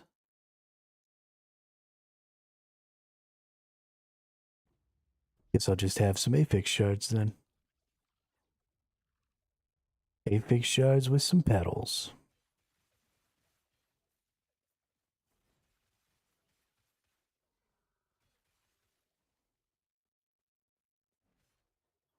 So the only thing you could do in that situation is you could end the lineage if you decided you didn't like any of those. So getting a really, really perfect lineage is going to be pretty difficult. But now I have 5.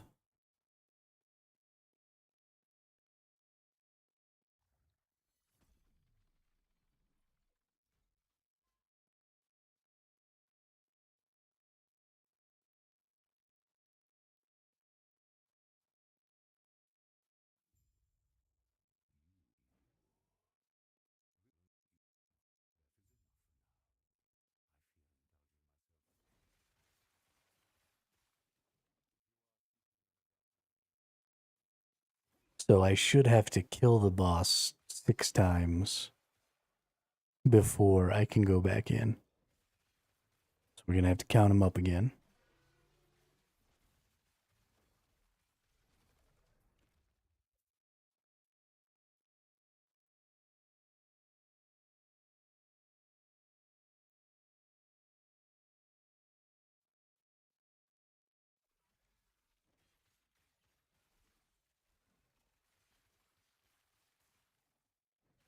I love all the new little enemies and stuff that exist thanks to the new act. They're really cool.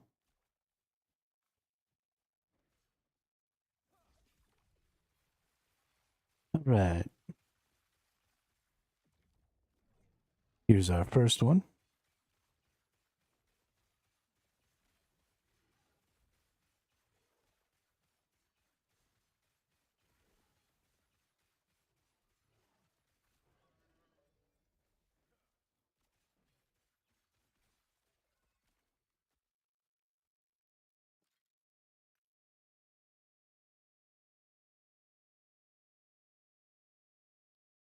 Melee damage leached his health.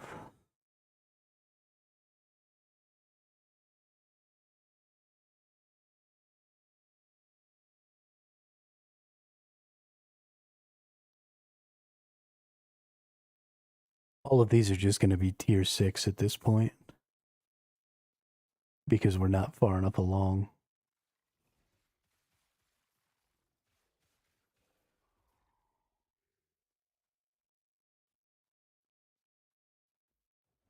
because we went back into the story. So we're just gonna bangarang through here. We'll kill the boss whenever it shows up. But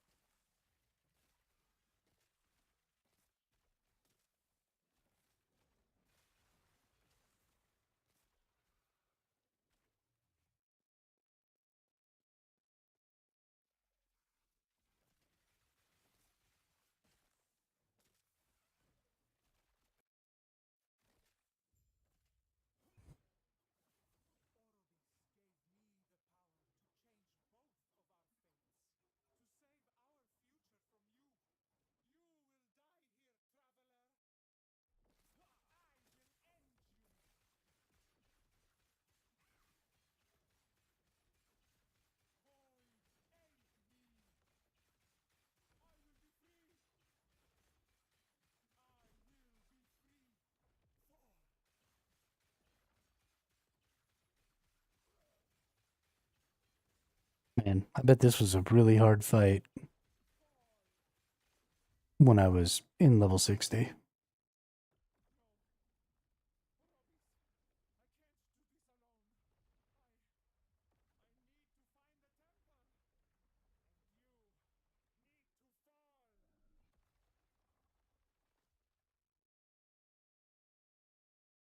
The Drawl Hive. That's creepy.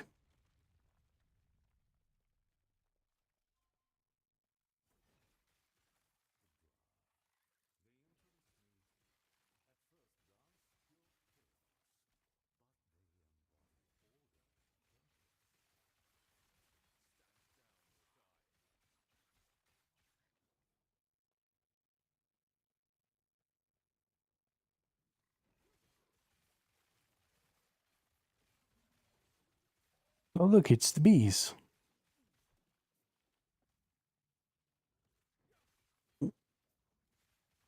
Buzz, buzz, buzz.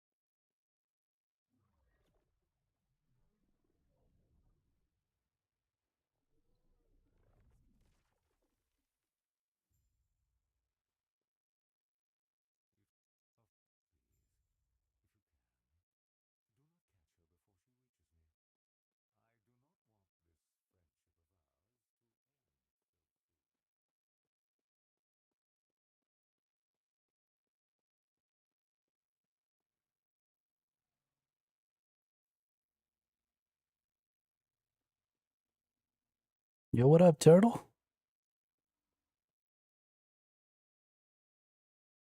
That's dope.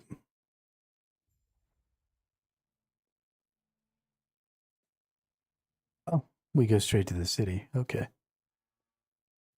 Well, that's cool. Now I can go talk to this dude.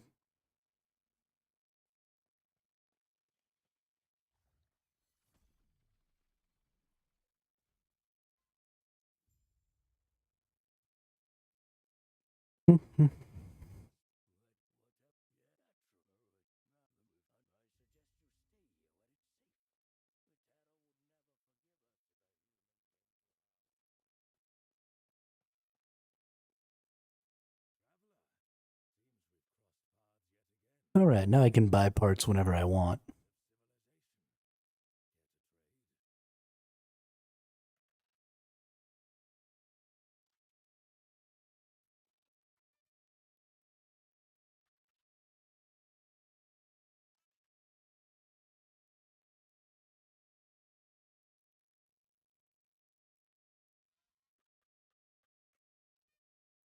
Thinking about buying this wildfire embers amulet. Every second while in combat, your ignites are spread among nearby enemies. You have 32 to 36% chance to create a wildfire wisp next to an enemy. When you directly use a non-channeled fire skill, each wildfire wisp within 12 meters has a 10 to 12% chance to repeat the skill with an additional 230 or 240 to 300% ignite chance. That's pretty cool.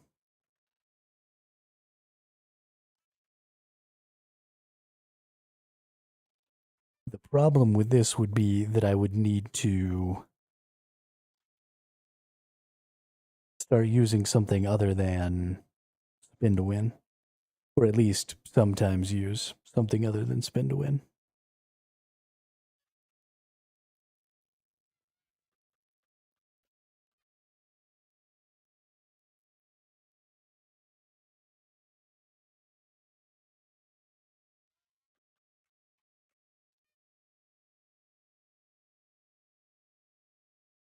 But it is a heck of a good item.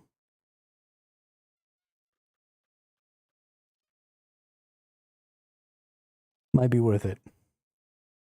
Who knows? I don't have to worry about this stuff anymore, so let's go in here. Let's see, I just finished this monolith, so let's go do another monolith.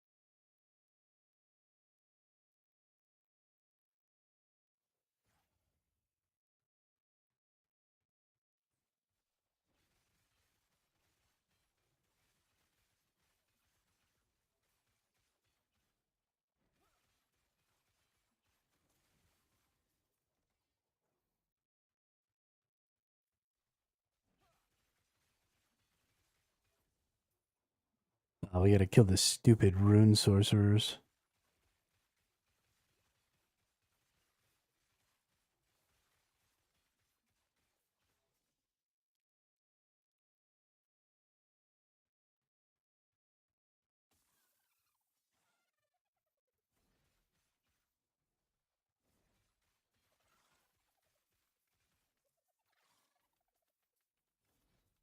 Back over here, Lenny.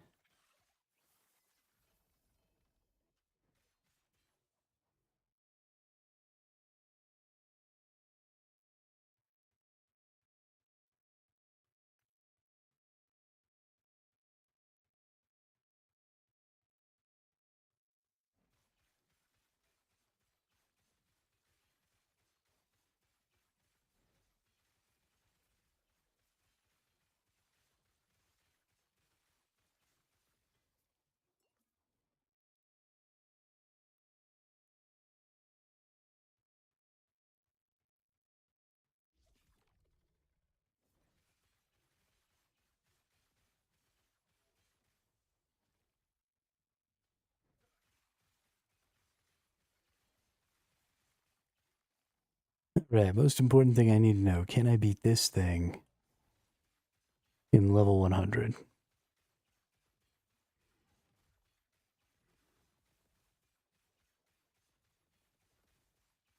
Definitely has way more hit points than normal.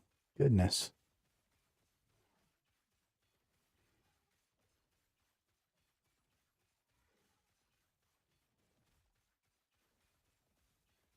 There are definitely configurations I would struggle with. This one's fairly easy, so I don't think I'm going to ultimately have a problem.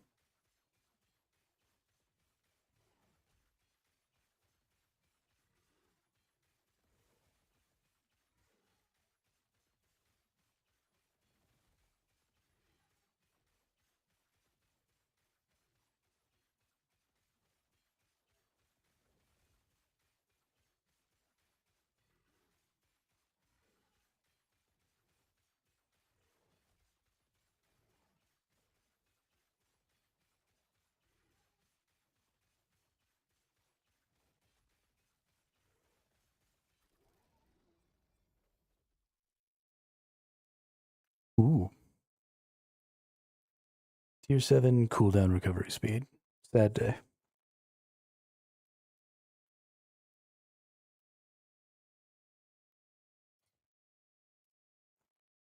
Go ahead and shatter those.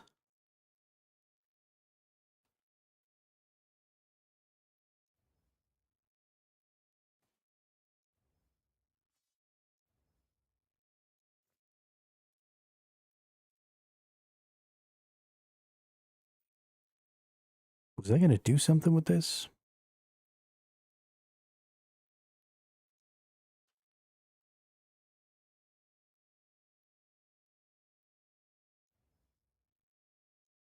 No, I wasn't. It almost had some good stats there.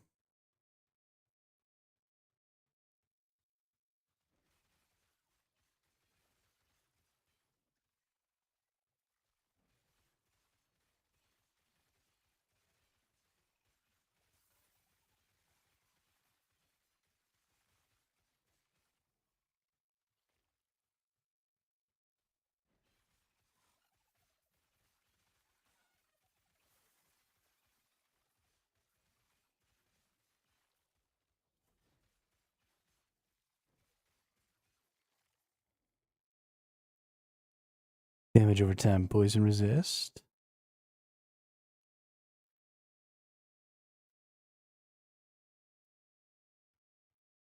That's a good little one.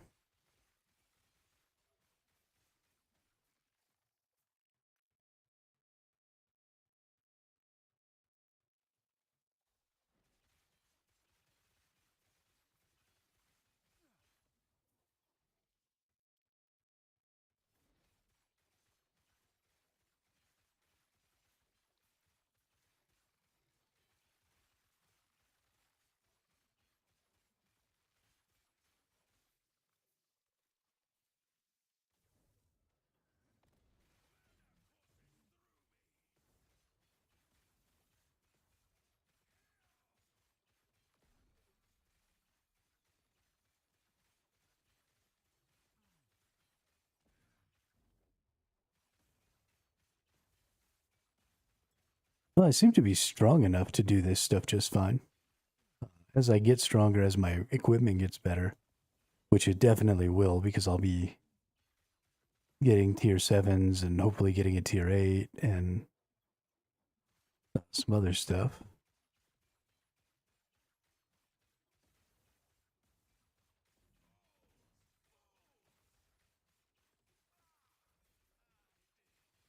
But we should be looking good here.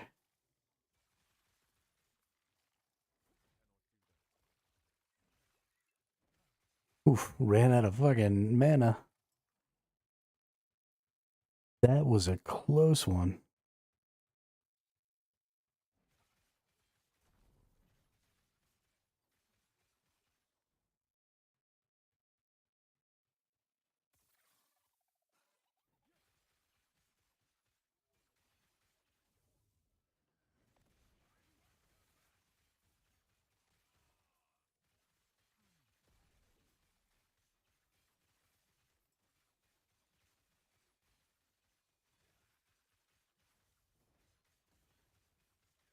That was close.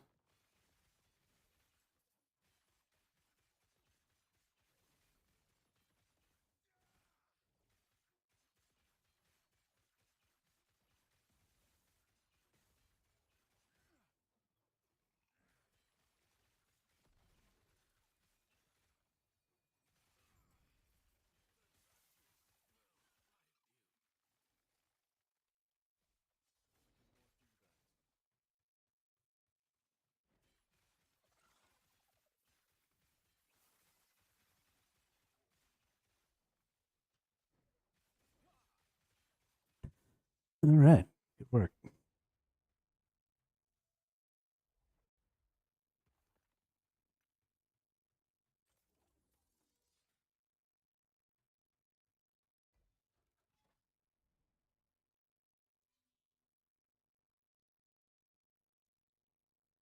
Looks like we are mostly gonna be capable.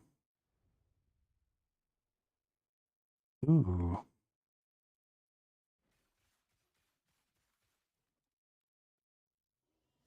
Nice. My Evo thing is right here. Kind of want to step out a little bit.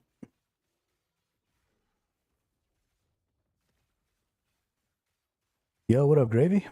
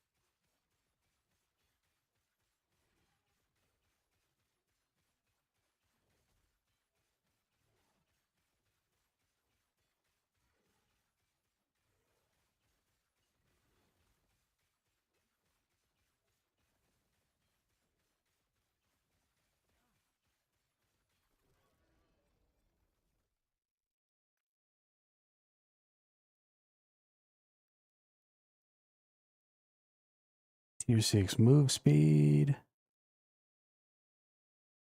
Tier 6 dodge. Don't really need either of those.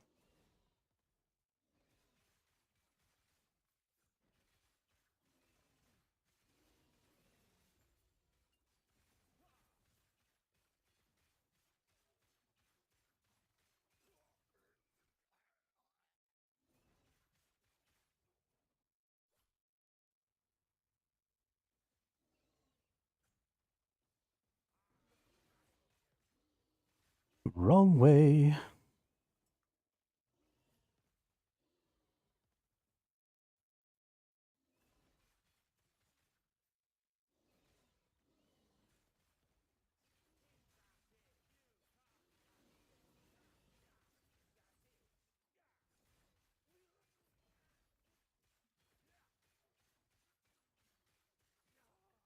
unique that I don't need.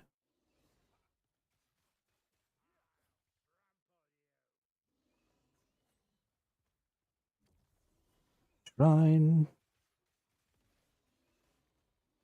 Shrine.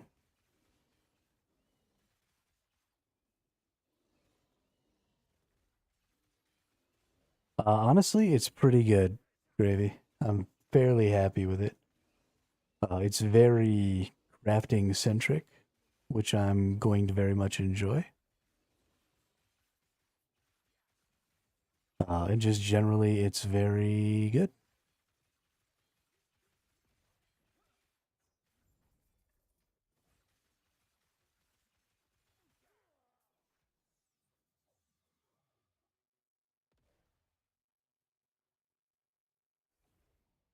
The new mechanic with the evolution beast is really cool.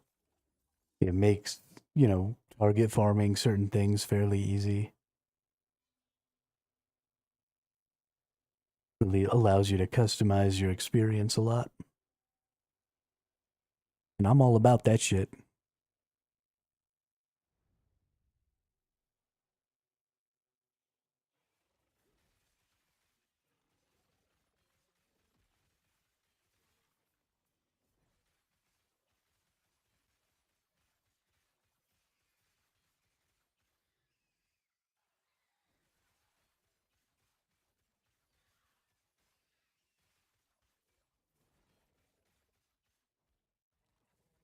And there just feels like there's a lot more to do in the game now. Every time they have a new season, they add a little bit. Path of Exile kind of has a leg up on them because they've been going on for so much longer. There's just a lot more of that little content.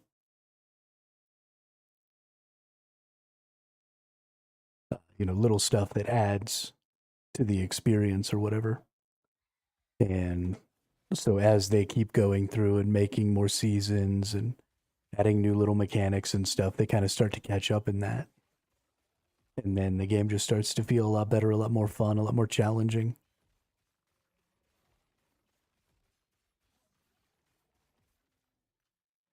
Yeah, there's a whole new storyline act that was added this time. So Act 10 now exists, which is cool. I think Act 10 is going to be the last act of the storyline, if I'm not mistaken. So they've added a bunch of cinematics, a bunch of cutscenes and stuff that, tell the storyline as you go through. And they've actually kind of fleshed out the story, and you can actually sit and watch it and experience it. Not that I watched any of it, but, it's there.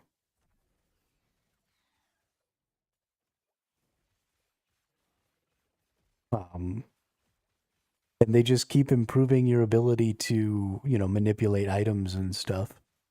And I mean, ARPGs have really become about crafting. Path of Exile really made that a thing. A lot of Path of Exile's mechanics that you go through while you're actually in the world are about crafting, about getting certain base item types and stuff like that. And so they've just kind of followed along with that idea. And so you've got a lot of, just crafting stuff going on in this game too. And each new league is kind of about crafting.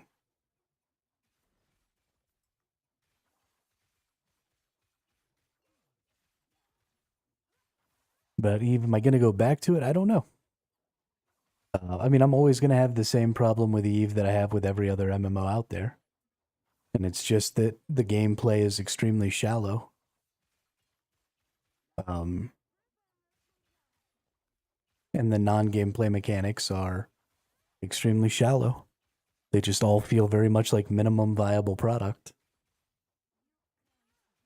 So, I mean, I like Eve, but it doesn't engage my brain very well.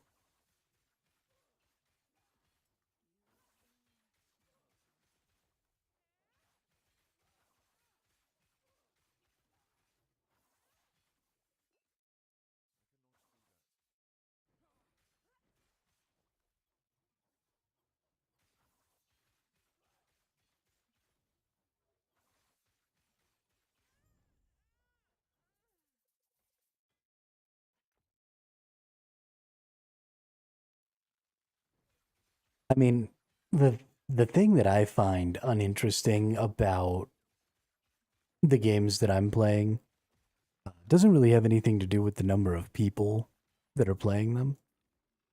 Um, and so single player games kind of have the same problems. At least single player games of the style that I'm interested in playing. You know, single player survival games still have very, very shallow mechanics. Single player RPGs are still very, very shallow when it comes to stuff outside of just their combat activities. And there's only so much of the same combat you can do before things start to feel dull.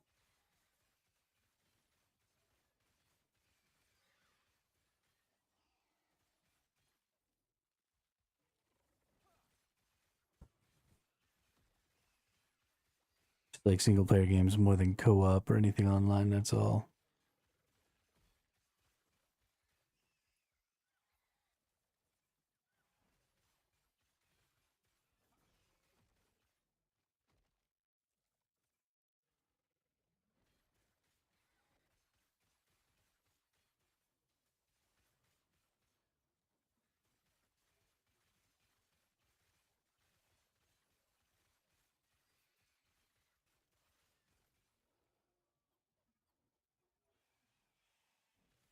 Nemesis.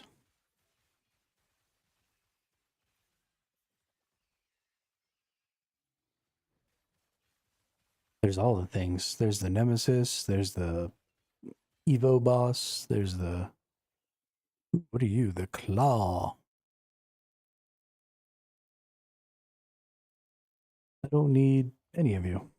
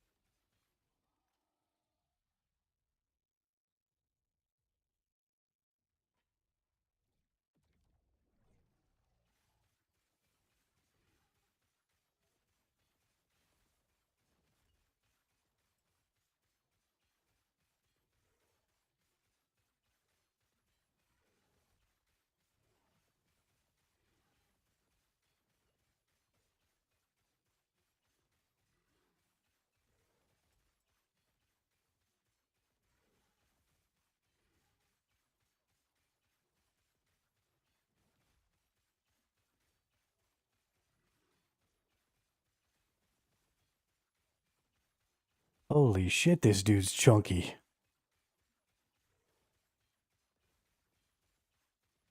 Why you so fat, my guy? You need to get you a salad.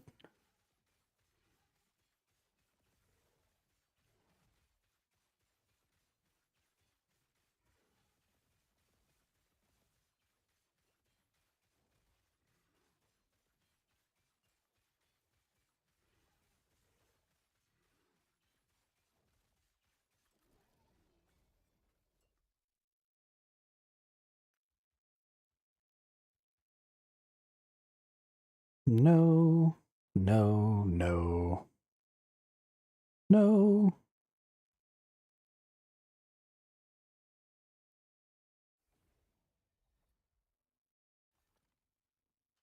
I should have to kill that boss 2 more times before I can go into the thing again. Into the mysterious rift. I think it's possible that that won't be the case, but hey, Nemesis right here. Don't even have to go looking for him.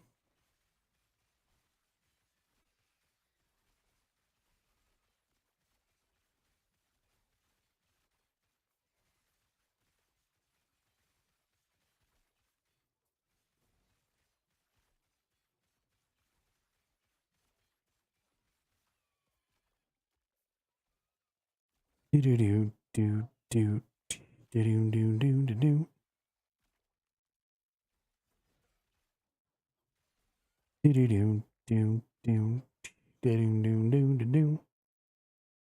He walks whirly down the street, brim pulled way down low.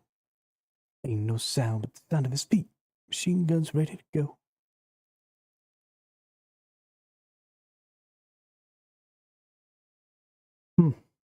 This is interesting. Let's get it. Are you ready? Are you ready for this? Are you hanging on the edge of your seat? Out of the doorway, the bullets rip, beating to the sound of the beat.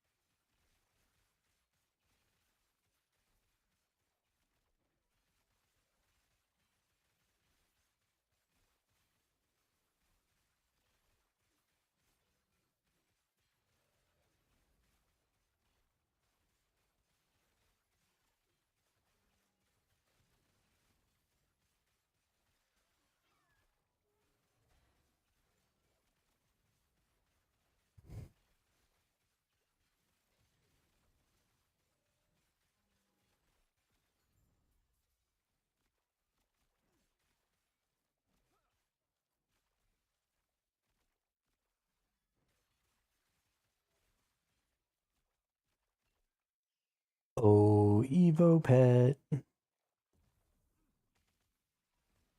where are you?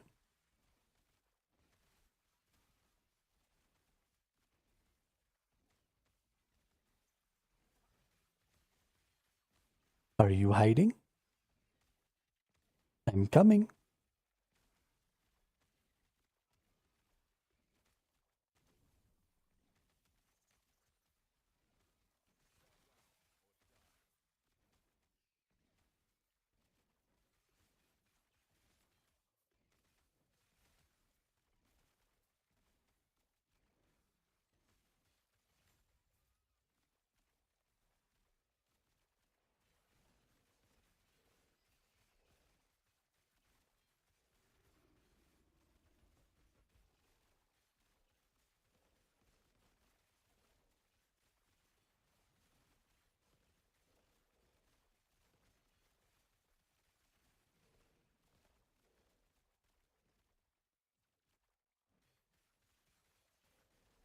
I need to get some mana regen so I can use my aura skills and stuff more during big fights.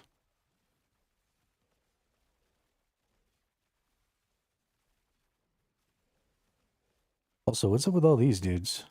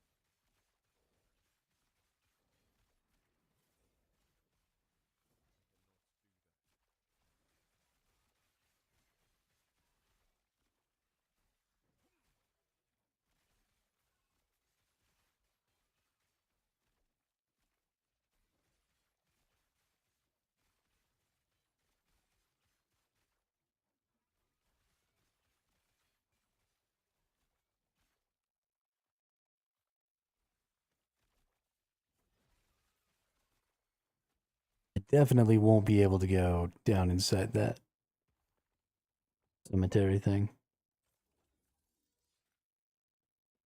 Too much for me. Be right back. I gotta go take a wee.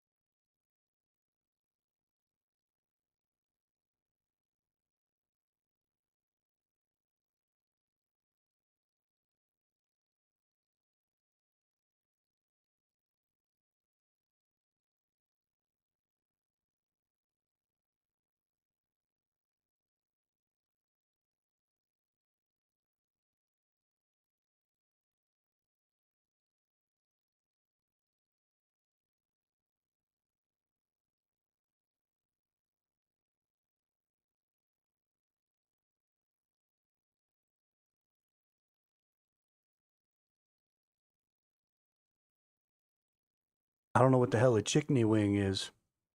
I hope you enjoy it.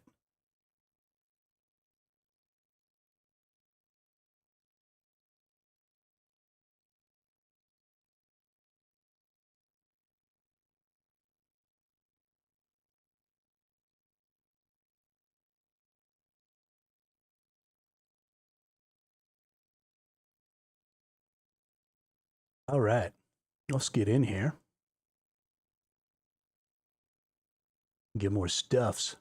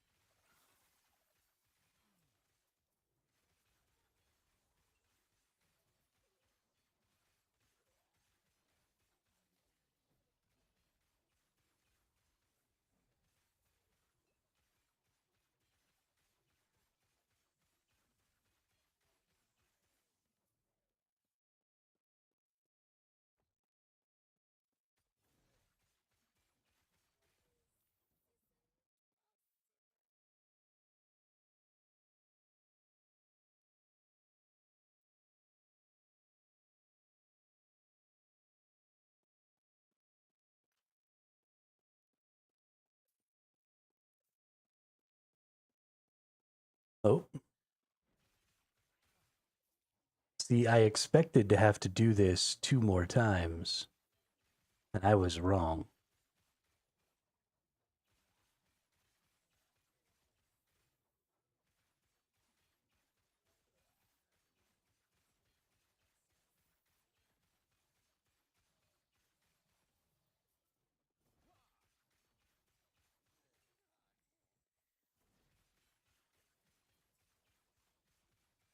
So it's 2, 3, 4, 4, 4, 4, 4.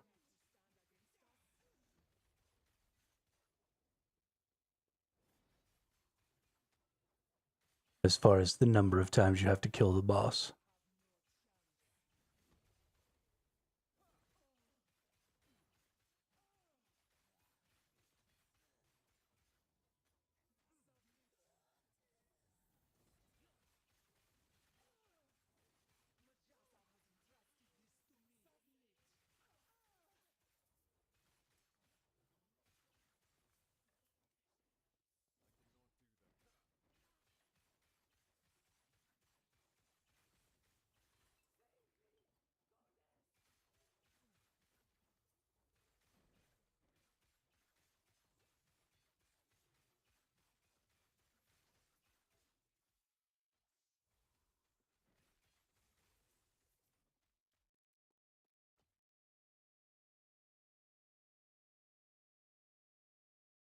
Meh.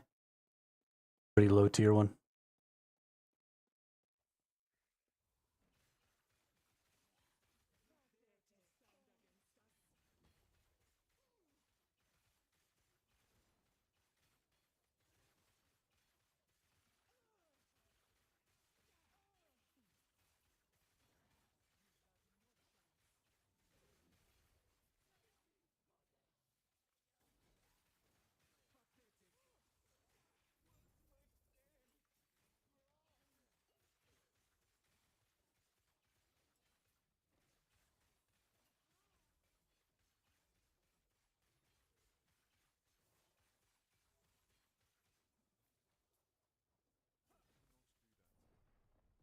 You motherfucker.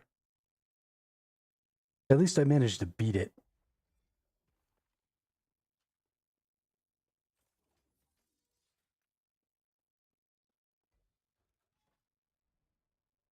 That was fairly annoying, though. That's fine. We'll go up this way.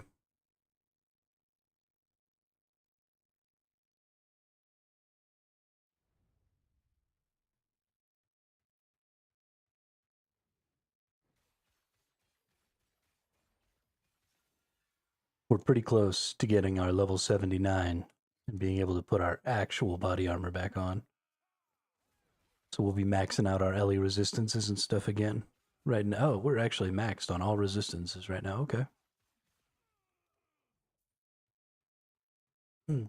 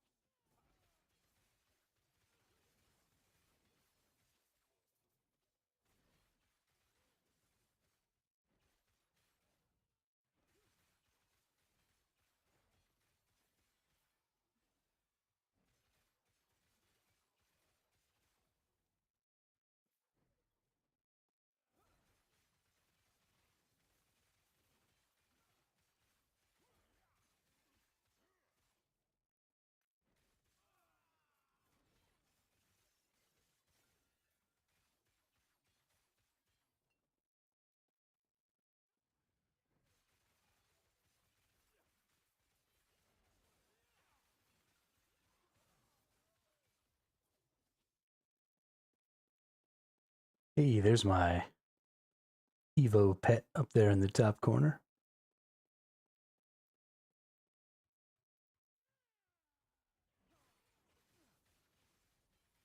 I didn't realize I could see it from so far away.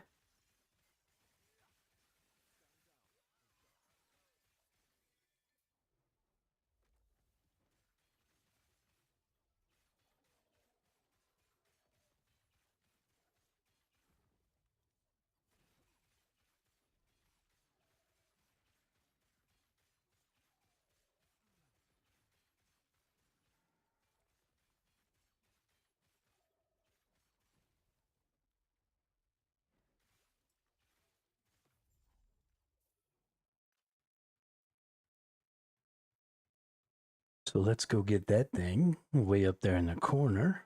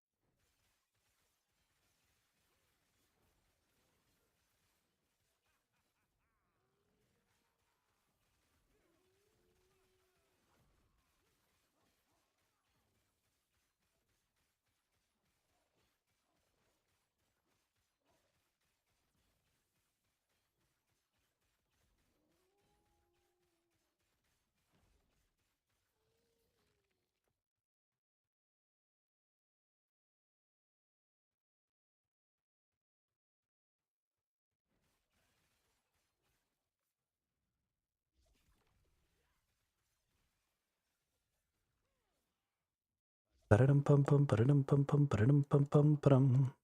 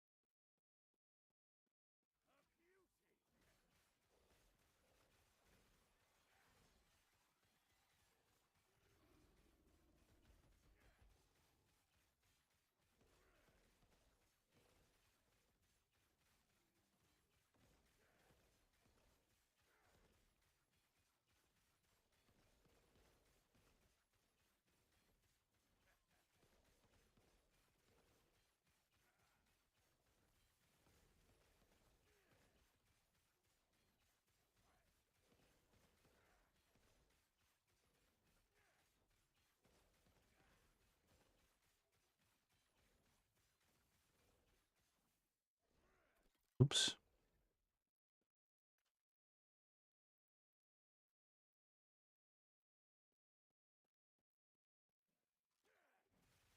There's usually a couple of champions down in these things.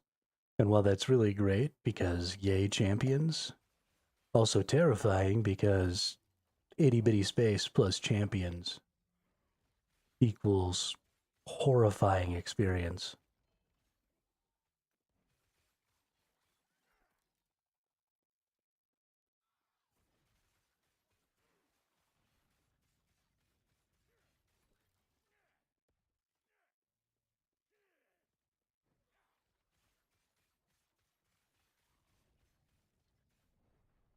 Fuck.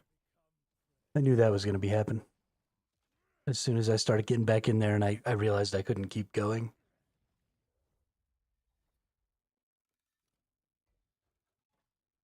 How unfortunate. Well, let's shatter that.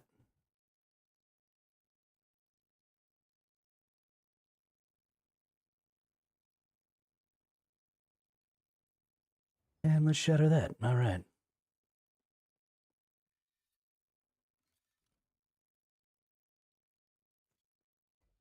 So close. Let's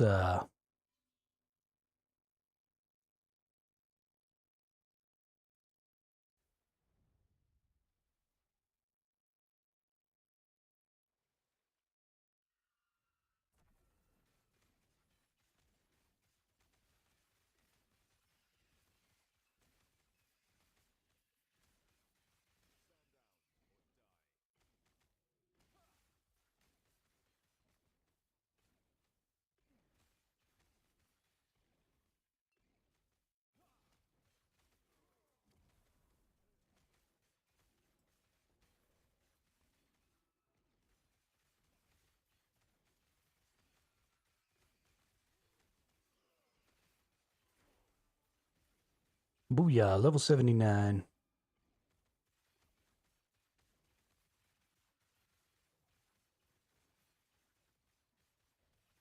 Get to put my body armor back on.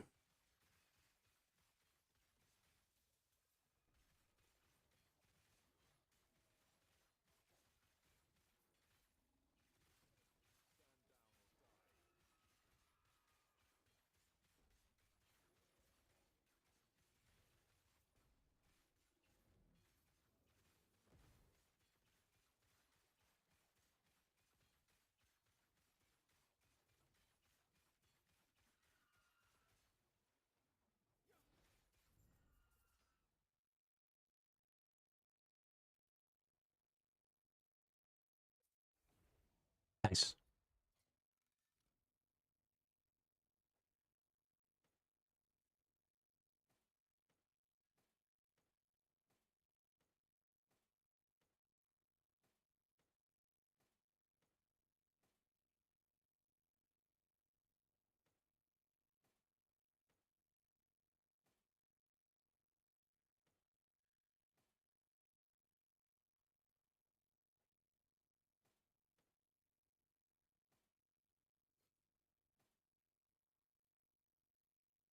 Alright, now I don't want to shatter this. I do want to Rune of Removal it, though. Darn. I was hoping to get these, but we'll shatter it. Hey, it gave me all of them. Nice.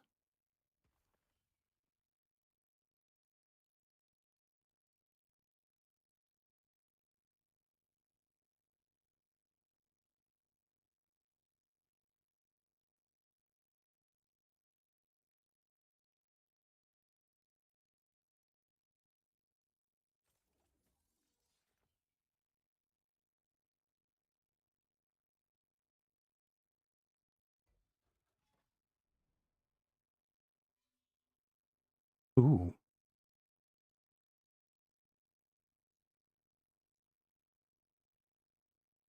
some Exalted Scepter action.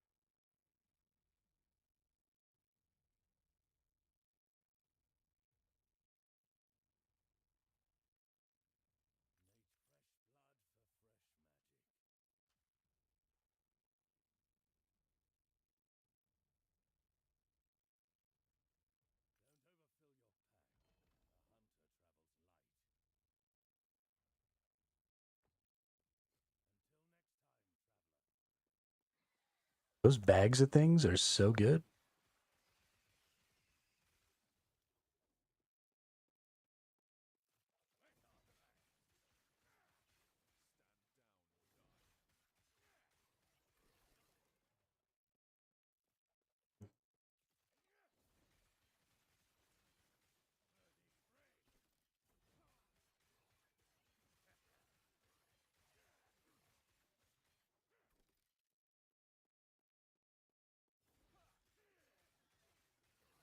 I see EVE Online added planet exploration.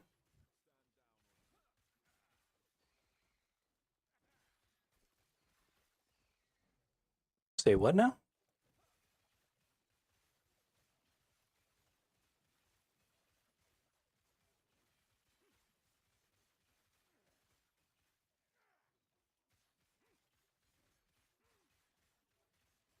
Oh, because this isn't Eve.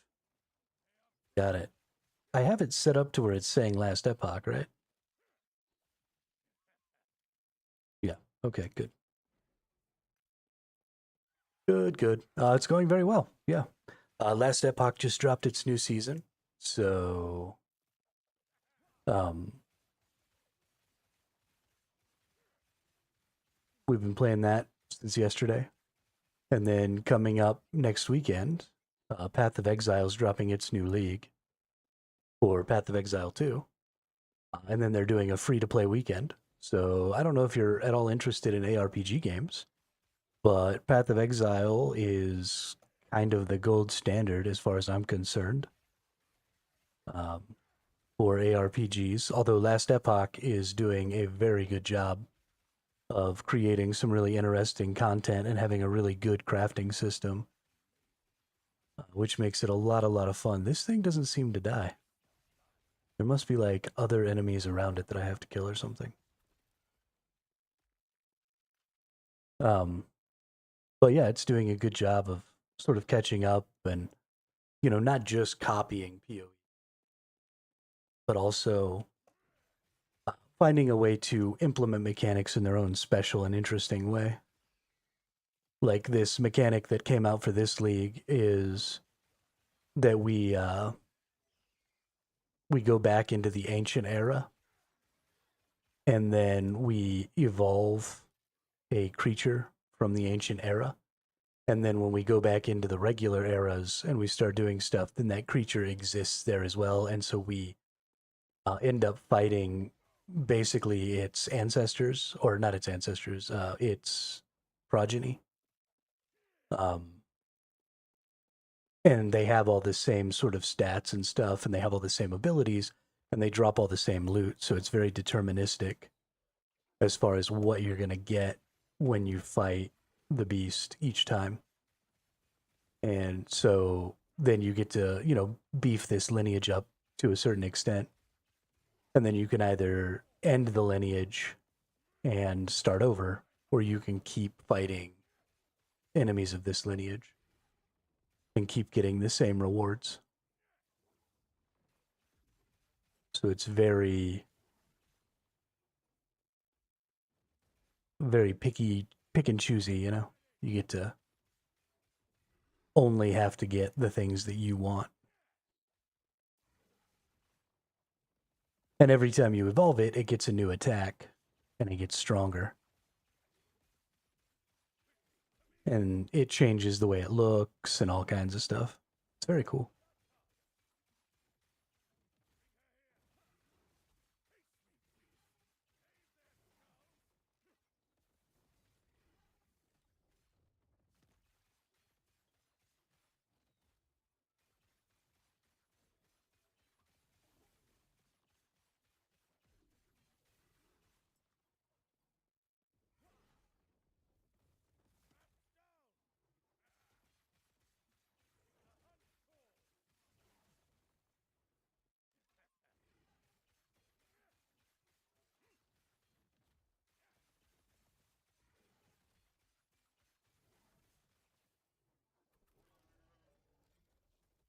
All right, there we go.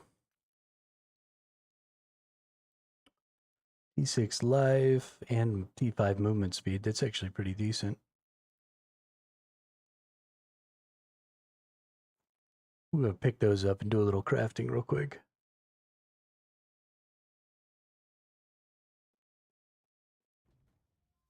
All right, what do we got here? Drops a class-specific idol I don't want. I kind of want these primordial horns, though. But I'd rather have drop uncommon affix shards. And I can always use some more ancient bones. We're going to evolve that.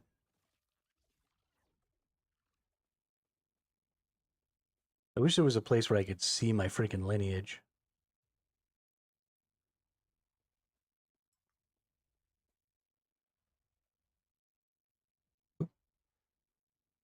Serpent's Milk. I like the idea of these games where you can build a super specific build with skills and items, but I am never able to digest it all.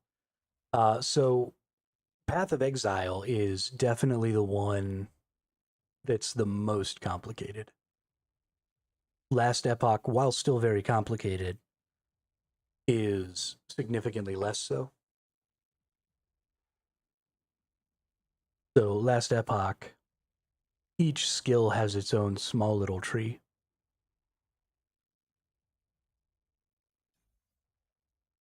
And so instead of that gigantic ass wheel that you have when you play Path of Exile, you get this much smaller, like specific tree for the specific skills that you're using. And it's a little easier to digest. And then you have your passive tree here, which is much more linear and doesn't give you nearly as many options to divert from the path. So it's a little bit easier to deal with. But you're right, they are fairly complicated to get into. This game is also significantly easier than Path of Exile. So having suboptimum builds will still allow you to get to the end game and do all of the content. So I think there's a little more wiggle room to not necessarily understand everything. in this game compared to Path of Exile. But that doesn't mean it's easy. It is still very complicated.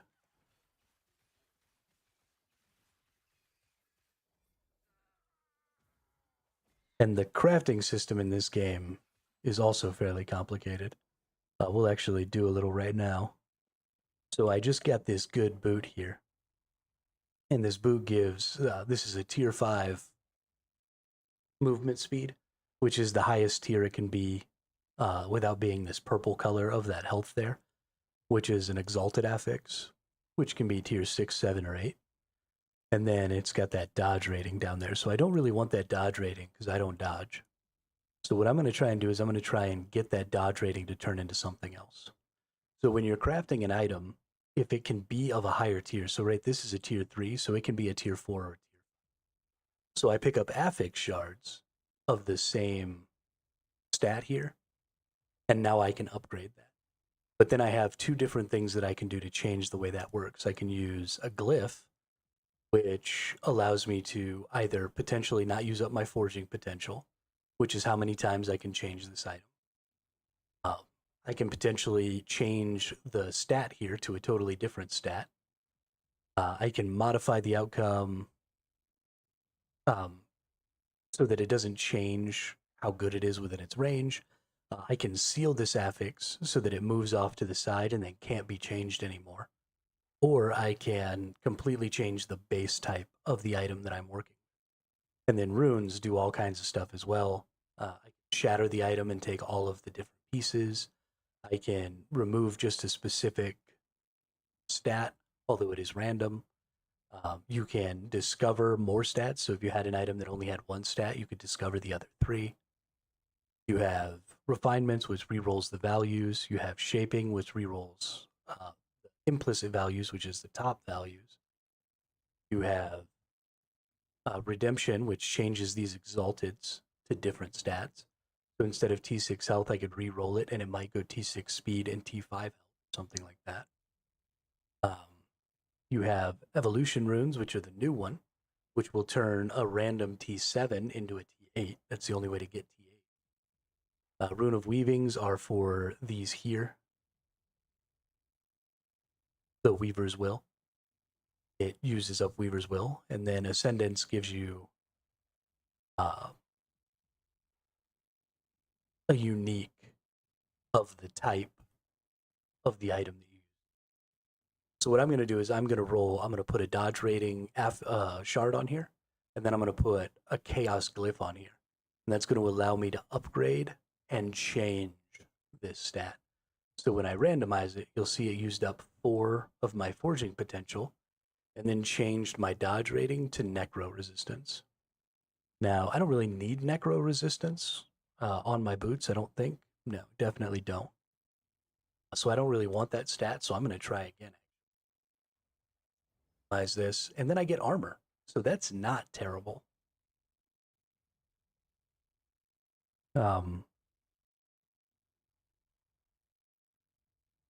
Because I don't need that physical resistance either, because I'm maxed out here. So already I'm looking at potentially having a better stat here. So what I'm going to do now is I'm going to pick a new affix to put on here. And so what I want is probably vitality or strength. I think I'm going to pick vitality because that'll give me health. And then instead of using this glyph of chaos that randomizes, I'm going to go ahead and use this glyph of hope that potentially doesn't use up my 40. I've already used up 12 of my 40. So, and you can see it's going to use a random amount between 1 and 18, or potentially it's going to not use it. So we go ahead and upgrade that. Ooh, and it used up 15. That sucks. We're going to upgrade that again. Hey, there we go. We got a critical success and we glyph of hoped it. So we didn't use up any. And so now that I've got that tier 3 vitality, I'm going to try and use this glyph of despair. The higher tier the attribute is, the harder it is to seal off. It's only a chance. So if I try and upgrade this affix to tier 5 or to tier 4, it has a chance of going to tier 4 and staying, or it has a chance of staying at tier 3 and moving so that I can add a new affix. So we're going to go ahead and hit the up, and it stayed. And so instead of wasting another Glyph of Despair on a pretty long shot, and I don't have a lot of foraging potential, I'm actually just going to upgrade that to tier 5. And now this item is totally maxed out on its tiers of stuff. So the next thing that I might want to do here is, you see I've got 18% movement speed here, and my range is 15 to 18%, so that's max. My vitality is a range of 7 to 8, and I have 8 vitality. And then my health is 128 out of a potential 100 to 130. And then my armor is 27% out of a potential 32. So that's pretty maxed out. If we look up at the top, which are the implicit stats, we have 17 out of 18 movement speed, and we have 34 out of 50% effective haste on you. So those aren't great. So what I'm going to probably do here is I'm going to look at my implicits. So I'm going to put my my Rune of Shaping on there, and I'm going to re-roll my implicits and try and get either 17 or 18 movement speed with a higher value increased effective haste. So we're going to re-roll that. We're going to look at it. Ate up all of my stuff. It did give me the 1% more movement speed, but it actually reduced my effective haste on me. But I think that's probably going to be okay, because I don't really use haste. So we've got a little more vitality. We lose 12 strength, but we increase our movement speed pretty drastically. And then we get extra armor and bonus health, which is more health, almost actually double health from what we had before. And then we don't need the physical resistance. So that bonus armor is just a bonus. That's a much better item there. And then we'll go over here. We'll shatter this item, and we'll get some of our pieces back. And now we have a new piece. So a fairly complicated crafting system, but once you kind of understand it, it starts to make quite a bit of sense. And so what I'm going to be doing is, this is a multiplayer game. So there is a,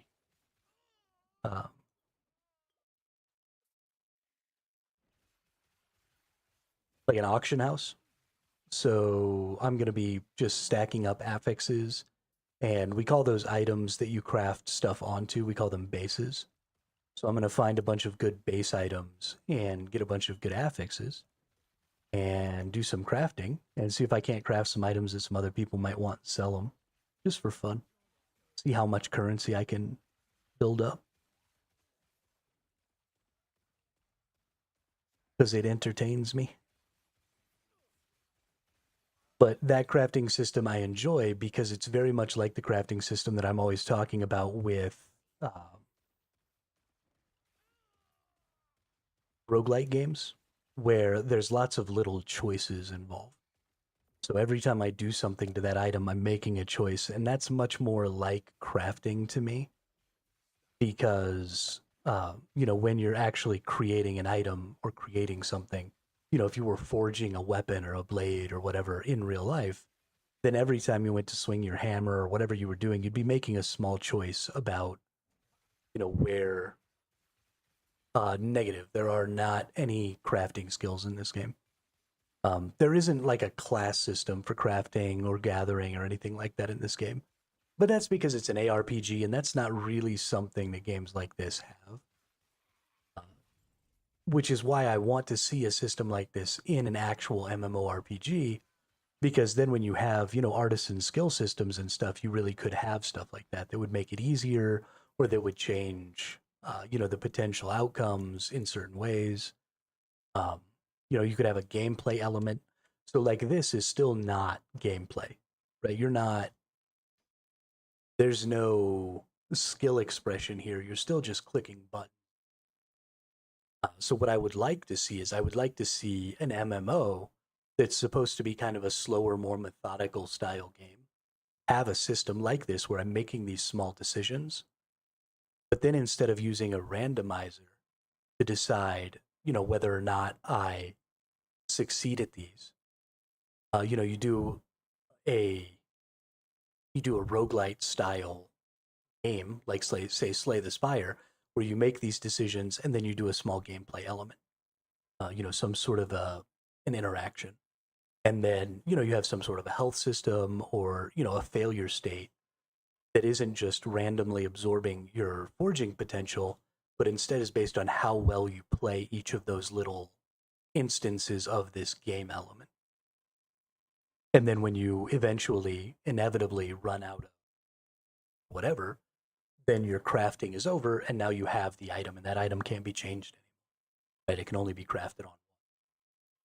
And so I think that would be something that would be a lot of fun for an MMO game to implement because it would give a lot more value to crafting as a profession. So hopefully, one day, that's something that happens. And that's why I hate modern MMOs, because this ARPG has a better gathering and crafting system than MMO games that sell themselves based on, oh, we have artisan classes. You can be whatever you want. You don't just have to be a combat player. You can be a crafter too, but you really can't. You're not actually crafting. You're not actually gathering. You're not actually doing any of those things because they have no gameplay elements. They're just menus and clicking a button and watching your character swing at a rock.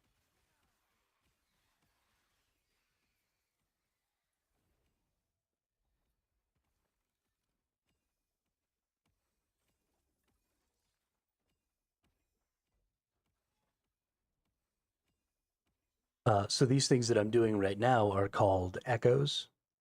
So the whole point of Last Epoch is it's kind of a time travel game. And so right now I'm in echoes of somebody that gets a bunch of different kind of to make something like that. Yeah, I mean it would. It would take a lot of different disciplines. Um, but I think that's a good thing because then you would bring in a lot of different types of players. Uh, and then you don't necessarily just cater to PvP players. You don't necessarily just cater to the PvE players. You're catering to players who like deck building. You're catering to players who like rhythm games, maybe. You're catering to players who like the PvE, the PvP. You could have puzzle games in there. You could have all kinds of different stuff. So instead of just one type of player dominating every aspect of gameplay, because you only really have one skill set that you're expressing in your game and it's always combat, you could express lots of different skill sets in your game and have different people be best at different things. And because of that, you end up having a legitimate labor market. So, right now, a big problem with game markets is that you only really have an item market. And so, those item markets have very, very thin margins because it's really easy to figure out the value of something based off of how much of that thing you need to create the item you ultimately want. And when all you have is an item market and everybody always gets the same amount of everything, and so you can boil it down to exactly how much it takes in game to get an item made, um, you have a really, really easy way to figure out exactly how much each of those pieces of iron or each of those wooden planks or whatever are worth. But if you have a skill based system, if there's skill expression involved in gathering, then it no longer is just about how many pieces it takes, but how good are you at the game required to make the item? And so now you have a labor market instead of just an item market, and skilled labor starts to have value. And so your players can charge based not on, the specific value of the item, but the specific value of their labor. And then you have a legitimate economy instead of just an item based economy that gets solved in the first day. And then everybody's just trading on razor thin margins and nobody's really making progress. And you end up with massive inflation. A bard class that requires a small rhythm game would be so cool. Well, I don't even want it to be a small rhythm game. Make the whole thing rhythm, right? It PvP, action-based combat is fairly in depth, right? It's a fairly deep system, and so you don't want to cheap out on the other systems that you're creating you want to make them just as in depth, just as unique, um, just as skill expressive, because you want the people who are good at it to have to be really good. And I understand that it's a little difficult to implement, like say, a rhythm game in combat because um, you run the risk of how are you going to get players to be able to move around and stuff like that. So your players are just like gonna die because they can't move because they're playing some rhythm game. But surely we can come up with some sort of a solution to something like that so that we can have just generally better games. Have you ever played? There's an old GameCube game called Donkey Kong Jungle Beat, and you got a pair of bongos, and in order to move left and right, it was a 2D side scroller, and so to move to the right, you would bang on the right-handed bongo, and the faster and more in rhythm you banged, the faster you would go. And then if you wanted to move to the left, you banged on the left bongo. And if you wanted to jump, you hit both bongos at the same time. And if you wanted to attack, you clapped. And that was the entirety of the controls for that game, right? It was bang on the right bongo, go right, bang on the left bongo, go left, hit both bongos to jump, clap to attack. And it was one of the most interesting combat systems I've ever played in my entire life. There were so many cool combo actions you could do, and so much cool stuff like that. And that wasn't even changing the dynamic of the game, right? Because there wasn't really a ton of rhythm element to that. It was still mostly just an action combat system. But just changing up the control scheme like that had such a significant impact on your relationship with what you were doing because it felt like you were playing an instrument to play the game, even if you weren't really, right? Even if you were still kind of just hitting a controller. So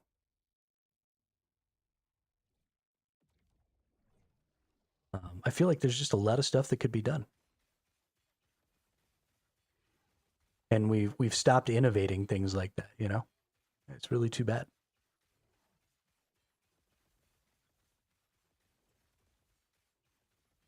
I think I'm gonna die to this thing. I don't know that I'm gonna make it.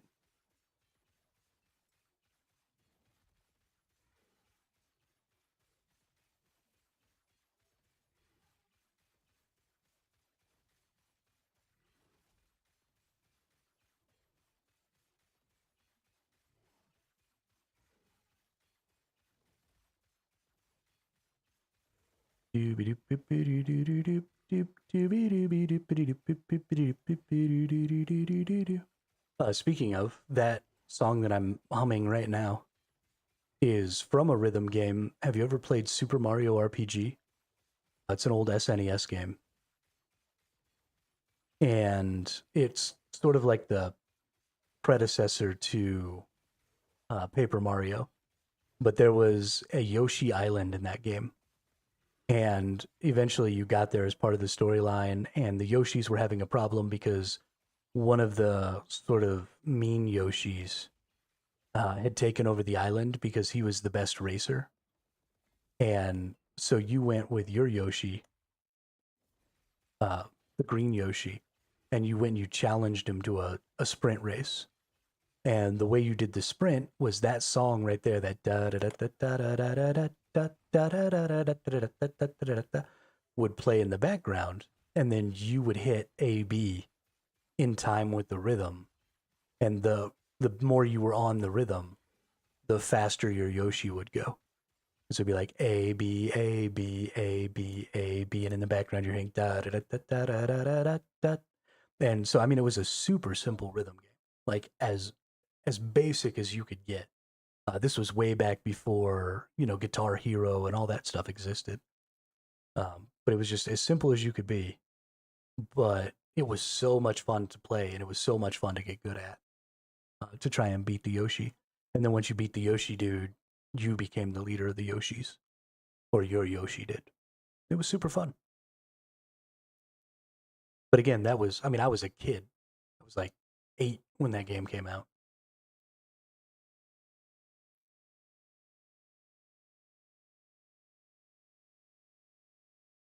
The fact that we haven't advanced beyond that in an RPG game that was looking for rhythm.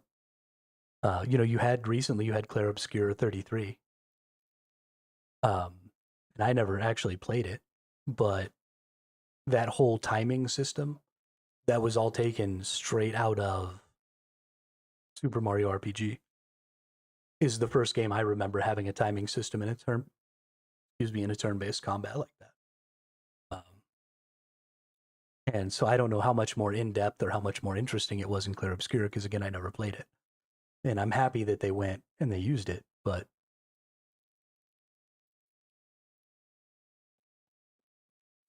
I would I would really like to see some more innovative takes on things like that. You know, we've already had lots of turn-based games that have rhythm and timing mechanics when it comes to attacks and defense.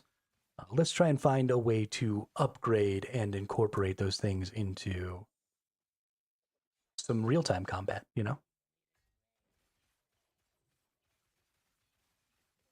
Especially younger gamers now can absolutely handle it. Younger gamers have obscene hand-eye coordination.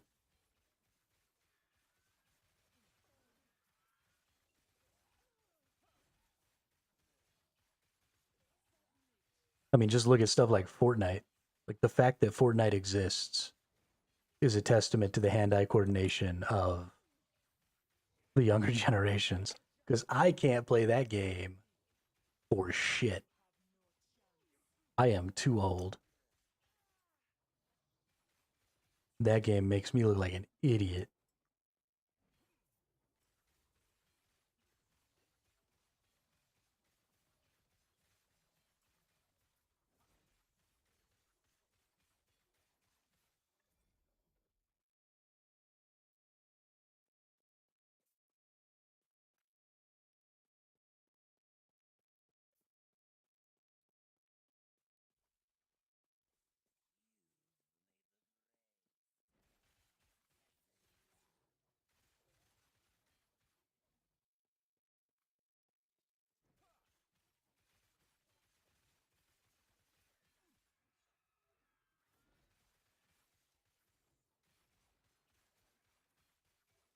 So during that time,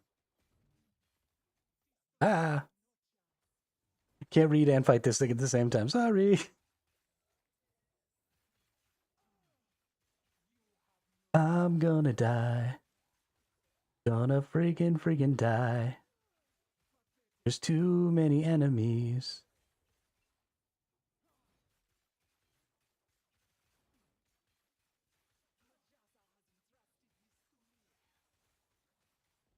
Oh, please give me health potions. Health potions.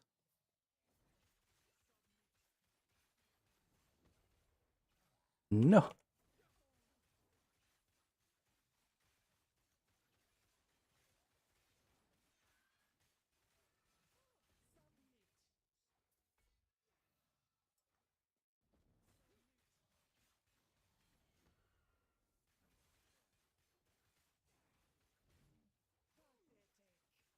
Oh, fuck my life. Can any enemies just go ahead and die? That'd be cool. Any enemies die?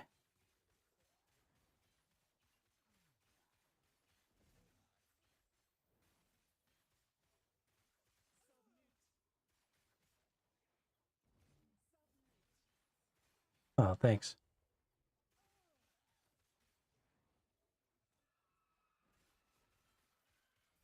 Okay, we got that one boss.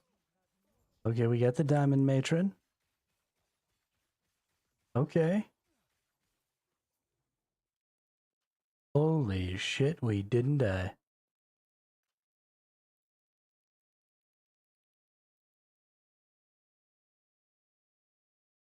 That was horrifying.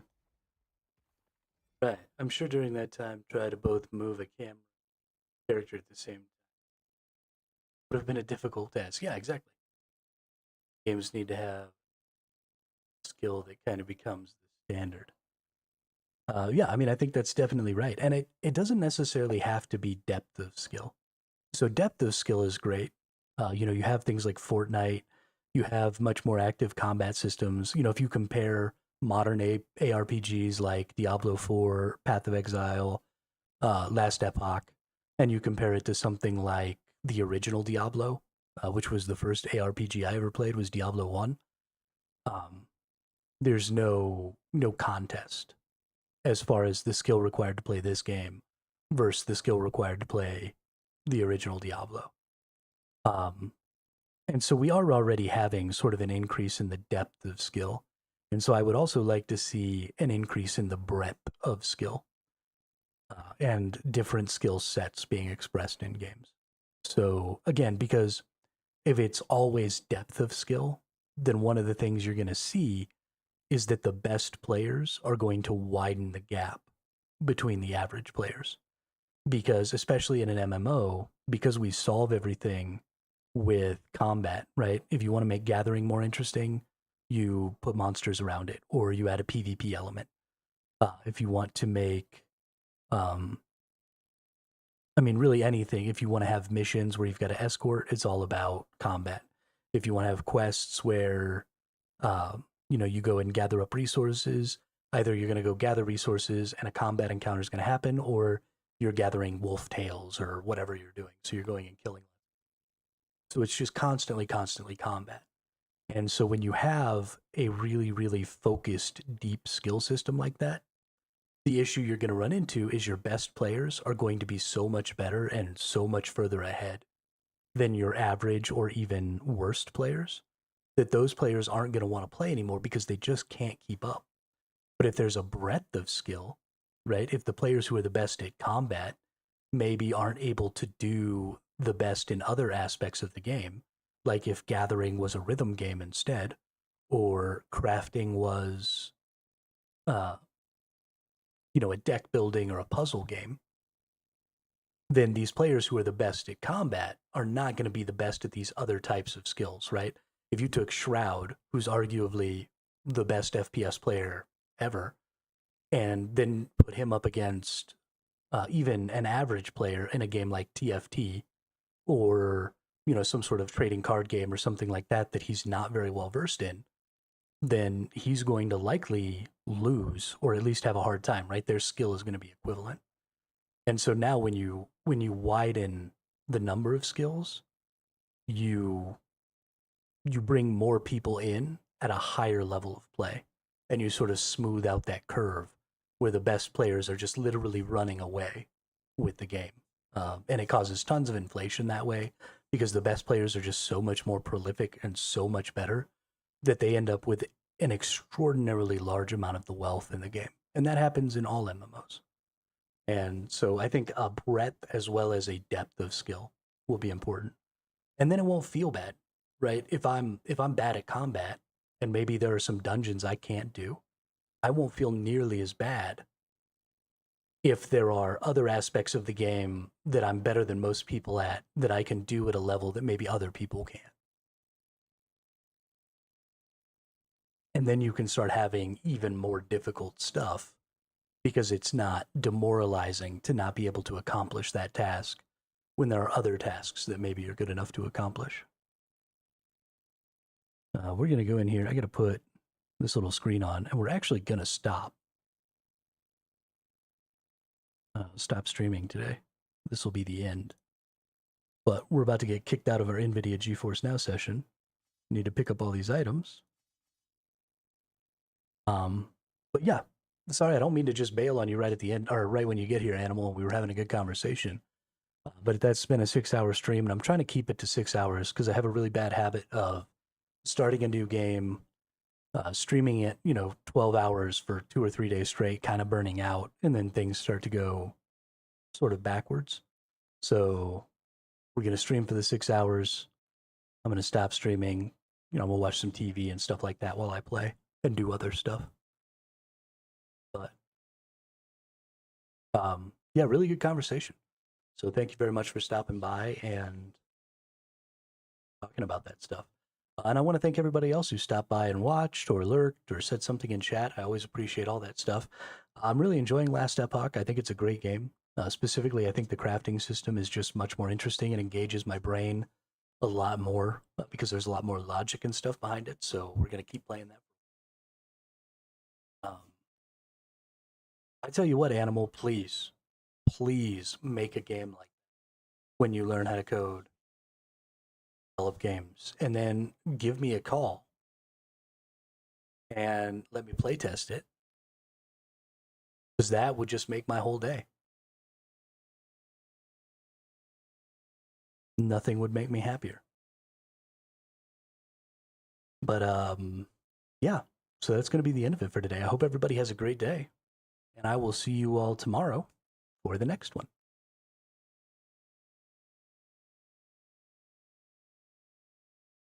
Wrong button.